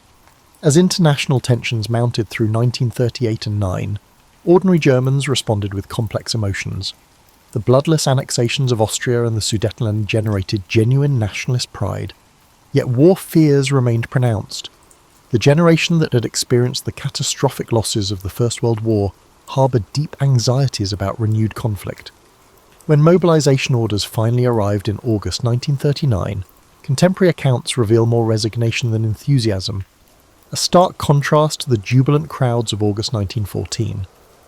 As German forces massed on the Polish border, the foundations for catastrophe were set. The economic miracle had created genuine material improvements without sustainable foundations. Ideological indoctrination had proceeded unevenly, but had successfully isolated critical perspectives. Most crucially, the moral framework for evaluating leadership decisions had been systematically undermined. Millions of ordinary Germans became participants in extraordinary crimes, setting the stage. On September 27, 1939, Warsaw capitulated to German forces. As Feldwebel Sergeant Karl Degenhardt wrote home, "The campaign ended so quickly, many of us still have the food rations we packed 3 weeks ago. My company lost just 2 men. Father's stories of the Somme seem like tales from another universe." The Polish campaign established a psychological pattern that would prove devastating in the coming years. Military success came so swiftly and at such minimal cost that it fundamentally altered German perceptions of warfare itself. Unlike the protracted trench warfare of 1914 to 1918 that had traumatized a generation, blitzkrieg victories reinforced a dangerous misconception that modern warfare could be limited, decisive, and relatively bloodless for the victors. This perception would later make the grinding attritional warfare on the Eastern Front all the more psychologically devastating. The domestic experience of these early victories created an atmosphere that historians now term performance legitimacy. The regime's ability to deliver military successes temporarily overshadowed critiques even among those Germans harbouring private reservations. Newsreels showing German forces entering Paris in June 1940 generated authentic national pride across political divides. As one social democratic underground activist reluctantly confessed in a monitored conversation, "I detest everything about them, but I never imagined I would live to see France defeated in 6 weeks." Occupation policies across Western Europe initially reflected strategic restraint more than ideological moderation. In countries deemed racially acceptable, like Denmark, Norway, and parts of France, occupation authorities established what historians now term soft hegemony, maintaining fundamental control while allowing substantial autonomy in non-military matters. This calculated approach minimised resistance while extracting economic benefits at sustainable levels. Food rationing in Germany remained remarkably generous through 1940 and 1941 compared to WBE standards, creating an illusion of economic sustainability. German civilians received approximately 2,400 calories daily during this period, a stark contrast to the turnip winter of 1916 and 17, when rations fell below 1,000 calories. This relative abundance stemmed from systematic exploitation of occupied territories, particularly Poland, where caloric intake for non-Germans was deliberately depressed to support German consumption. The ethical implications of this comfort remained largely invisible to ordinary Germans.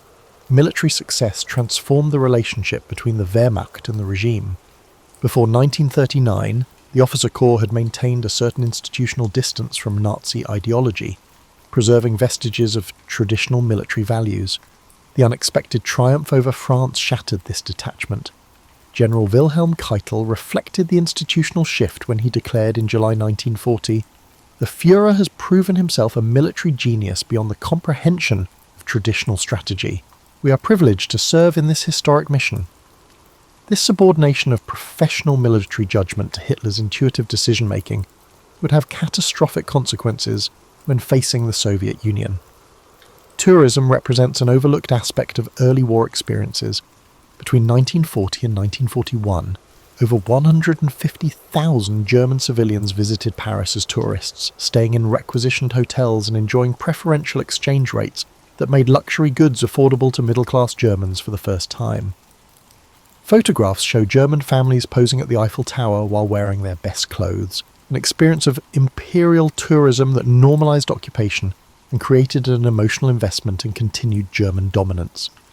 The absence of significant Allied bombing during this period maintained an artificial barrier between military fronts and civilian experience. Luftwaffe pilot Helmut Bergmann wrote home in October 1940, "We fly daily against England, while our cities remain untouched.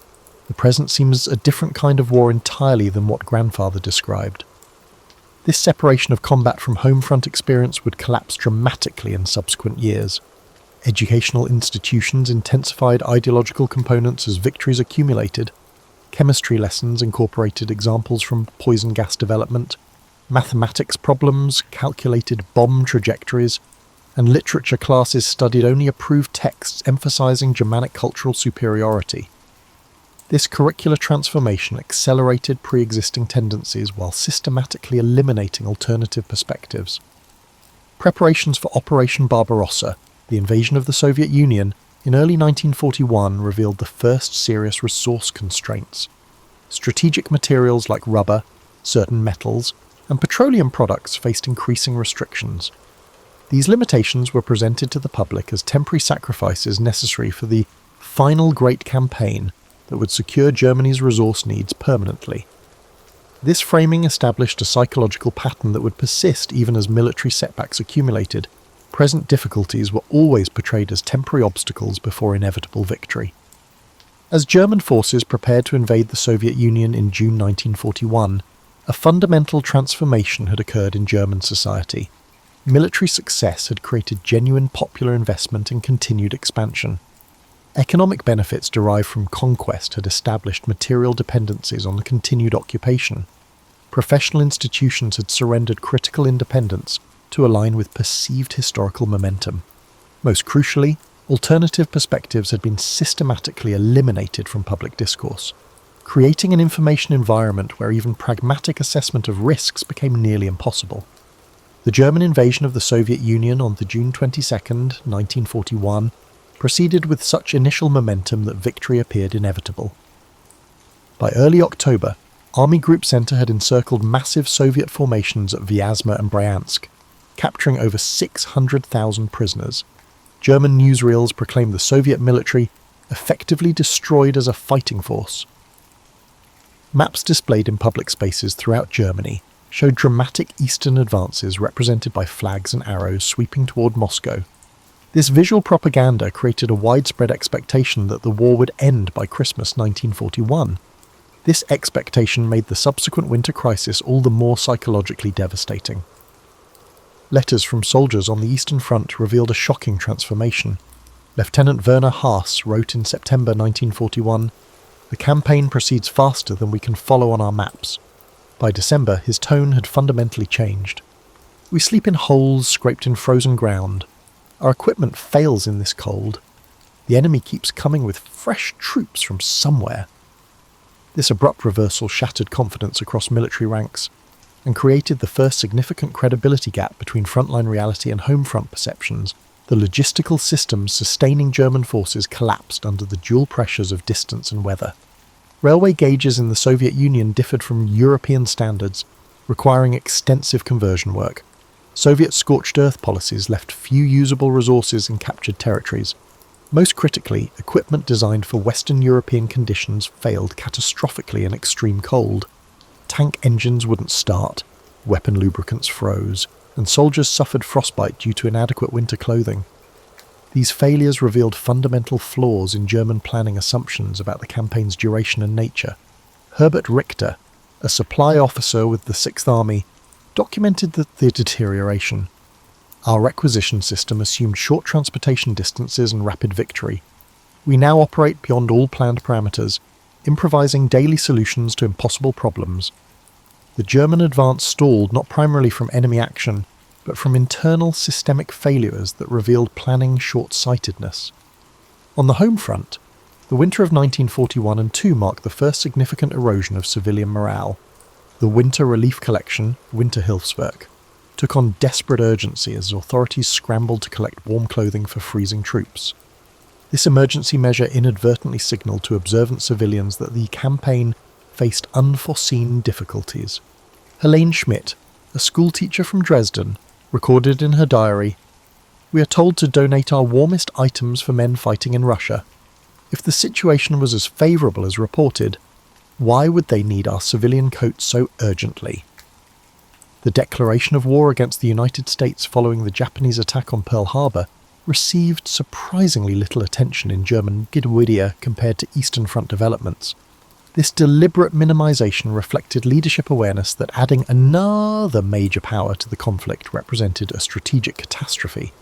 The few Germans with international perspective recognized the implications immediately.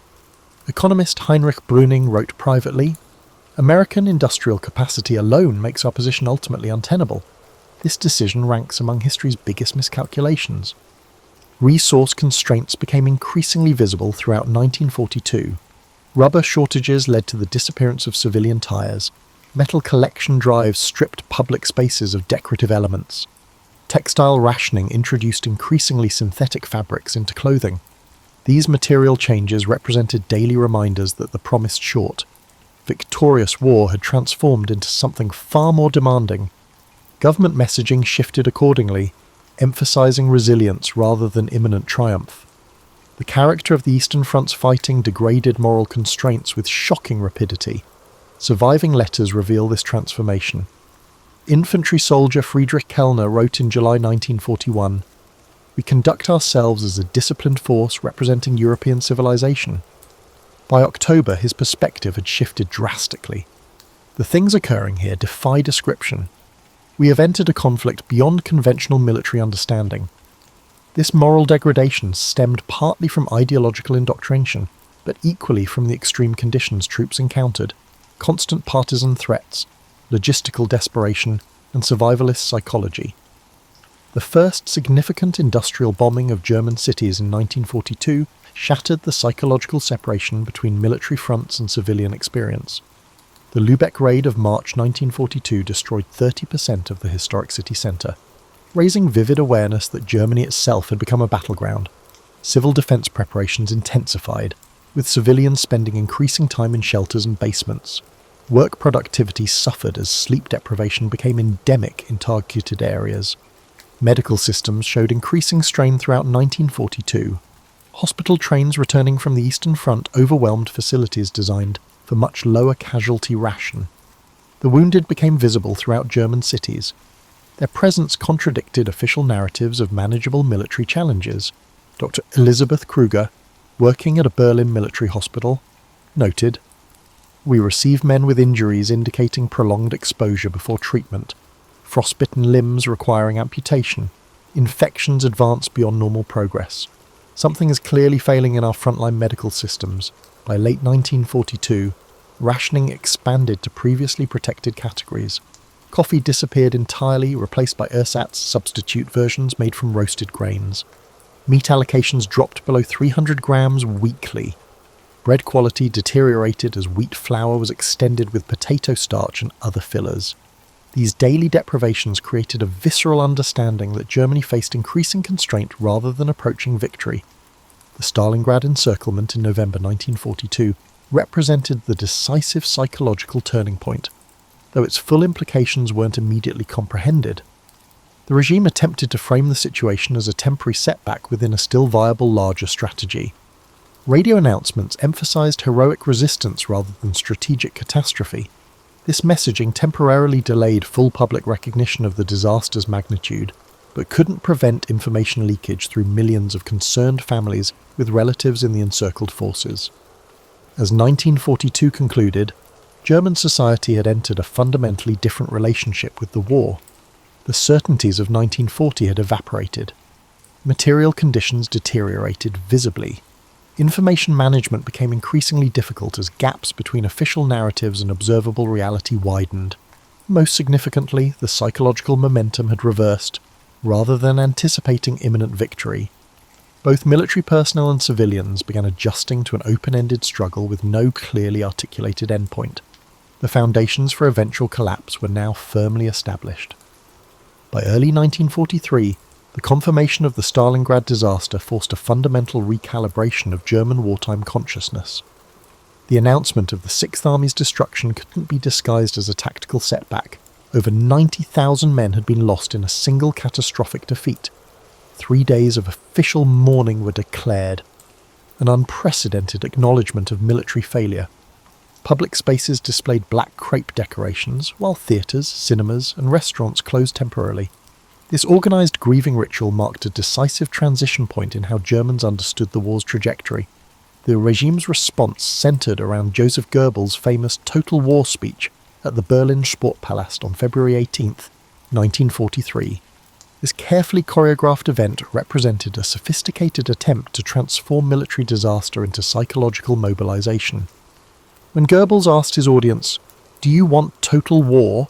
the enthusiastic affirmative response captured on film reflected not necessarily ideological fanaticism, but rather a psychological mechanism that social psychologists now term escalation of commitment, having invested heavily in the war effort. Many Germans responded to setbacks by increasing rather than questioning their investment. Civilian life underwent accelerated militarization throughout 1943.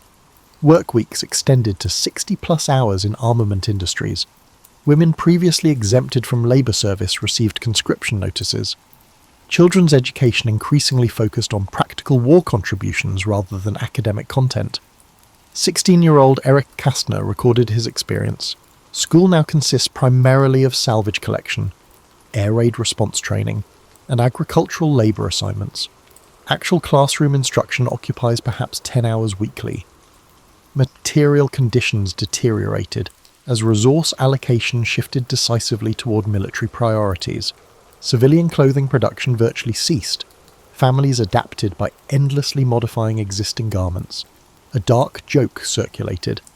How do you recognise a 1943 fashion design? It's made from curtains with the rod holes still visible. Building maintenance ended for non-essential structures, with weathering damage left unrepaired. Public transportation operated on reduced schedules, leading to overcrowded vehicles. These daily frictions created cumulative psychological strain that affected productivity and social cohesion. The Allied bombing campaign intensified dramatically, reaching sustained strategic levels by mid-1943.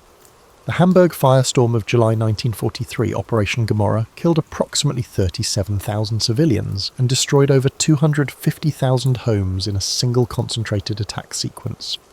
The psychological impact extended far beyond Hamburg itself. Citizens throughout Germany now understand that similar destruction could visit their communities at any time.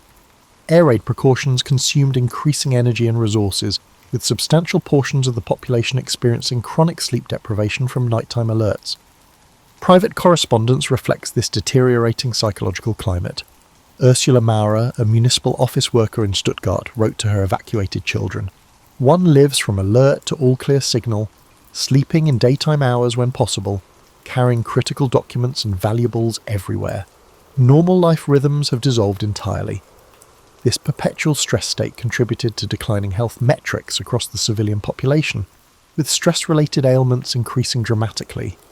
Food security became an increasing concern as agricultural production suffered from manpower shortages and fertilizer constraints. Urban residents established informal networks with rural connections, arranging weekend trips to farming areas for direct food purchases or barter exchanges, authorities tolerated this technically illegal circumvention of rationing systems, recognising its necessity for maintaining minimal nutrition standards. By late 1943, official rations provided approximately 1,500 daily calories for normal consumers, technically sufficient for survival, but inadequate for workers performing physical labour. Information management became increasingly challenging for authorities. The Reich Security Main Office documented growing defeatist conversations in public spaces, while intercepted private correspondence revealed declining confidence in official narratives.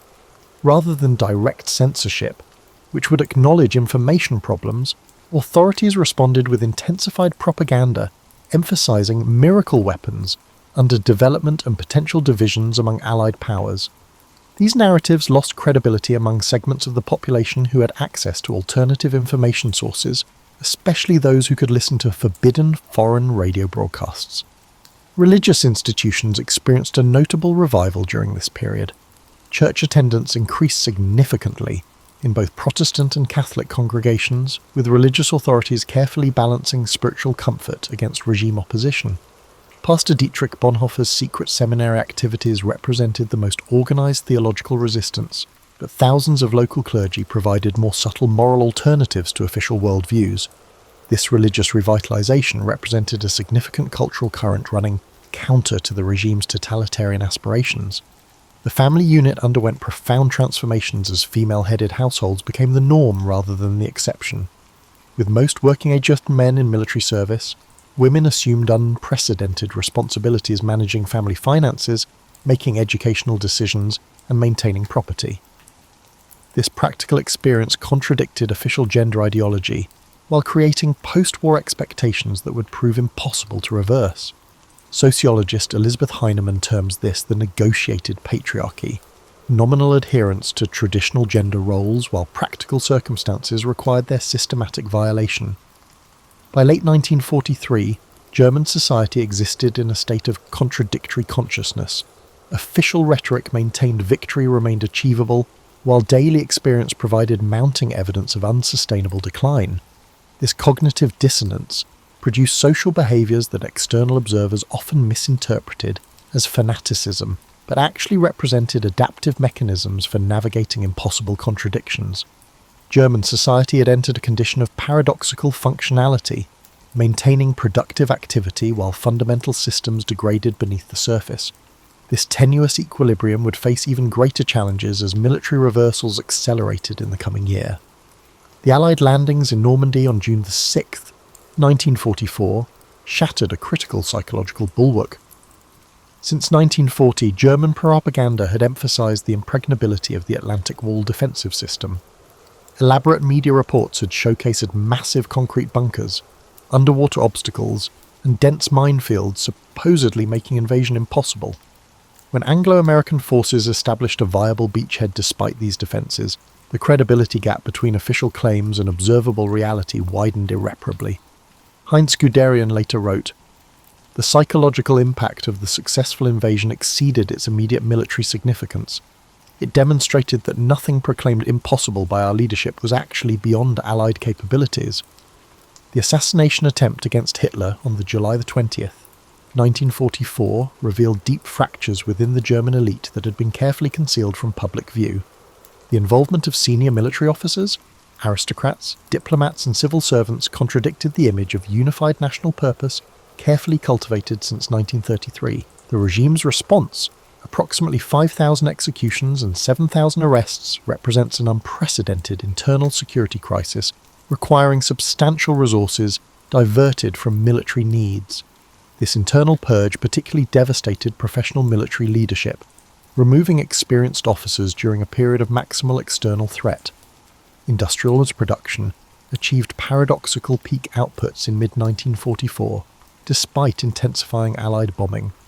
Albert Speer's rationalization initiatives, coupled with the exploitation of approximately 7.6 million foreign forced labourers, temporarily offset resource limitations. This production miracle created false confidence among some leadership circles while masking fundamental systemic vulnerabilities. The transportation infrastructure supporting this industrial output, particularly railways and canals, faced increasing disruption from precision bombing, creating distribution bottlenecks that left finished weapons stranded at production facilities. Foreign workers represented an increasingly visible presence throughout Germany, creating complex daily interactions that contradicted racial ideology. By 1944, approximately 1/4 of the German workforce consisted of foreign nationals, some voluntary workers from Allied or neutral countries, others conscripted labourers, and still others concentration camp inmates allocated to industrial enterprises. While official policy mandated strict separation, practical necessity required working relationships that sometimes developed into human connections despite severe penalties. Factory supervisor Wilhelm Hauser recorded, "Theory dictates minimum interaction with Polish workers. Reality requires teaching them machinery operation, which inevitably leads to conversation beyond technical matters."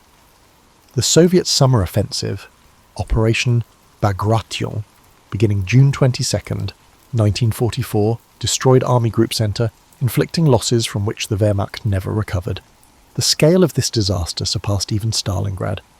With approximately 350,000 German casualties in a 5-week period, the psychological impact was magnified by the timing, occurring simultaneously with the Normandy campaign.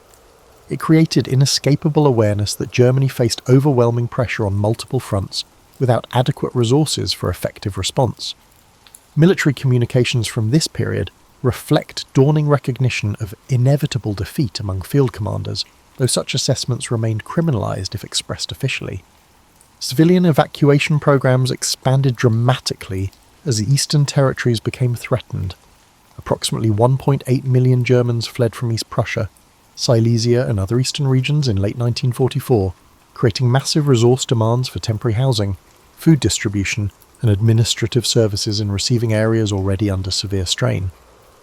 These refugee populations brought first-hand accounts of the military collapse that contradicted sanitized official information, accelerating awareness of the strategic situation among Western German populations previously insulated from direct war effects.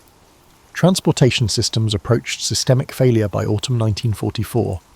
Allied bombing specifically targeted railway junctions, bridges, and canal locks, creating cascading disruptions throughout the logistics network. Coal deliveries to urban areas became increasingly unreliable, leading to heating restrictions even before winter weather arrived. The ripple effects extended through all sectors. Industrial production declined despite available raw materials and labour. Food distribution suffered despite adequate harvests in some regions. Military units received decreasing supply percentages despite prioritization efforts. This logistical unravelling represented the practical manifestation of strategic defeat that theoretical analyses had predicted months earlier. Propaganda messaging underwent subtle but significant evolution, emphasizing endurance rather than victory. The concept of holding out durchhalten replaced previous narratives of inevitable triumph. References to historical examples of national resilience became prominent, particularly the 7 Years' War when Frederick the Great's Prussia had survived, despite seemingly hopeless military circumstances. This messaging shift implicitly acknowledged the deteriorating situation while attempting to maintain civilian cooperation with increasingly desperate measures. The Volkssturm, People's Storm Militia, established in September 1944, represented both practical military desperation and psychological manipulation. By conscripting males between 16 to 60 previously exempted from service, authorities gained approximately 175,000 poorly trained personnel while simultaneously creating broader investment in continued resistance. The psychological calculation proved partly successful. Families with Volkssturm members felt an increased commitment to defence measures despite recognition of the overall strategic situation. This force was militarily ineffective but played a socially significant role in maintaining civil functioning during the accelerating collapse. Christmas 1914 marked a poignant psychological milestone. Despite unprecedented material shortages, families maintained holiday traditions with remarkable determination. Surviving records show elaborate efforts to create meaningful celebrations, decorations manufactured from salvaged materials, gifts fashioned from repurposed items, special meals assembled from hoarded ration portions. This determination reflected not necessarily ideological commitment, but rather psychological necessity, maintaining cultural continuity amid disintegration. The contrast between these intimate celebrations and the catastrophic military situation, the Ardennes offensive had already stalled, created a dissociative experience that many survivors later struggled to articulate coherently. As 1944 concluded, German society existed in multiple contradictory realities simultaneously. Military defeat had become mathematically inevitable given resource disparities and territorial losses. Yet daily life continued with remarkable functionality in areas not directly affected by combat. Institutional structures maintained operational continuity despite leadership losses and resource constraints. Individual Germans navigated impossible ethical dilemmas with varying degrees of compromise and resistance. This complex condition, functioning organizations within a failing system and ethical individuals within a criminal state, defies simplified historical categorization and continues to challenge historical understanding decades later. January 1945 marked the beginning of comprehensive system collapse. The Soviet Vistula-Oder offensive, launched on January 12th, represented warfare of unprecedented ferocity on German soil. Civilized behaviors deteriorated rapidly on all sides. Johannes Henschel, a municipal administrator in East Prussia, documented the psychological environment. Survival replaced all other considerations. Those with transportation fled westward immediately. Those without became desperate beyond description. Civil authority ceased functioning entirely within hours.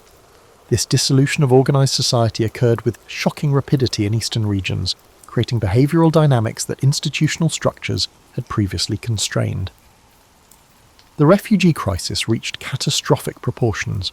Approximately 8.5 million Germans fled westward during the war's final months, most during harsh winter conditions with minimal provisions. The Baltic Sea evacuation Operation Hannibal moved approximately 2 million civilians from East Prussia and surrounding regions despite Soviet submarine attacks that produced maritime disasters like the Wilhelm Gustloff sinking, 9,400 deaths. These desperate population movements created overwhelming humanitarian challenges and hindered effective defence preparations in the western regions that were receiving this influx of people.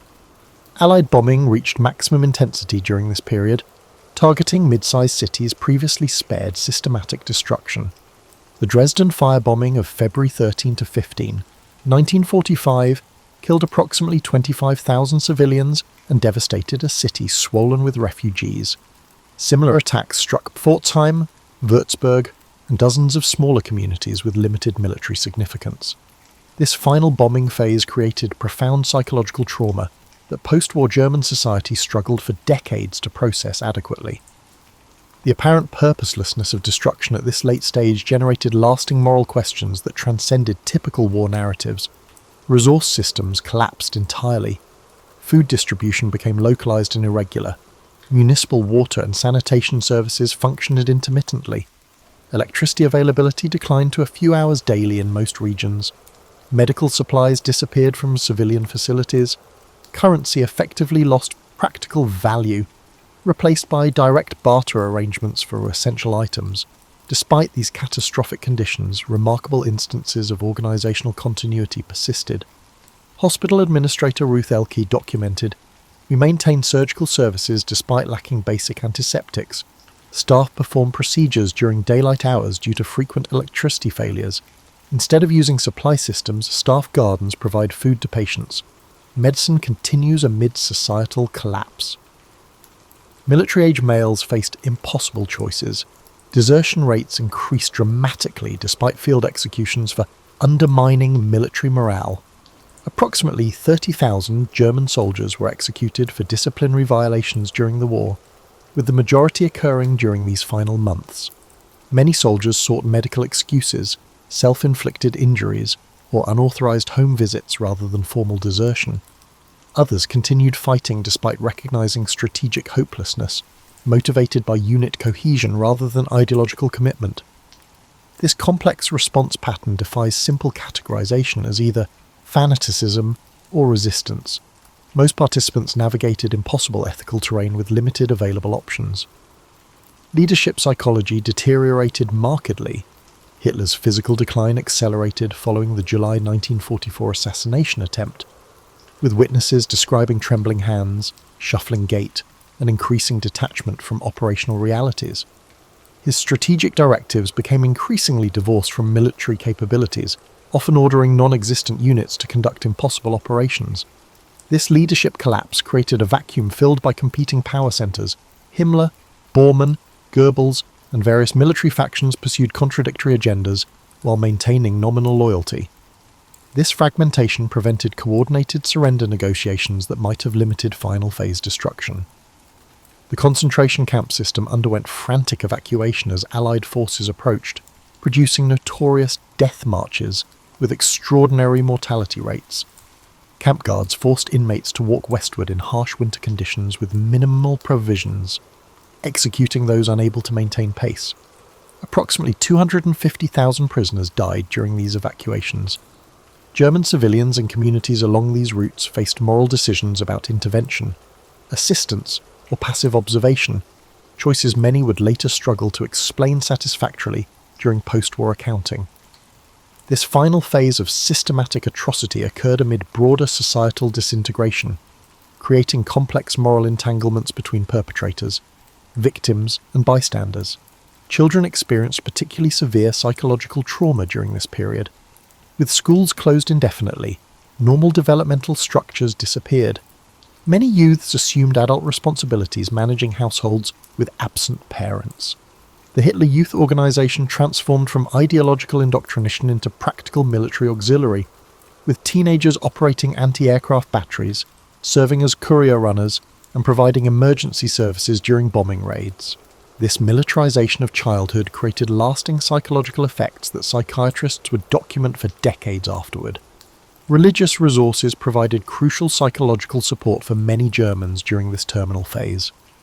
Church attendance reached unprecedented levels despite building damage and clergy shortages. Improvised worship services occurred in basements, bunkers, and damaged sanctuaries. Theology emphasized apocalyptic themes while providing frameworks for understanding suffering outside political narratives. Pastor Ernst Neuwirth recorded, "People who never previously showed religious interest now crowd our damaged church. They seek meaning system that transcends immediate catastrophe." This religious revival represented significant movement away from state ideology toward alternative value frameworks. As Allied forces penetrated deeper into Germany, civilian encounters with Western troops often contradicted propaganda expectations. Wehrmacht veteran Heinrich Böll later wrote, "American soldiers distributing chocolate to children did more to demolish Nazi ideology than 12 years of opposition could accomplish. These direct interactions revealed enemy monsters as recognizably human, accelerating psychological separation from regime narratives." Soviet zone experiences often proved dramatically different, with widespread atrocities creating lasting trauma that shaped post-war political alignments. Hitler's suicide on April 30th, 1945, followed by Germany's unconditional surrender on May 8th, created the formal endpoint of the Nazi state. However, the psychological process of regime collapse had occurred unevenly across German society over the preceding months, and would continue long afterward. Military historian Joachim Fest noted, "Germany experienced not one surrender, but thousands of local capitulations occurring at different moments for different reasons." This fragmented ending created inconsistent experiences that complicated post-war memory formation and accountability processes. The war's conclusion found German society in catastrophic material condition. Approximately 20% of housing stock had been destroyed. Transportation infrastructure had collapsed. Industrial production had ceased almost entirely. Food production had fallen to approximately 35% of pre-war levels. Beyond physical devastation, the psychological condition proved equally damaged. Collective trauma, disrupted identity formations, and moral compromise created lasting effects that would shape German development for generations. The societal challenge transitioned from military conflict to fundamental questions of physical survival, ethical reconstruction, and cultural meaning-making amid unprecedented devastation. The immediate post-surrender period created experiences that defied conventional categories of peace or post-war for most Germans. Daily existence centered on basic survival challenges rather than political reorientation. Caloric intake in the British and American occupation zones averaged approximately 1,200 daily calories through 1945, and 6 above starvation levels, but producing chronic malnutrition and associated health conditions. Housing shortages forced multiple families into damaged dwellings designed for single households. Fuel scarcity made winter heating incomplete, while destroyed infrastructure limited basic sanitation. These material conditions created a persistent emergency mentality that hindered the community's ability to psychologically process recent events. The currency collapse produced economic conditions that normalized irregular transactions. The cigarette emerged as the functional monetary unit, with complex exchange rate systems developing spontaneously. A skilled worker's daily wage might purchase 2 cigarettes, which could be traded for £3 of potatoes or half a pound of butter on grey markets. This economic disruption particularly disadvantaged those lacking access to agricultural connections or valuable trade items, especially the urban elderly and war widows. Social worker Emma Wieskirch noted, "Those who survived bombing and invasion now face starvation amid technical peace. Many question whether survival itself constitutes victory." Denazification procedures created profound ambiguity for individuals navigating occupation systems. The classification categories, major offenders, offenders, lesser offenders, followers, exonerated, required complex documentation, character, witnesses, and narrative explanations of past activities. This process generated what historian Norbert Frey terms exculpatory creativity, retrospective reinterpretation of actions within acceptable frameworks. By 1948, approximately 25% of adult Germans had completed some form of denazification procedure, creating inconsistent accountability that satisfied neither justice requirements nor practical reintegration needs. Family reunification proceeded unevenly, as approximately 11 million military personnel returned from captivity over several years. Soviet prisoners, in particular, extended detention, with the last of them returning only in 1945. These delayed homecomings created complex reintegration challenges, as families had established new functional patterns during men's absence. Psychologist Alexander Mitscherlich documented widespread reintegration syndrome, psychological difficulties as returning men encountered wives and children who had developed independence and decisional autonomy.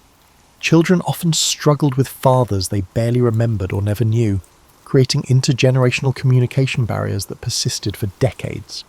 The Stunde Null 0-hour concept emerged as psychological framework for managing recent past. This metaphor suggested complete historical rupture, dividing experience into separate before and after periods with minimal continuity. While historically inaccurate, this conceptualization provided psychological utility by allowing compartmentalization of uncomfortable memories and moral compromises. Historian Konrad Jarausch identifies the practice as protective periodization, creating mental boundaries that facilitated daily functioning while postponing genuine historical reckoning. This separation particularly manifested in family silence about Nazi-era experiences, creating what psychologists later termed the communicative gap. Many German households established implicit rules against discussing certain topics, particularly personal involvement in Nazi organizations, knowledge of atrocities, or moral compromises made during the regime years. Children born after 1945 often reported growing up with nebulous understanding of their parents' war experiences, receiving fragmentary or sanitized accounts that emphasize suffering rather than agency. This intergenerational silence created psychological inheritance patterns that psychoanalyst Nicolas Barbian called transmitted trauma. Younger generations experiencing emotional disturbances from events they never personally witnessed but absorbed through family dynamics. The silence about the Nazi past within families reflected a broader societal pattern where public discourse focused overwhelmingly on German suffering, bombing, expulsion from Eastern territories, post-war hardships, while minimizing questions of complicity or responsibility. This selective memory approach allowed many Germans to navigate daily existence without crippling guilt, but created substantial barriers to genuine moral reckoning that would only be confronted decades later by subsequent generations.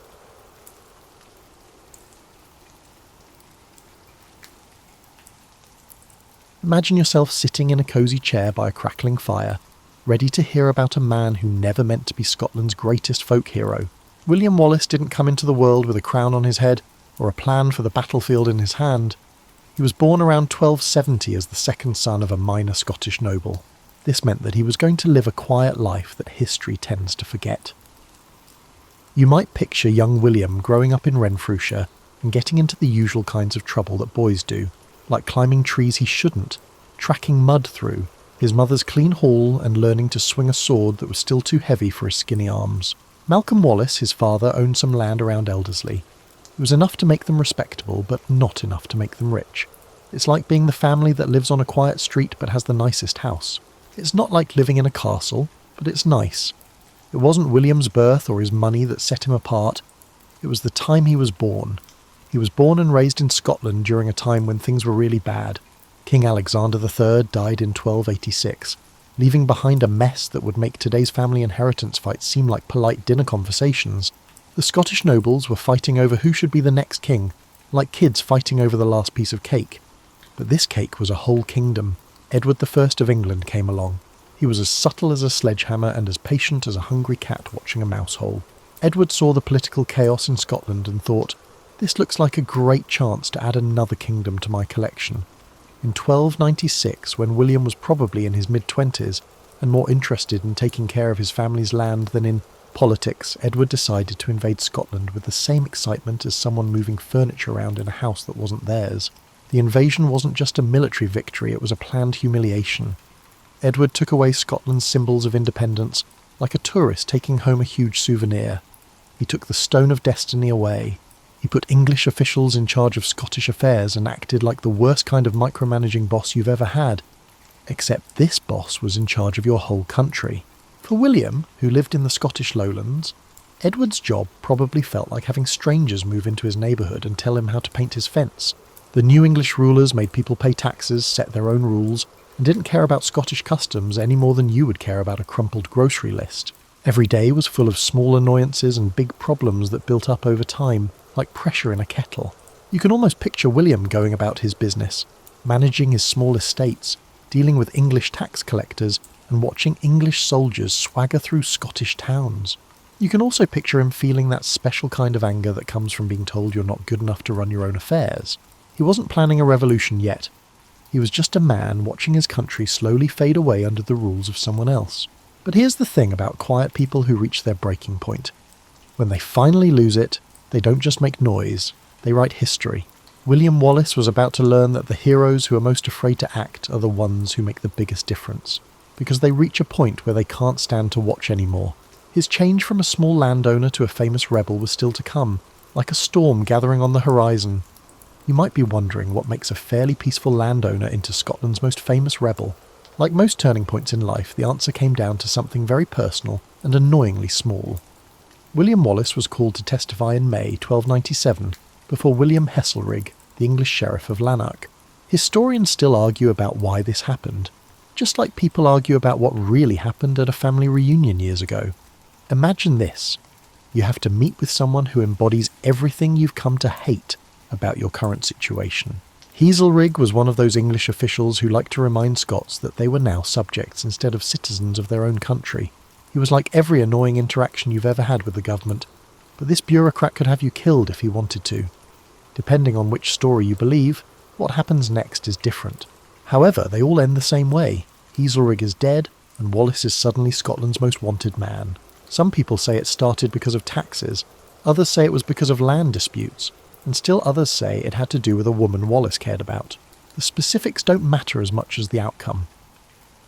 William Wallace crossed a line that couldn't be uncrossed in a fit of rage. It wasn't the same as accidentally breaking a vase at someone's house to kill an English sheriff. This was like setting fire to a police station in the Middle Ages. There was no way to explain it away, no way to say sorry, and no way to go back to your quiet life of managing estates and complaining about taxes. Wallace was with about 30 friends in Lanark that day, and all of a sudden they were all criminals, like the most important crime spree in history. But here's where the story gets interesting. Wallace didn't panic or run away to hide in the Highlands like smart criminals would have. Instead, he did something that surprised everyone, even himself. He began to get more followers. Word spread through Scotland faster than gossip in a small town. William Wallace had finally stood up to the English. You need to know how badly people wanted to hear this kind of news. For months, Scots had been watching foreigners change their country, ignore their traditions, and either kill their leaders, send them into exile, or work with the occupiers. Then, out of nowhere, There was this minor nobleman who seemed to have made up his mind that he would rather be a dead rebel than a living collaborator. Wallace found out he was good at something he'd never done before, getting people to fight when it seemed like there was no hope. Men began to arrive at his camp. Farmers brought pitchforks, young noblemen brought swords, craftsmen brought hammers, and a lot of people brought nothing but anger and a desire to use it. It was like watching a snowball roll down a hill, but this one was picking up Scots who were armed and angry. At the same time, the English government was having its own bad day at work. One minute they're running a conquered territory like any other occupying force, and the next minute some nobody from Renfrewshire has killed a sheriff and become a magnet for all the unhappy Scots in the lowlands. Edward I was not the kind of king who liked surprises like this. Within a few weeks, Wallace had gone from being a wanted criminal to the head of a group that was starting to look a lot like a rebellion. He was probably learning faster than he wanted that there is a big difference between being angry enough to kill a sheriff and being ready to lead a war against the strongest military force in Britain. But sometimes life doesn't give you enough time to get ready for the part you have to play.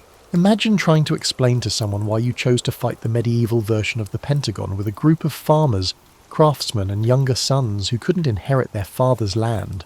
This was basically William Wallace's situation in the summer of 1297. If he had been the type of person to make smart choices, Scottish history would have been much shorter and less interesting.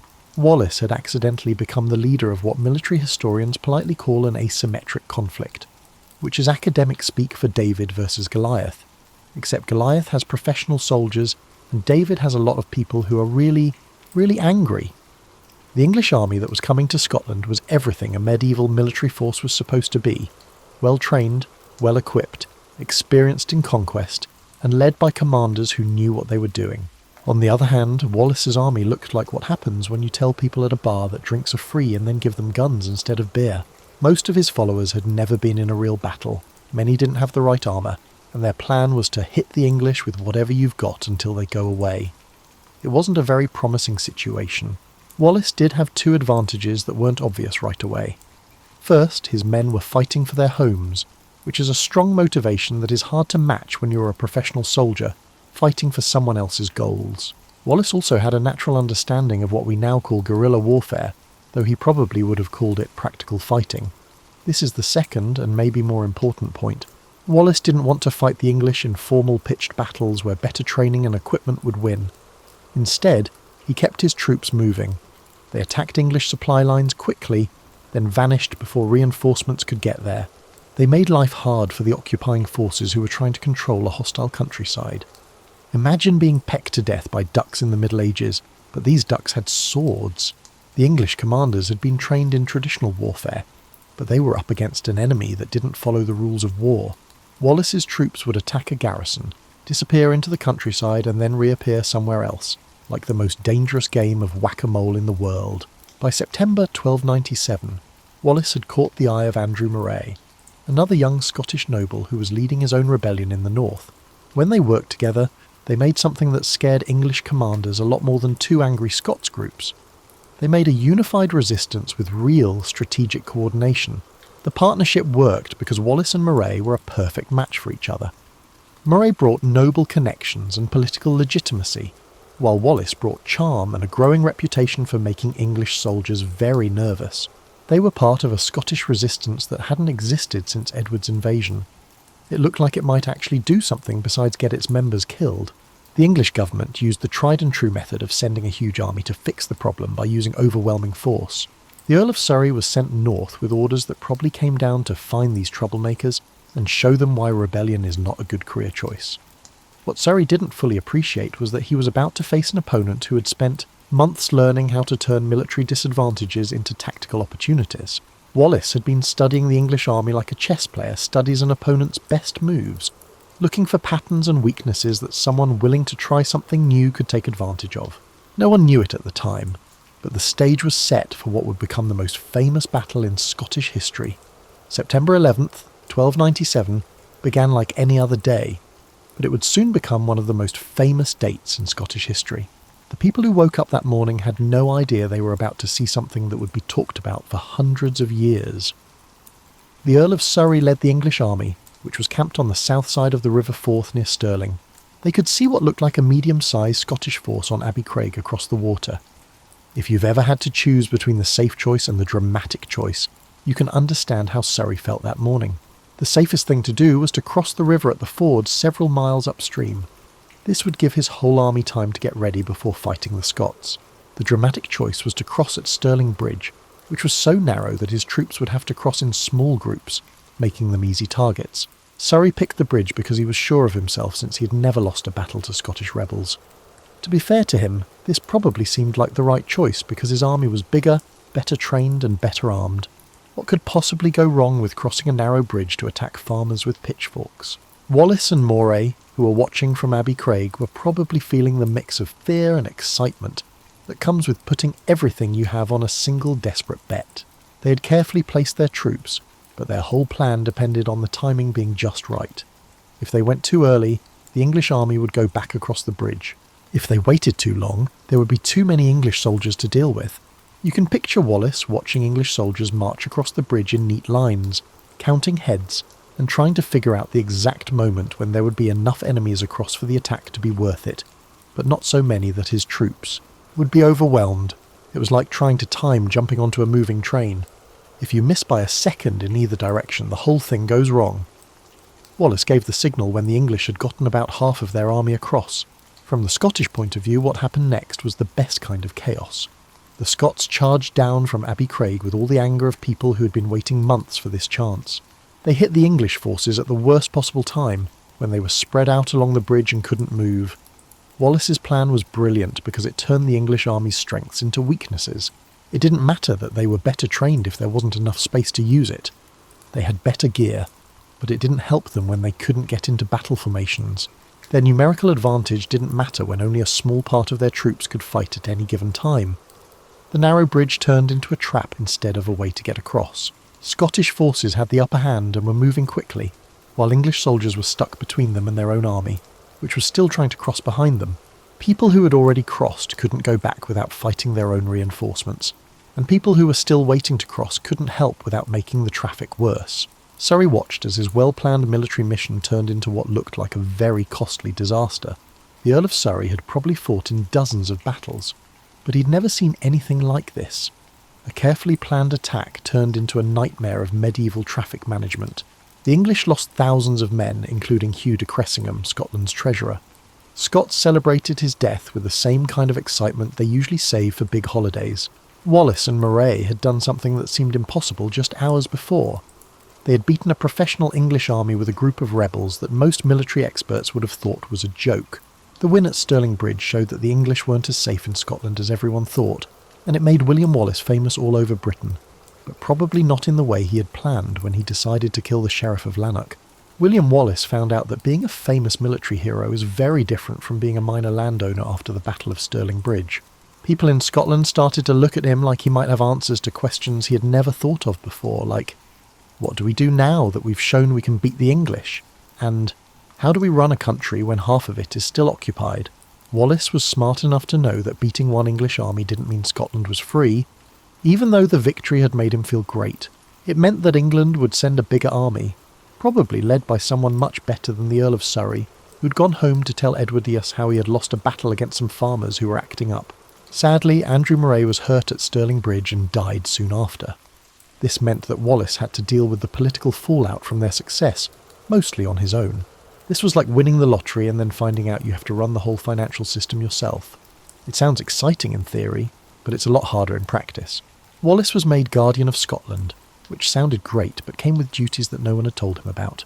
He was now supposed to run parts of Scotland, talk to other countries, set up defences against the inevitable English retaliation, and somehow turn a successful rebellion into a working government. Wallace's life was probably at its most strange during the winter of 1297 to 1298. In just a few months he went from being a wanted criminal to the de facto ruler of Scotland. Now he had to figure out how to do the job. He spent time trying to get the world to recognise Scotland's independence. He sent people to France and Rome, like someone in the Middle Ages trying to get their start-up noticed by big investors.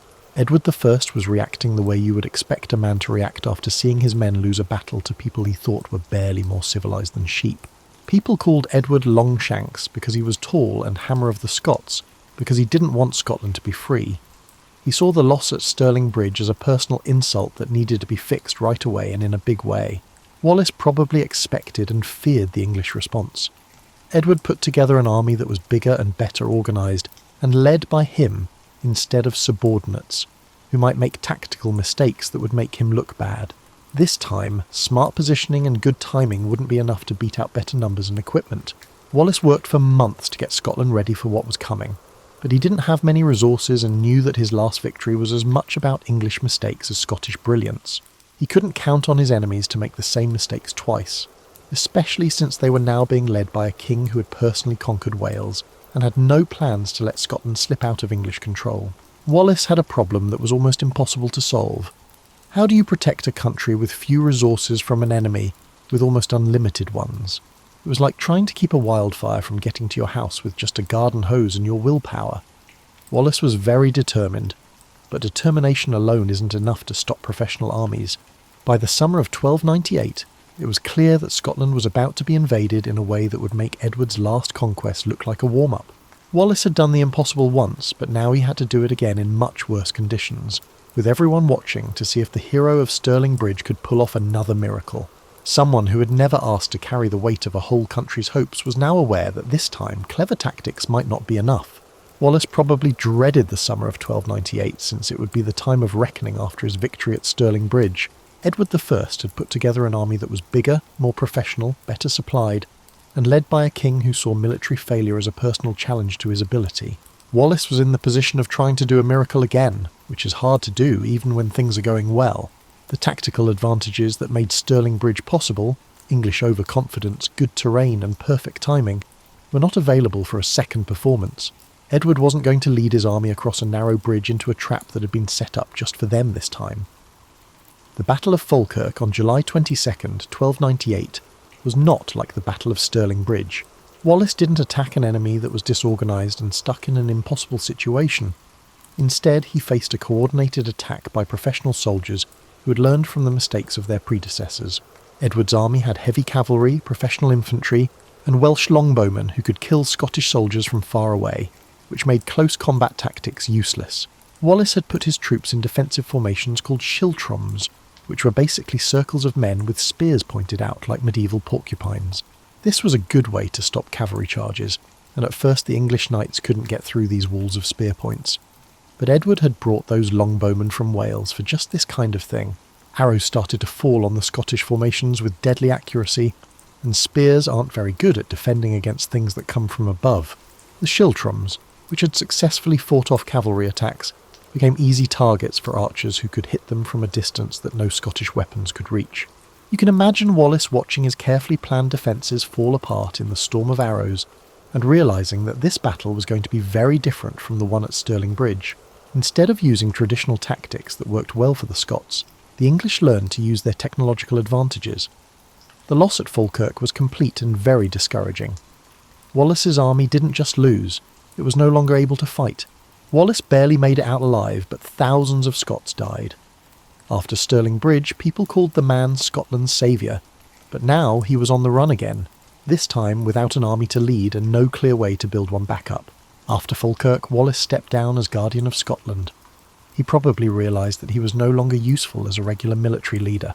The nobles who had backed him started looking for other options, such as talking to Edward instead of continuing a fight that seemed more and more pointless. Wallace, on the other hand, couldn't or wouldn't accept that Scotland's fight for independence was over. Instead of going into exile or trying to make peace with Edward, he spent the next few years acting as a diplomat and a guerrilla fighter. He tried to get support from other countries for Scottish independence, while also attacking English positions in Scotland. This was probably the most frustrating time in Wallace's life. He was well known in Europe as the man who had beaten an English army, but being famous doesn't mean you can get help from the military. It was easy for foreign courts to meet with the famous William Wallace, but giving him troops or money to fight England was a more complicated political decision.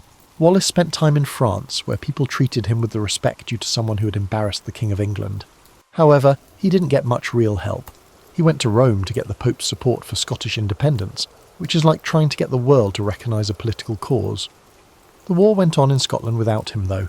Other leaders joined the fight, and sometimes they won, and sometimes they lost. Wallace had become more of a symbol than an active participant in his country's struggle. which was probably not how he had imagined his career would go when he killed the Sheriff of Lanark. When he finally got back to Scotland around 1303, he found a country that had been fighting for years and was getting more and more tired of it.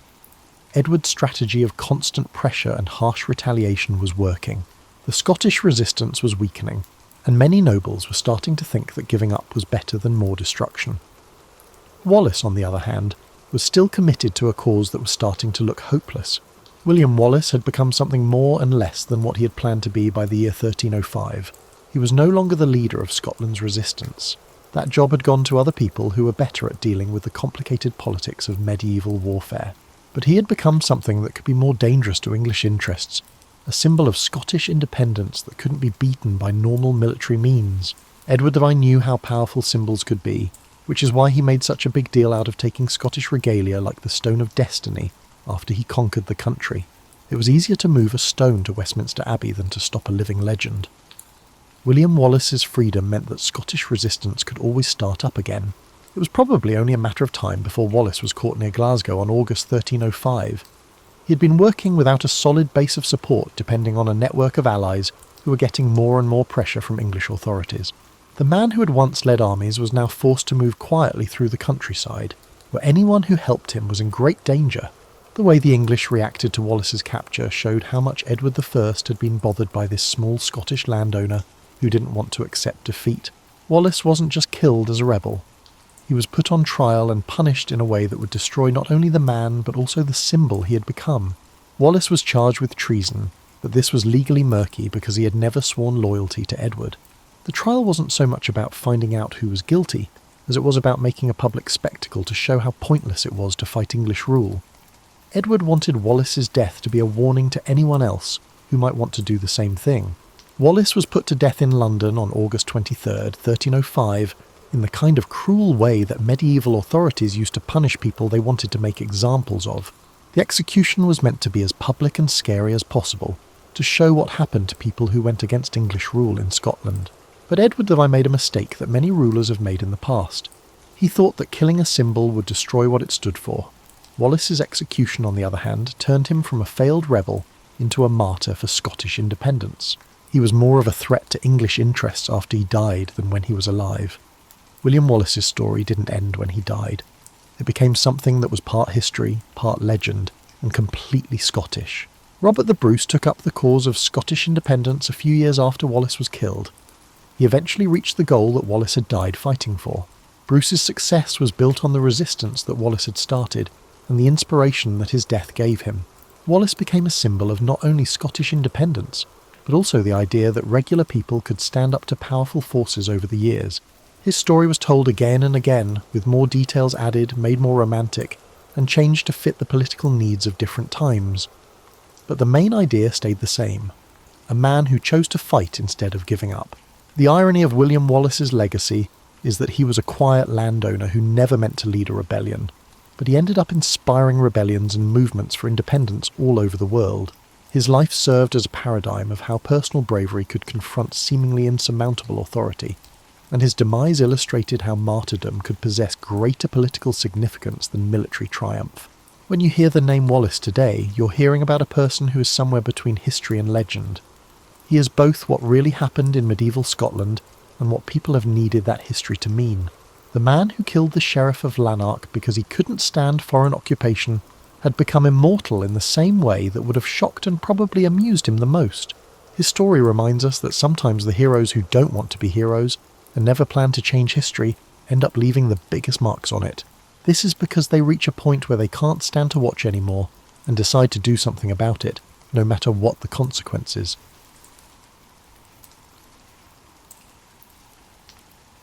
Alexander Hamilton was born around January 11th, 1755, or 1757, given conflicting records, in Nevis, a small island in the Caribbean's leeward chain.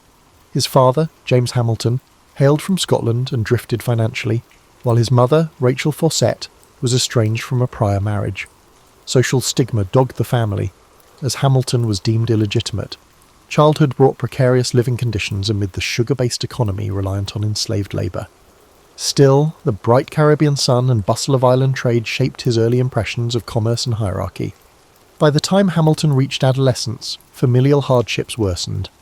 His father left, compounding the family's instability. Then a fever claimed his mother when he was around 11. Orphaned, Hamilton found refuge with local merchants who recognised a keen mind behind the boy's formal but urgent letters. He took a clerking job at Beekman and Kruger's trading firm, absorbing the mechanics of shipping manifests, currency exchange, and negotiation. Observers noted a precocious skill in accountancy and a calm under pressure when storms disrupted cargo arrivals. This apprenticeship would lay the groundwork for Hamilton's later mastery of financial systems. A crucial moment arrived when Hamilton penned a vivid letter describing a hurricane's devastation. His prose, published in a local paper, so impressed leading citizens that they raised funds to send him to mainland colonies for education. The budding writer set sail, eventually landing in British North America, though precisely how he arranged further schooling remains partly obscure. By the time he stepped onto mainland soil, Hamilton possessed an unshakable resolve to escape the constraints of colonial class prejudice and prove his intellect in a broader arena. He enrolled at King's College, later Columbia University in New York City. Political tensions soared as Britain imposed new taxes and cracked down on colonial resistance. Hamilton, originally cautious, soon found himself stirred by pamphlets on natural rights. He contributed anonymous essays defending colonial protest, revealing a knack for polemical writing. Despite his youthful status, readers found his arguments crisp, blending logic with moral fervour. However, the outbreak of open conflict at Lexington and Concord disrupted studies at King's College. Hamilton, though short of stature, was physically active and spirited. He joined a volunteer artillery company, drilling near city squares. Even as shots from British ships threatened Manhattan, he balanced academics with preparing for possible war. In 1776, amid the swirl of confusion over independence, Hamilton left formal schooling to commit fully to the patriot cause. Some peers found him bold to do so, but Hamilton believed in forging a new order that might reward merit over birth. After forming an artillery unit, Hamilton exhibited discipline and quick strategic thinking. At the disastrous Battle of Long Island, his unit helped secure a retreat. The next months, through near collapses, he drew the notice of key figures. During the harsh winter of 1776 to 1777, with the army battered, Hamilton's diligence in orchestrating supplies and maintaining morale stood out. General George Washington recognised these talents, inviting Hamilton to serve as an aide-de-camp, an assignment that, while staff-bound, gave Hamilton unprecedented exposure to high-level decision-making in Washington's camp. Hamilton became indispensable, drafting letters, shaping policy briefs, and forging alliances with other officers. He gleaned leadership lessons from the general's balancing of caution and daring. Yet Hamilton, always seeking direct action, occasionally chafed at staff duties. He yearned to lead troops on the battlefield. Tensions with senior officers sometimes flared. Once, Hamilton fell out with Washington for a perceived slight over tardiness, but they eventually reconciled. Despite these brief spats, the synergy between them grew, anchored in mutual respect for diligence and strategy. Throughout 1777 to 1778, Hamilton's writing skill extended to political commentary. He published essays advocating for a stronger central authority to unify the war effort. The rickety Continental Congress, lacking stable finance and overshadowed by state autonomy, troubled him. He believed only a robust national structure could defeat Britain. This conviction would later inform his championing of a federal constitution. Meanwhile, in the immediacies of war, he juggled mission after mission for Washington, coordinating intelligence, planning for combined Franco-American operations, and refining supply requests. By 1779, Hamilton stood at the intersection of military and political realms, forging the identity of an intellect who saw national success hinged upon structure and cohesive governance. In early 1780, Alexander Hamilton encountered Elizabeth Schuyler, daughter of General Philip Schuyler, a prominent New York family patriarch. Their courtship blossomed swiftly. Elizabeth, often called Eliza, shared Hamilton's patriotic fervour and admired his restless intellect. They married in December 1780, forging a partnership that would steady Hamilton through tumultuous times. The Schuyler connection also raised his social standing, giving him a link to one of the colony's influential clans. Some whispered that Hamilton, a once penniless immigrant, had upped, but he dismissed such insinuations, cherishing Eliza's steadfast support. Meanwhile, Hamilton's yearning for field command lingered. He finally saw the action at the Siege of Yorktown in 1781, leading a night assault on British redoubts. This bold foray, though brief, gave him the battlefield credibility he had long craved. After Yorktown's success, the war's momentum shifted. Peace negotiations advanced, culminating in Britain's formal acknowledgement of American independence. With the conflict winding down, Hamilton resigned from Washington's staff. Now, his energies turned to the new nation's post-war reconstruction. He recognised that independence alone didn't guarantee prosperity. A more cohesive union was necessary. Back in civilian life, Hamilton studied law intensively, passing the bar in 1782. Settling in New York, he found a city grappling with war debts, local factionalism, and tension between wealthy merchants and populist artisans. Hamilton opened a law practice specialising in commercial disputes, revealing a knack for clarifying intricate financial matters. Through these cases, he saw firsthand how the Articles of Confederation left the national government too weak to regulate trade or impose taxes, leaving states in disarray and stifling economic growth. He started writing articles calling for a stronger central authority, overshadowing the patchwork of state-based solutions. In 1786, Shays' Rebellion in western Massachusetts alarmed many national figures, including Hamilton. That revolt by indebted farmers demonstrated that unchecked local unrest could threaten broader stability. Hamilton used it as fodder to argue that the current Confederation risked fracturing under internal stress. He joined with others, such as James Madison, to push for a convention that would revise the Articles. Although the Annapolis Convention of 1786 was sparsely attended, it led to the more definitive Philadelphia Convention of 1787. Hamilton arrived in Philadelphia with well-honed convictions.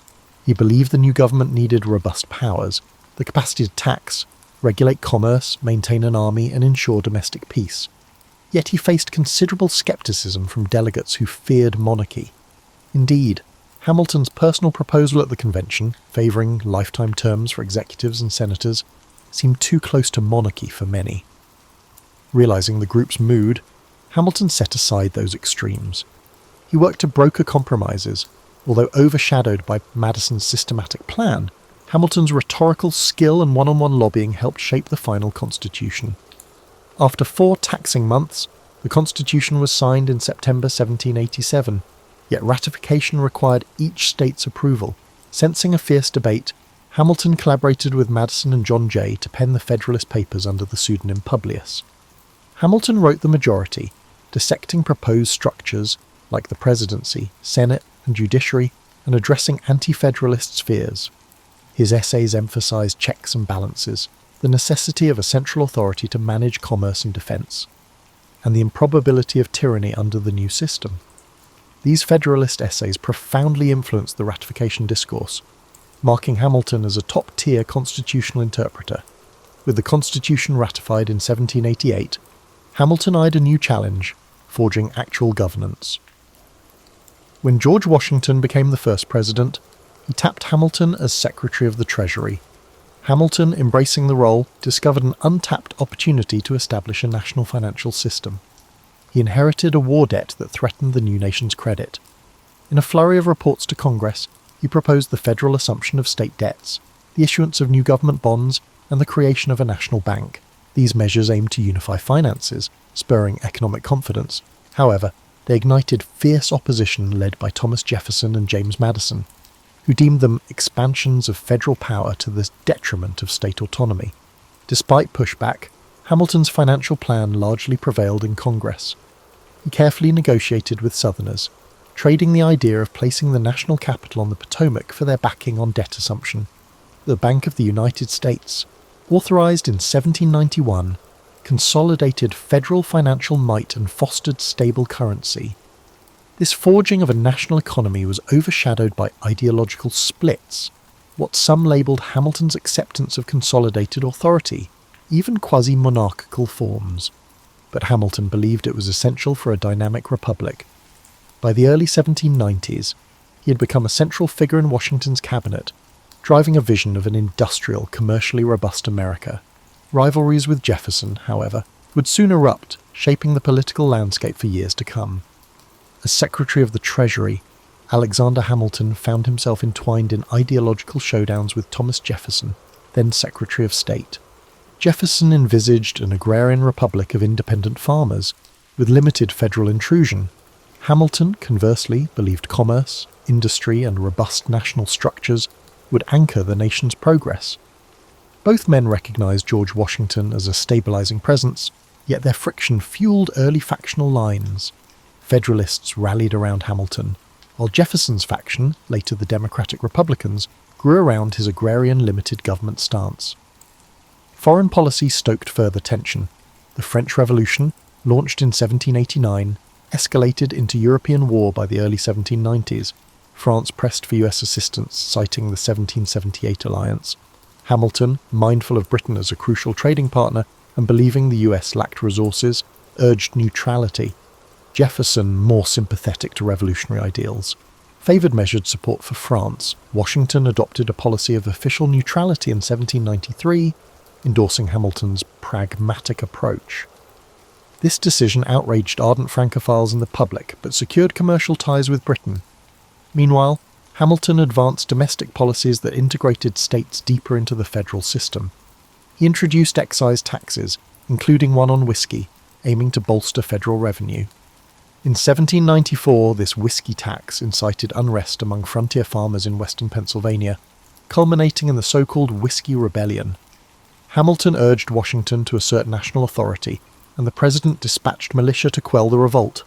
The rebellious farmers dispersed without major bloodshed. Hamilton's critics, though, branded him a tyrant, accusing him of trampling local freedoms. Hamilton argued that only firm enforcement proved the Constitution's viability over the old, feeble Articles of Confederation. Clashes over the Bank of the United States further deepened the Hamilton-Jefferson divide. Jefferson viewed the bank as constitutionally suspect, not enumerated in the founding document. Hamilton invoked the Constitution's necessary and proper clause, contending that the bank was an implied power vital for the government's financial operations. Washington sided with Hamilton, signing the bank bill into law. This incident set a precedent for broad constitutional interpretation, to Jefferson's alarm. The dispute laid the ideological foundation for the two-party system, with Hamilton's Federalists championing implied federal powers and Jefferson's Republicans insisting on narrower interpretations. By 1795, Hamilton, having established a stable financial footing, resigned as Treasury Secretary, returning to New York City's legal sphere. He continued to provide discreet advice to Washington, drafting speeches and shaping policy directions. In 1796, Washington's farewell address, partly authored by Hamilton, warned against partisan entanglements and foreign alliances. Ironically, Hamilton himself was a prime architect of partisan lines. The presidential election that year saw John Adams, a Federalist, defeat Jefferson. Hamilton, who harboured doubts about Adams, endeavoured to exert influence on the administration from a hidden position. But friction with Adams soon spiralled, culminating in an irreparable rift. During Adams's presidency, the US found itself in a quasi-war with revolutionary France. Hamilton, who believed in a robust defence, spurred the creation of a provisional army with himself as an influential major general.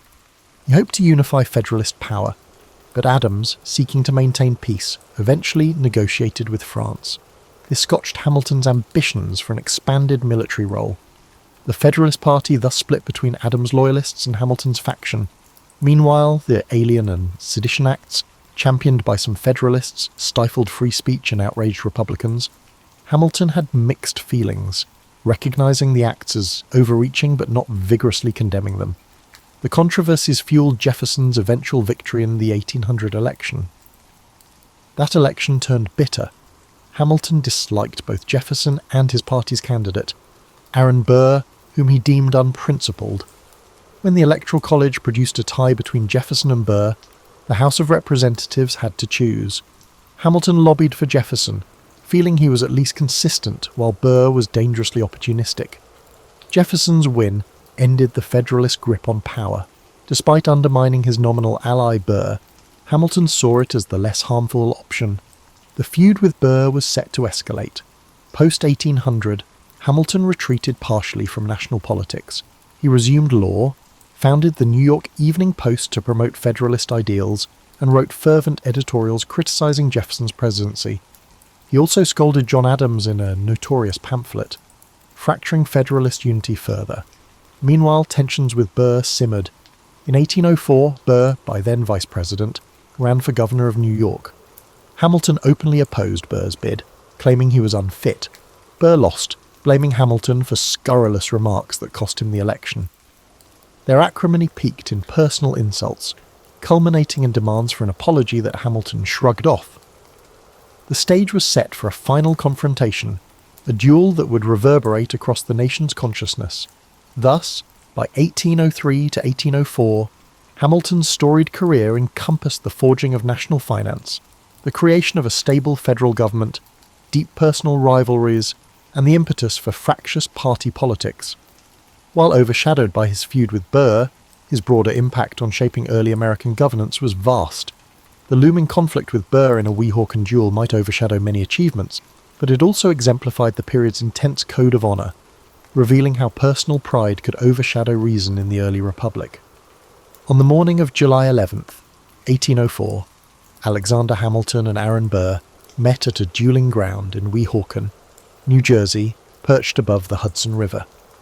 Duels were technically illegal in both New York and New Jersey, but Weehawken was a known neutral ground. The tradition demanded formal rituals. Seconds oversaw loaded pistols, ensuring fairness. Hamilton, though an accomplished marksman in the Revolutionary War, harboured moral qualms about duelling. In letters to confidants, he expressed an intention not to fire at Burr but to throw away his shot, hoping to meet the code of honour without a lethal outcome. Burr, vexed by Hamilton's public slights, approached the confrontation more aggressively. As accounts differ on the precise sequence, we rely on the second's conflicting recollections.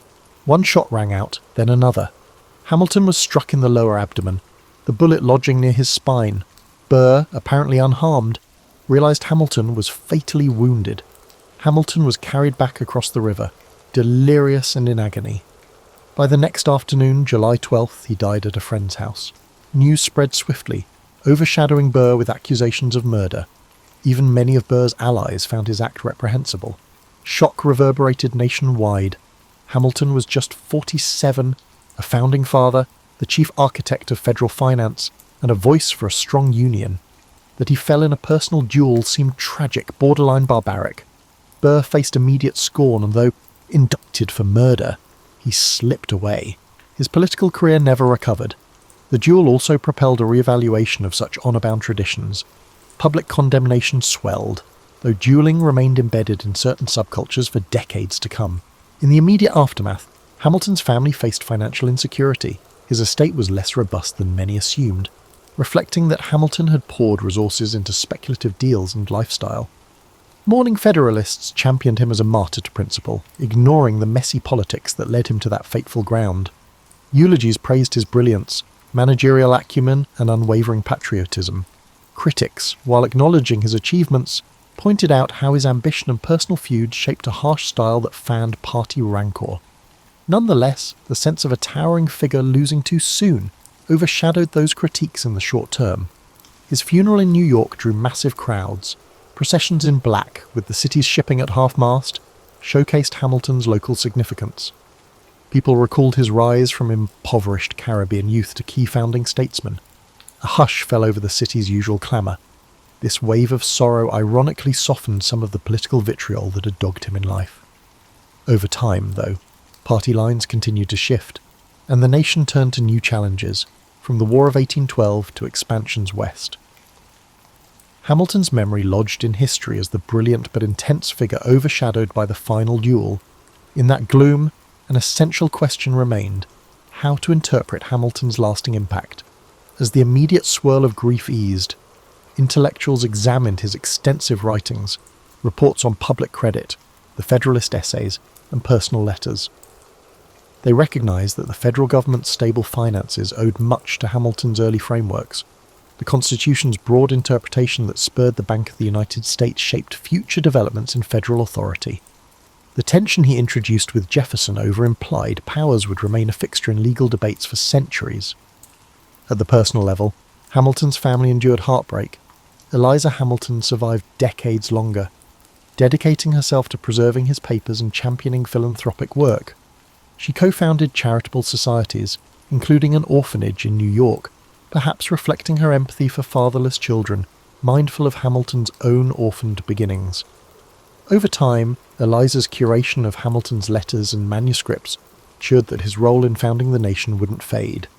Without her stewardship, many of his insights might have been lost, overshadowed by the swirl of other founding figures. Meanwhile, Aaron Burr slunk from public life, although he briefly re-emerged in conspiratorial escapades in the West, culminating in a high-profile treason trial. That fiasco further tarnished his name. Over the 19th century, Burr's memory was entwined with villainy, while Hamilton became the heroic victim. This moral narrative, though oversimplified, found resonance in society seeking tidy lessons about the cost of personal feuds among statesmen. Hence, the duel's tragedy overshadowed Hamilton's final years of potential. He left behind partial drafts of essays, a life cut short, and a legacy that historians would piece together. The subsequent swirl of politics saw the Federalist Party fade, overshadowed by Jeffersonian and Jacksonian movements. Yet as the new republic faced wars and expansions, Hamilton's institutional frameworks endured, shaping how the Union financed conflicts and integrated new territories. Over time, the memory of Hamilton grew from the dust of partisan fights into a near legend of the unsilenceable voice for a strong Union, a testament to how brilliance can shine even after tragic demise. Hamilton's reputation experienced both highs and lows as the 19th century unfolded. Early in the 1800s, supporters who revered his Federalist vision championed him as an intellectual giant, while Jeffersonian loyalists found him dangerously elitist. The War of 1812 underscored the value of robust federal finances, an echo of Hamilton's arguments. However, the rising tide of Jacksonian democracy in the 1820s and 30s resurrected negative images of Hamilton as the father of a financial aristocracy. His preference for a central bank and industrial growth clashed with the agrarian populism that saw big government as suspect. In historical writing of the mid-1800s, Hamilton was overshadowed by Washington's soldierly aura, Jefferson's philosophical romance, and the dramatic expansion shaping the continent. His ideas about manufacturing, shaped by the reading Adam Smith's works, found fresh appreciation in some northern states pushing early industrialization, but the memory of his direct political battles had receded. Meanwhile, his widow Eliza persistently championed her husband's memory, carefully organizing his letters. She lived until 1854, bridging eras from the founding to the eve of sectional crises over slavery. As the Civil War approached, some northern intellectuals rediscovered Hamilton's emphasis on a strong union, seeing him as a prophet of national authority. They noted that had Hamilton's brand of federal cohesion fully blossomed, perhaps states' rights doctrines fueling secession might have been curtailed earlier. Writers evoked Hamilton as the founder who best grasped the necessity of a controlling centre that could override local fractiousness. Opponents of such interpretations pointed out that Hamilton's frameworks never explicitly addressed the moral contradiction of slavery. Indeed, Hamilton personally opposed enslavement but parted from radical anti-slavery moves, his stance overshadowed by political pragmatism. After the Civil War, industrial capitalism boomed, prompting new appreciation for Hamilton's foresight about manufacturing. Gilded Age financiers admired him as the original champion of a stable currency and big business. Critics, including agrarian populists, in turn damned him for setting a pattern favouring capital over farmers. Debates over monetary policy frequently referenced Hamilton's original central bank, especially regarding gold versus silver standards in the late 19th century. Some saw him as the father of stable credit, others as the father of corporate overreach. This relit his legacy, fueling a fresh wave of scholarly interest. In the 20th century, historians systematically uncovered more of Hamilton's personal writings. They found a figure often overshadowed by his own towering intensity, riven by internal anxieties about identity and acceptance. Born illegitimate and lacking wealth, he soared through brilliance alone. That personal dimension gave a new angle. Hamilton wasn't merely an aloof elitist, but a man forging personal progress in a world dominated by landed aristocracy. Simultaneously, the renewed scholarship dissected how the Federalist Papers shaped the Supreme Court's approach to constitutional interpretation. Cultural depictions varied. In some plays, Hamilton was the stiff, proud foil to the warm Jefferson. In textbooks, he appeared as the founder of the American financial system, overshadowing the fact that he also practiced law with fervour, championed reforms in local governance, and penned scathing critiques of political adversaries. Hollywood took scant interest, overshadowed by the flamboyant stories of the War of Independence or the Civil War. Hamilton's presence mostly stuck to academic circles until the wave of musicals or pop culture references in the 21st century suddenly catapulted him back into mainstream conversation. In that modern reimagining, a more complex portrait emerges, the visionary who overcame humble origins, shaped institutions, but self-destructed in a lethal feud. This dual narrative resonates with a public intrigued by underdog success stories and cautionary tales about ambition. Meanwhile, historians continue unravelling his personal letters for glimpses of how he wrestled with his private identity, overshadowing any single label like nationalist or elitist. They see in him the deep tension between moral convictions and the messy realm of real-world politics. Consequently, Hamilton's legacy stands as a testament to a founder whose brilliance forged the frameworks of American finance, ushering in a strong union that could handle crises from 1812 to beyond. His life, truncated by a bullet in a duel, exemplifies the era's precarious norms of honour. Yet the institutional frameworks he championed endured, overshadowing ephemeral partisan feuds. As American commerce and governance matured, many of his ideas about credit-out systems, minted currency, and regulated trade blossomed. Therefore, though overshadowed in certain historical arcs, Hamilton's imprint remains, woven into the fabric of the modern American state, bridging the intangible line from rebellious colony to global economic power. Alexander Hamilton's journey might echo as one of unstoppable curiosity and drive. Born into adversity, he harnessed his intellect to climb political and financial summits. His story underscores how relentless learning and a willingness to challenge entrenched norms can yield transformative results. And yet, it also warns of how personal vendettas and impulsive decisions, like the final duel, can overshadow even the grandest achievements. The interplay of success and tragedy in Hamilton's life offers a cautionary dimension about letting rivalry overshadow reason. One dimension often overlooked is Hamilton's approach to social mobility. He believed in meritocracy, that talent, not lineage, should define one's station. His views clashed with the prevailing aristocratic mores that granted advantage to established families. In championing a strong central government, Hamilton believed it would break local oligarchies, allowing new men of skill to advance. That conviction shaped his financial blueprint, ensuring that the nation's credit system extended beyond a handful of wealthy planters. Yet it also invited accusations of favouritism toward banking elites, ironically suggesting that merit still found expression primarily among well-connected city financiers. Another lesser-known angle is how Hamilton viewed foreign policy. He favoured commerce-based alliances, but distrusted entangling the US in ideological battles. While acknowledging Britain as a trade partner, despite the rancour left from the Revolution, he saw stable trade routes as essential for revenue and global standing. Jefferson and Madison criticised the strategy as an over-cosy approach with a recent foe, but Hamilton saw post-war British power as a practical anchor for commercial expansion. In this sense, his realism overshadowed older resentments. That stance was a harbinger for how modern states weigh economic ties against historic grievances. Additionally, Hamilton's personal style at social gatherings and in daily interactions reveals a man who could be both charmingly eloquent and abrasively direct. Contemporaries described him as intense, with a quick mind that occasionally battered conversation partners. He thrived on intellectual debate. Some say he embraced confrontation to refine ideas, yet this habit might have contributed to the accumulation of enemies, culminating in the fateful spat with Burr. In an era where honour was a cornerstone of social standing, Hamilton's cutting wit proved a dangerous asset. At home, Hamilton and Eliza raised a growing family. Though tragedies struck, the death of their son Philip in a duel reminiscent of his father's, fierce approach to personal disputes. This sorrow weighed heavily on Hamilton, intensifying his reflection on the code of honour. Paradoxically, he still ended up abiding by that same code, accepting Burr's challenge. The duality of a brilliant mind trapped by the period's social norms emerges starkly in these personal heartbreaks. For modern readers, the scenario underscores how societal expectations can override individual caution, even for a pragmatic statesman. Examining Hamilton's religious evolution is another nuanced topic.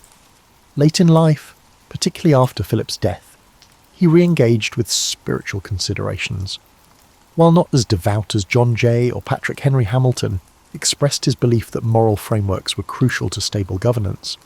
Some scholars see a near return to Christian orthodoxy in his final years, overshadowing the earlier secular aura.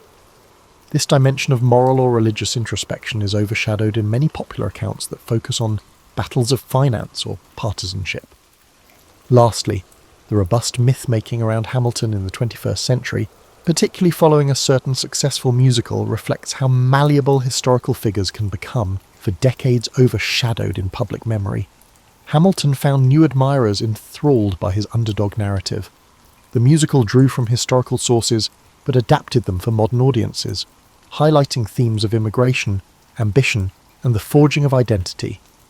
Meanwhile, professional historians maintain a more measured stance, acknowledging the genius behind the Bank and the Federalist Papers, but also the moral complexities, involvement in a scandalous Reynolds affair, the backing of harsh policies like the Alien and Sedition Acts, and the overshadowed complicity in a system that tolerated slavery.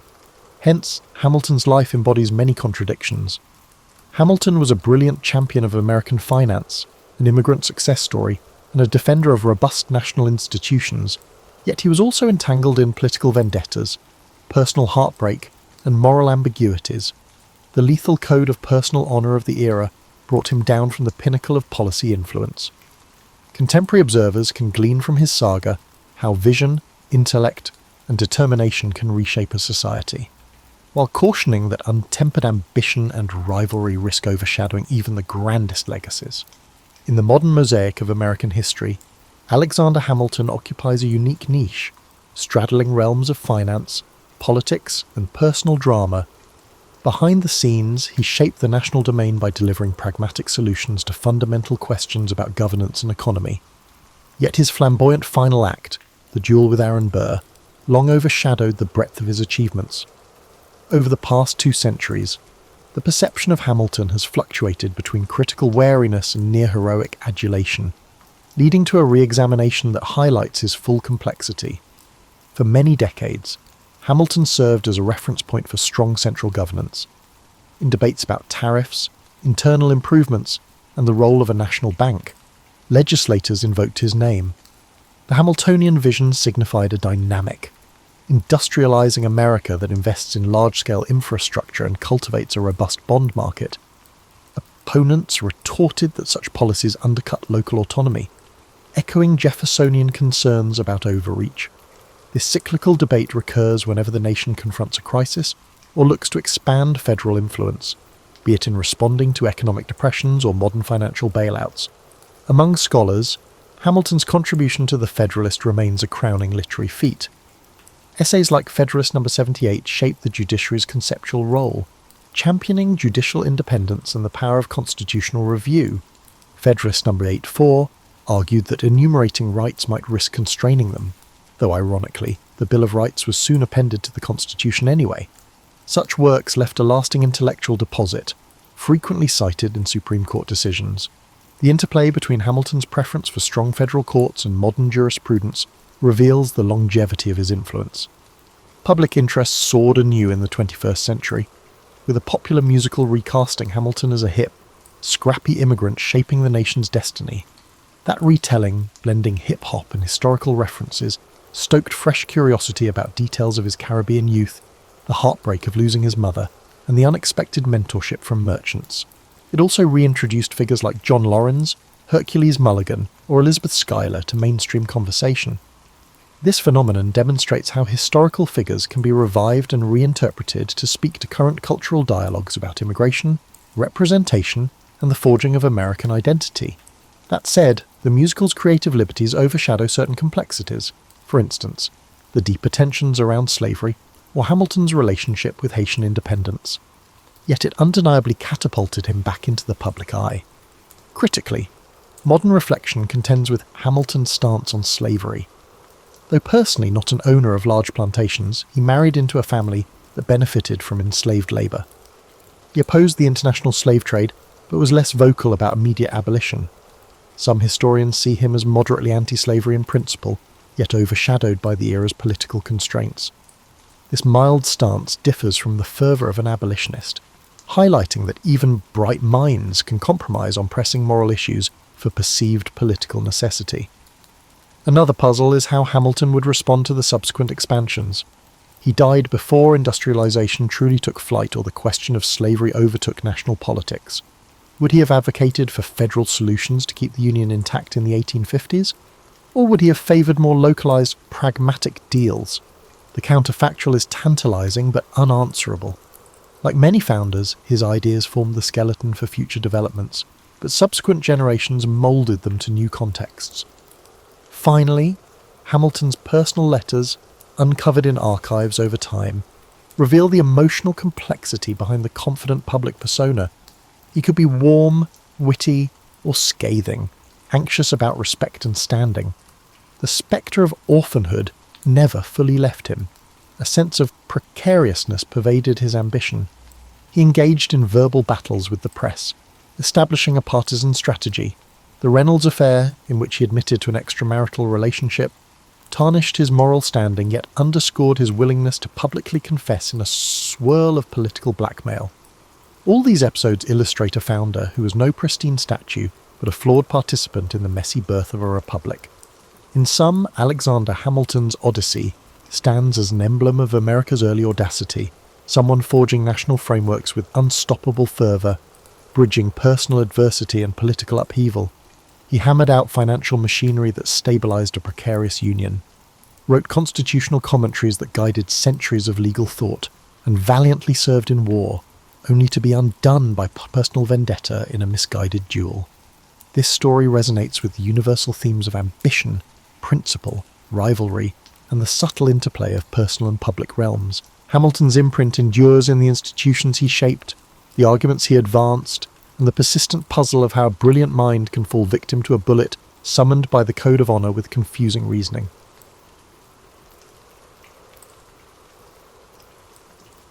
Imagine yourself waking up in ancient Rome, perhaps around 150 AD, and stumbling toward your modest apartment's kitchen. Your stomach is growling, and you're dreaming of scrambled eggs, toast with butter, and maybe some orange juice. Well, friend, you're about to discover that Roman breakfast was about as exciting as watching paint dry on a humid day. You see, Romans didn't really do breakfast the way we think of it. They had something called ientaculum, which sounds fancy until you realise it was basically whatever leftover bread you could find from yesterday, maybe dipped in wine if you were feeling particularly festive. There were no eggs Benedict served here, just you, some stale bread, and the faint hope that lunch might be more interesting. The Romans had this peculiar relationship with morning meals that would make modern nutritionists weep. They considered eating a big breakfast to be somewhat gluttonous, like wearing pyjamas to a board meeting. It just wasn't done if you had any sense of dignity. Instead, they'd nibble on bread, perhaps some cheese if they were lucky, and call it good enough. If you were rich enough to have servants fanning you with palm fronds, you might have had honey on your bread or olives. But for most Romans, breakfast was less rise and shine, and more rise and make do with whatever's not growing mould. The fascinating thing about Roman food culture is how backwards it seems to us now. We've got our coffee shops on every corner, our breakfast burritos, and our endless cereal aisles that stretch like ancient Roman roads. But Romans, they saved their energy for the real meal of the day, which came much later. Breakfast was just fuel to get you through the morning's work, like putting just enough gas in your car to reach the next station. You'd wash down your meagre breakfast with water, maybe some diluted wine if you were feeling fancy or if the water looked particularly suspicious that day.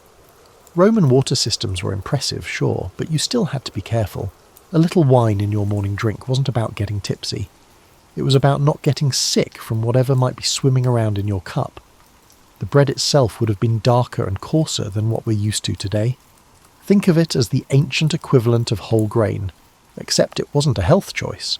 It was just what happened when you ground wheat with primitive tools.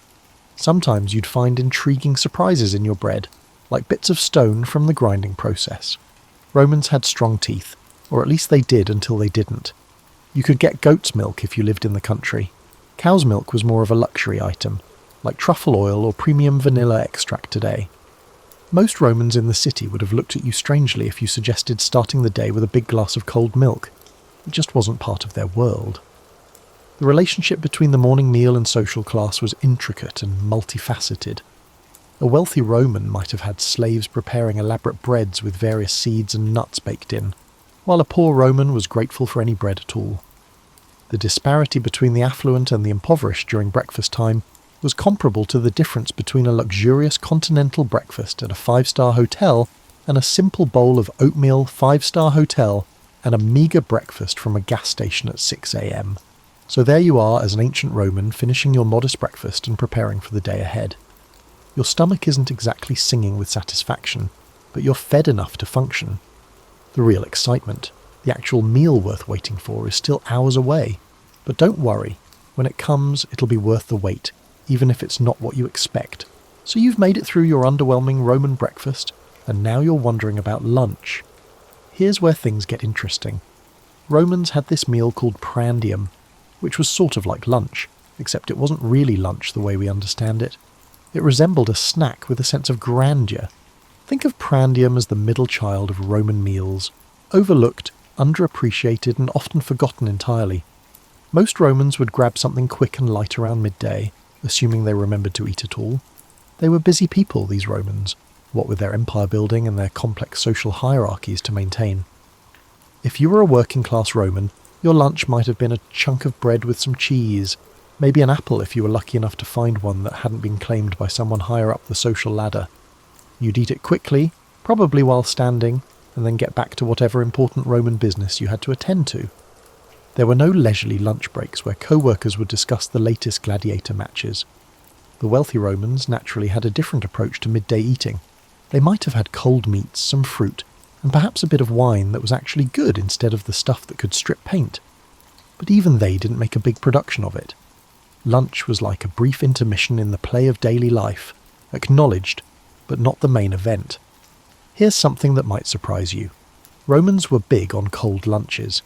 This was not due to their proclivity for meal prep, but rather due to the impracticality of preparing a full meal in the middle of the day. Most Romans living in cities didn't have proper kitchens anyway.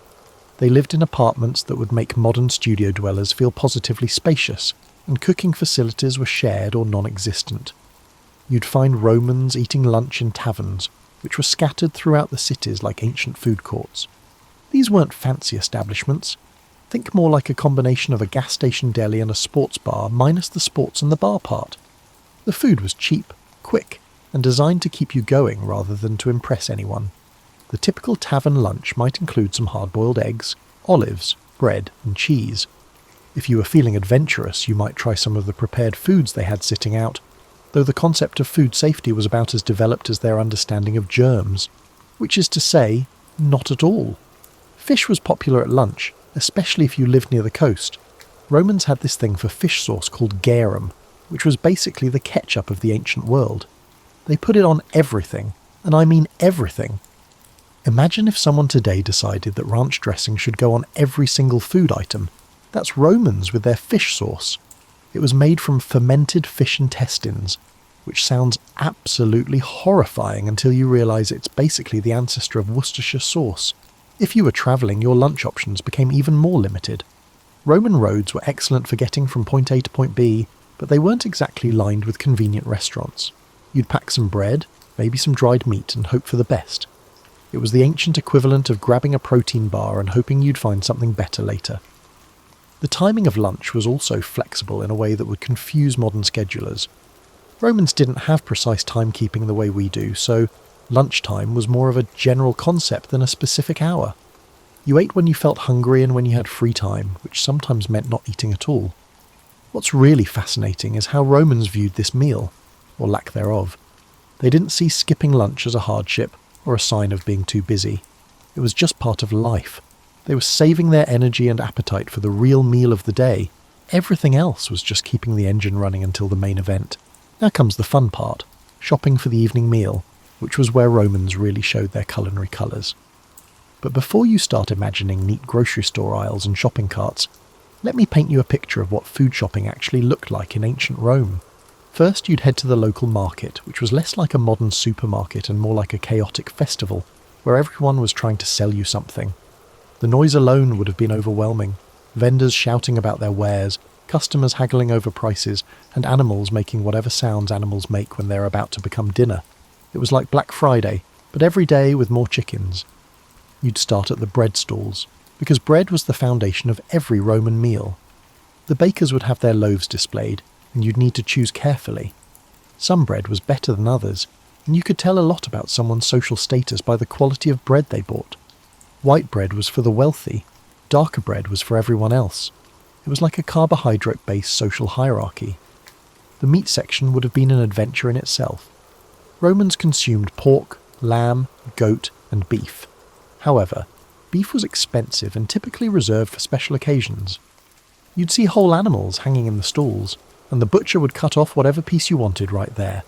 No neat packages wrapped in plastic, just you, the butcher, and whatever animal was looking at you with those reproachful dead eyes.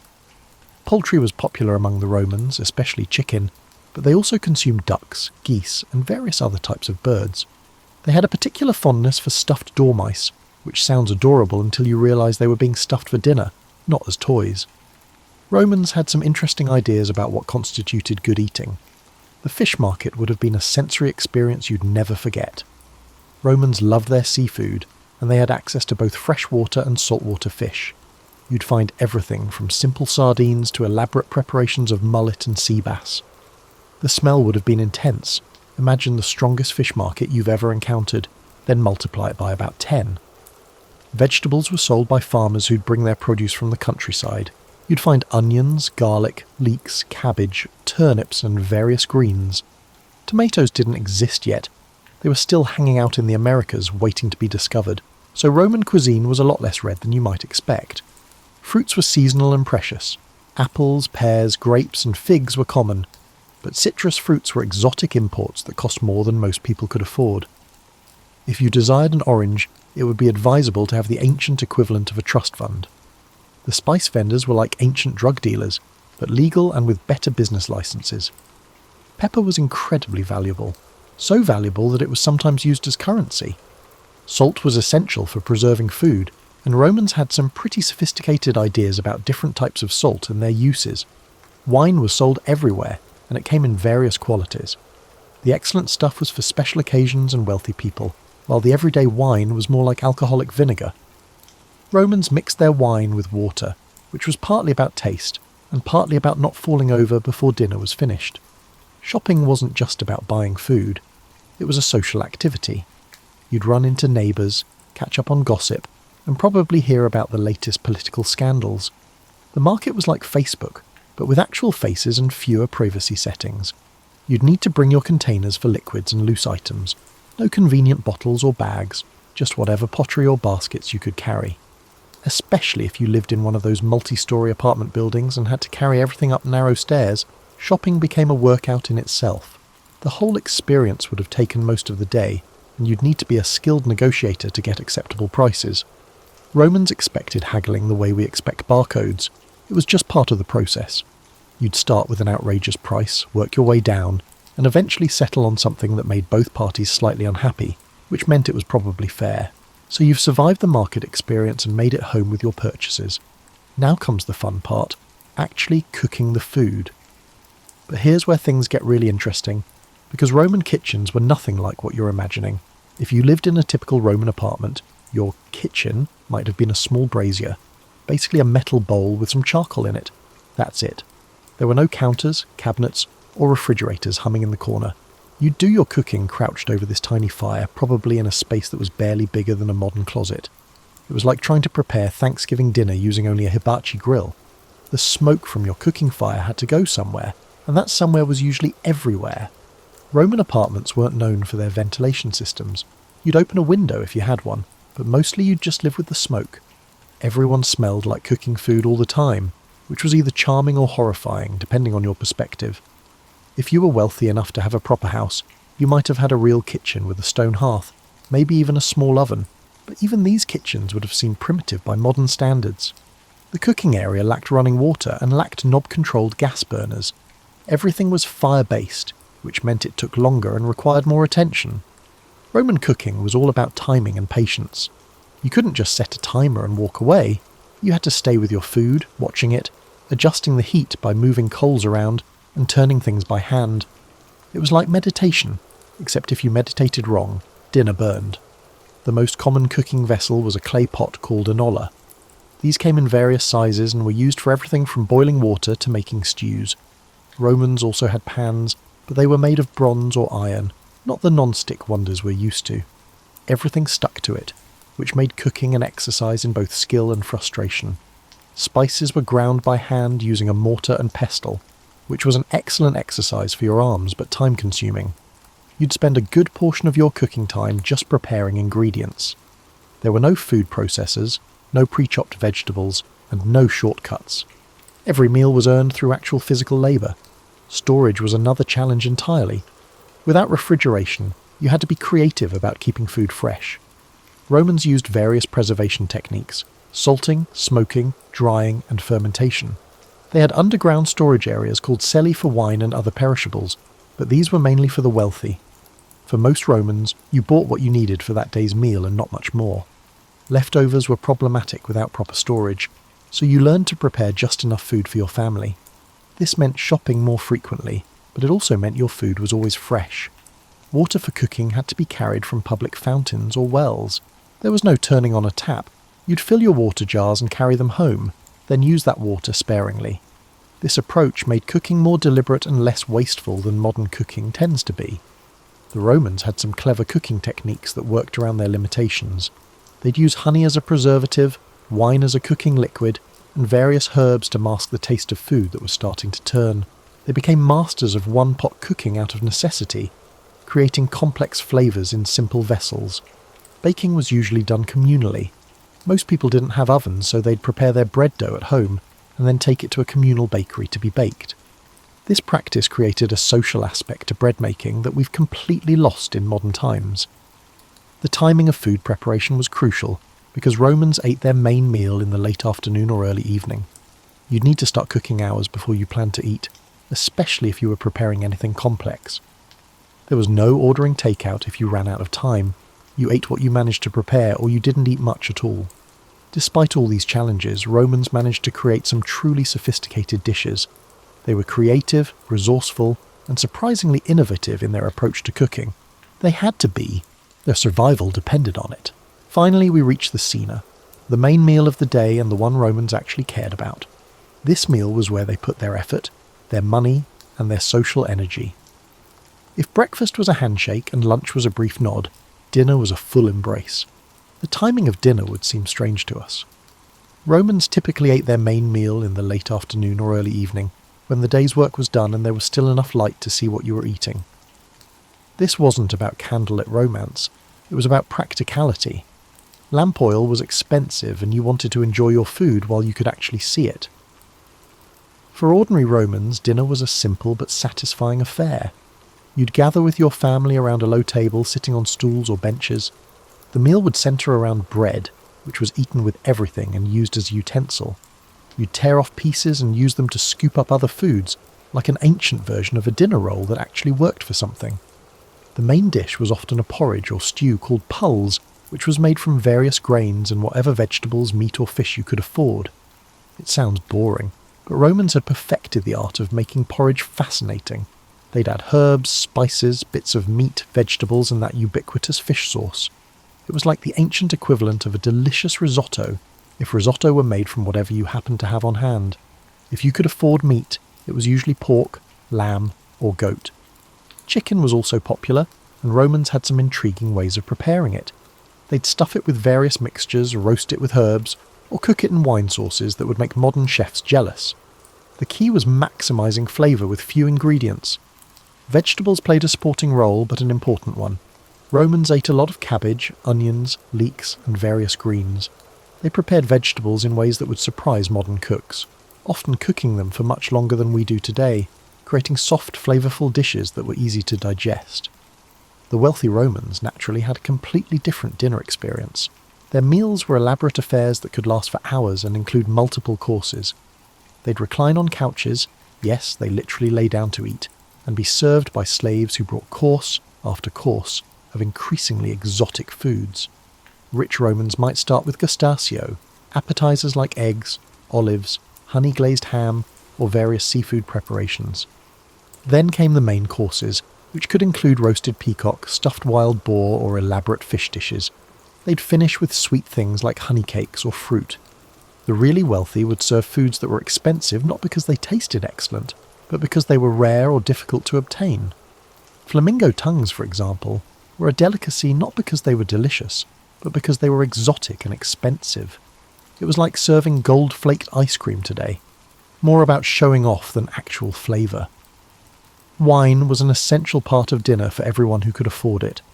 The Romans developed sophisticated ideas about wine, creating different types for various occasions. They'd mix their wine with water and sometimes with honey or spices. The quality of wine you served said a lot about your social status and your hospitality. The social aspect of dinner was just as important as the food. This was when families came together, when friends visited, and when business was discussed. Dinner was the social media of ancient Rome. It's where news was shared, relationships were built, and social hierarchies were reinforced. Romans had specific etiquette around dinner that would seem strange to us. They ate with their fingers, but there were rules about which ones to use and how to use them gracefully. They'd wash their hands frequently throughout the meal, and servants would bring water and towels between courses. The conversation at dinner was supposed to be pleasant and educational. Romans valued wit and intelligence at the dinner table, and a good host would guide the conversation to interesting topics. Politics, philosophy, literature, anything that would stimulate the mind while the body was being nourished. After the main courses, the sweet finale arrived, but Roman desserts were quite different from what you might expect.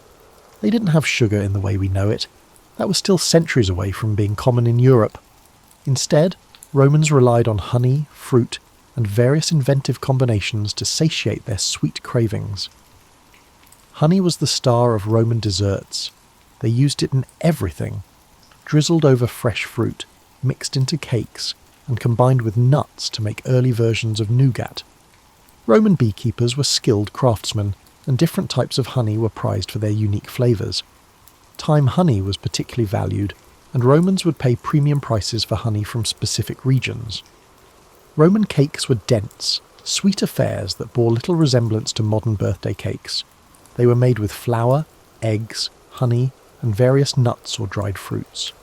One popular dessert was libum, a cheesecake-like creation that was often used in religious ceremonies as well as eaten for pleasure. It was heavy, rich, and probably would have left you feeling pleasantly stuffed. Fruit was often the simplest and most satisfying end to a meal.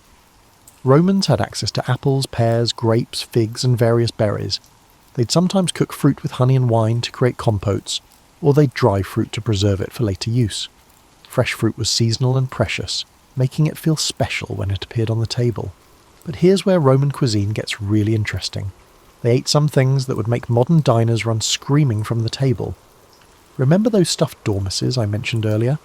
Romans considered them a delicacy. They'd fatten up dormice in special jars, then stuff them with pork, pine nuts, and various seasonings before roasting them. It was like ancient Roman tapas, except with more adorable woodland creatures. Romans also had a thing for organ meats that would challenge even the most adventurous modern foodie.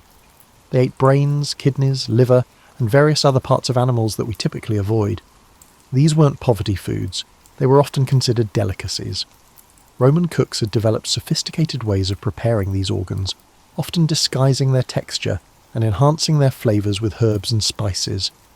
Sea urchins were another Roman favourite that might surprise you. They'd eat them raw like ancient sushi, or cook them in various preparations. Romans living near the coast had access to all sorts of seafood that was both familiar and exotic. They'd eat everything from simple sardines to elaborate preparations of eels and rays. The famous Roman fish sauce garum deserves special mention because it was a ubiquitous ingredient in Roman cuisine. Garum, a sauce made from fermented fish intestines, was considered the umami bomb of the ancient world. Romans put it on everything: meats, vegetables, and even desserts sometimes. It was salty, pungent, and absolutely essential to Roman cooking. The best garum was made from tuna intestines and was expensive enough to be a luxury item. Romans also ate various birds that we don't typically consider food today. Peacocks, swans, and even ostriches appeared on wealthy Roman tables. These were often prepared as much for spectacle as for taste, Imagine a roasted peacock with its feathers replaced for presentation. It was the epitome of elaborate dinner theatre.